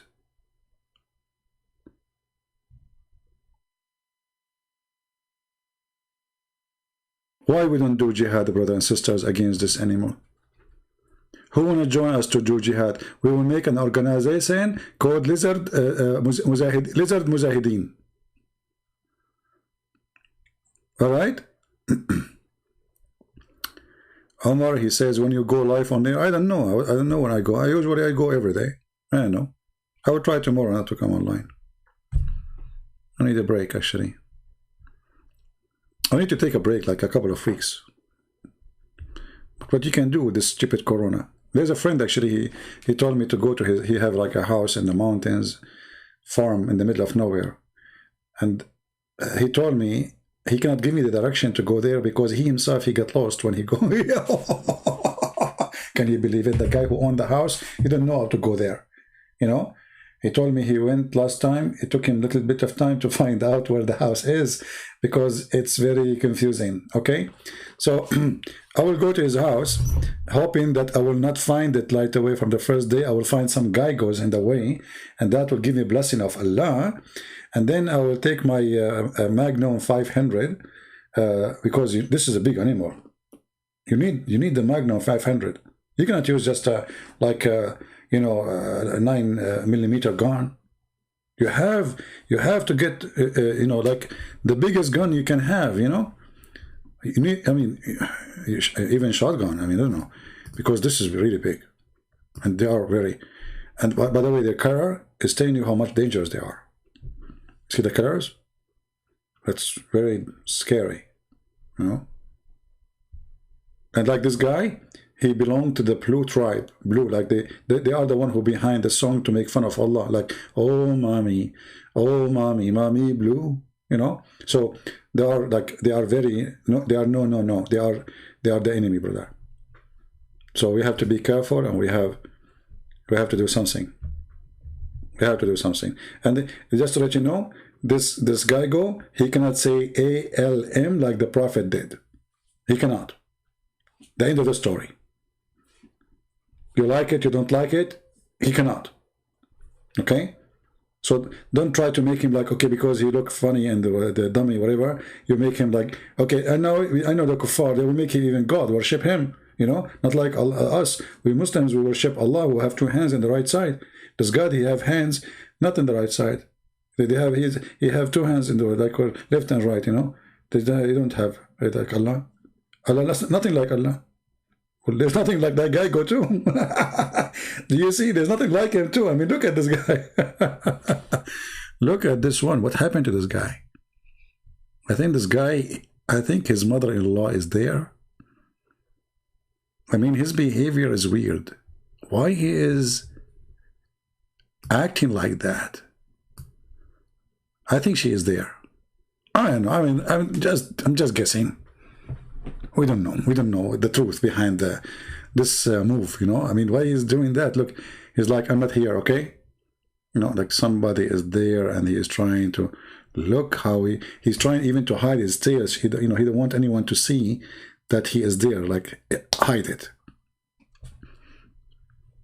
Obviously, this guy is married. I mean, come on, look at you. The guys who are married here. Isn't this what you do?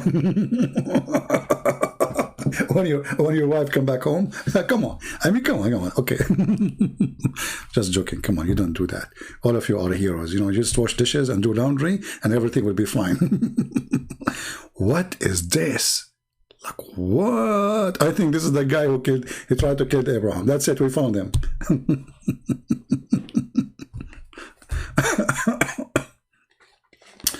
This is the guy. Look at him.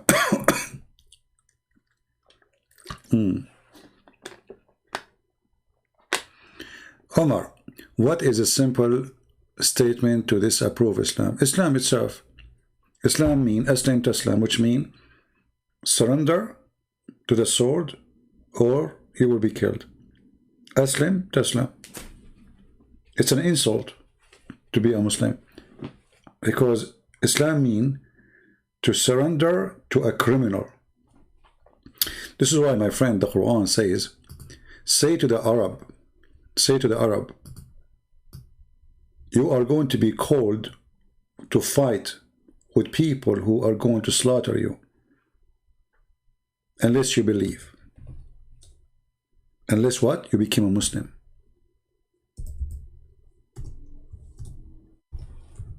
So I just started with the name. The name itself is a proof Islam is false.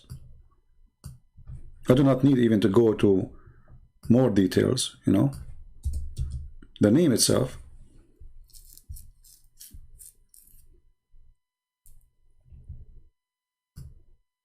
Chapter 48, and this is the chapter of Al-Fatah, the victory, killing. Say to the desert Arab, who lagged behind, you shall summoned to fight against people given the vermin of war. Then shall ye fight or shall surrender, not submit. And the word here became a Muslim. Yuslimun.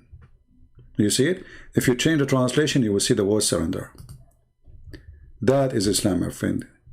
Convert or die.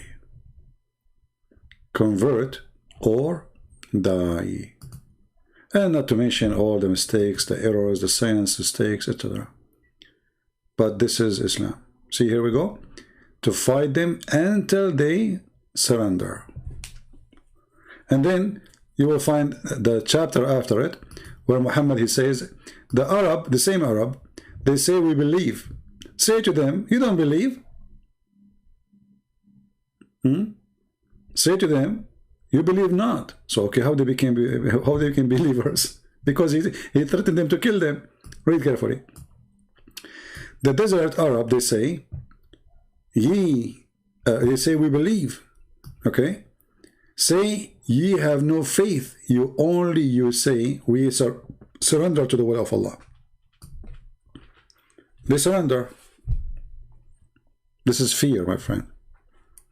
The most of Muslims today, they do not know that their grandfather, they surrender to the criminal terrorist Muhammad. And now today you became a slave of something you do not know the root of it. Muhammad is a big fat criminal. The wandering Arabs say, we believe. They say Shahada. Say to them, you believe not. But rather, we submitted, the translation says. In fact, it says, we became Muslims. So how they became Muslim but they don't believe? Fear. The word here, submitted, is a false translation of the word aslamna. Qulu aslamna. I hope I did help you, my friend Omar, and you are welcome to come anytime when we are live. Just subscribe and check my YouTube. Usually I go almost every day, but you know, I'm trying my best not to come tomorrow. But ask the people here, how many times I say to them, I'm not coming tomorrow, and then I come tomorrow. Because this is what happened. I feel really guilty if I don't give some time to the Lord, you know. I say some time, which means many hours, because I believe that what I do is extremely important. I believe that we are in a time where people like me is extremely needed. Most of people do not know Arabic, and most of people, they have very limited knowledge in Islam. The Lord, he gave us a gift, and I use the gift which is given to me as much as I can. But for sure, there's a limit. And sooner or later, this person, Christian prince, will die. And the Muslim, they will say, Allah killed him anyway, as usual. But I want to be sure that when I leave, I have as much as I can knowledge, leaving to the Christians, to the Muslims, to the Hindu, to the Jews, to the atheists, to everybody. So nobody can deceive them. Every time we go live on air, we encourage people to download those videos, because those videos are really priceless. You see, the information I put for you in front of you in a second, for you, it will take you years to find it. For me, you say mention anything right now, I will put it for you in a second. I don't even need to look for it. It's in my head. So, but for you, how you know it? You don't even speak the language, and you don't have the knowledge. So here is like a free school, open school for everybody, for the poor, for the rich, for the smart, for the one who is average, or even for the idiot. No charge. From my life, from my time. Hoping that sooner or later we will have many people who knows way even better than me, and they can stand up to fight this filthy garbage religion. This is a very dangerous religion. All right?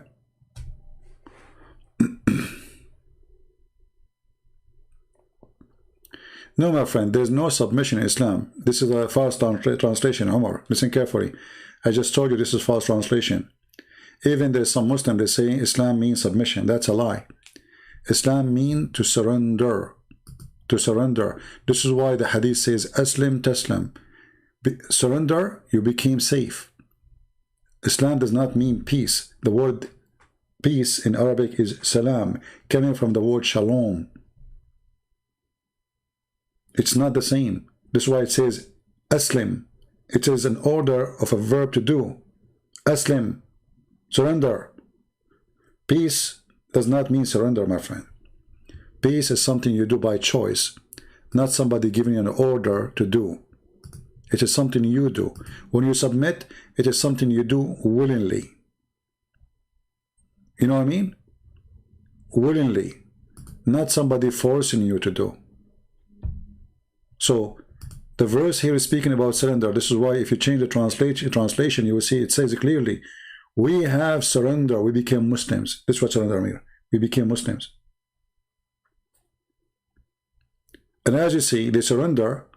They became Muslims to not to be killed. And this is why Muhammad, he knew they are liars.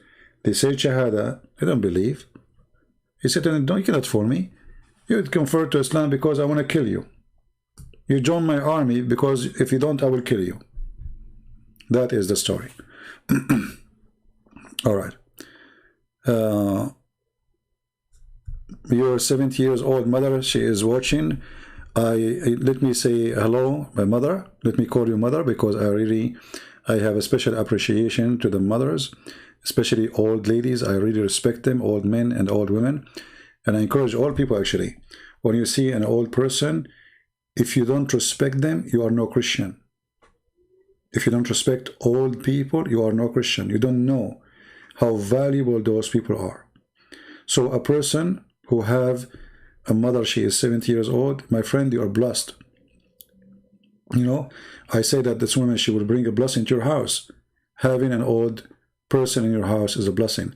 So take care of your mother and say hello to her from me. I'm your son, and I say hello. And if I am there, I will be happy to kiss your hand. Because, you know, we appreciate those old people because we are not here if those people were not there for us. So the same, they were there for you when you were a baby, be there for them when they are old. And a person who don't take care of his parents, he is not a human. He don't deserve to have parents. And you will be punished. You will regret. So say hello to her, my love and my respect. I want to say thank you guys. I lost my voice as you see. And I will see you tomorrow if I can, or the day after. You know, God is willing. Until then I say, may the Lord bless you all. Happy Easter. Enjoy life, but enjoy it accordingly to the teaching of Christ. Be holy like your Father. Be good. And we are the sinners. We confess our sin, not because we are proud of it, but because we are ashamed of our sin. And we try every day, we strive every day to be better people. This is what Christians are about. They are not holy, and we are not perfect, but we believe in the Holy One. And may the Holy Lord bring holiness to our life and make us better people. Be good, be holy like your Father, be loving, be giving, be forgiving, so you'll be forgiven too. Christ is Lord, Islam is false, and see you soon again. Take care.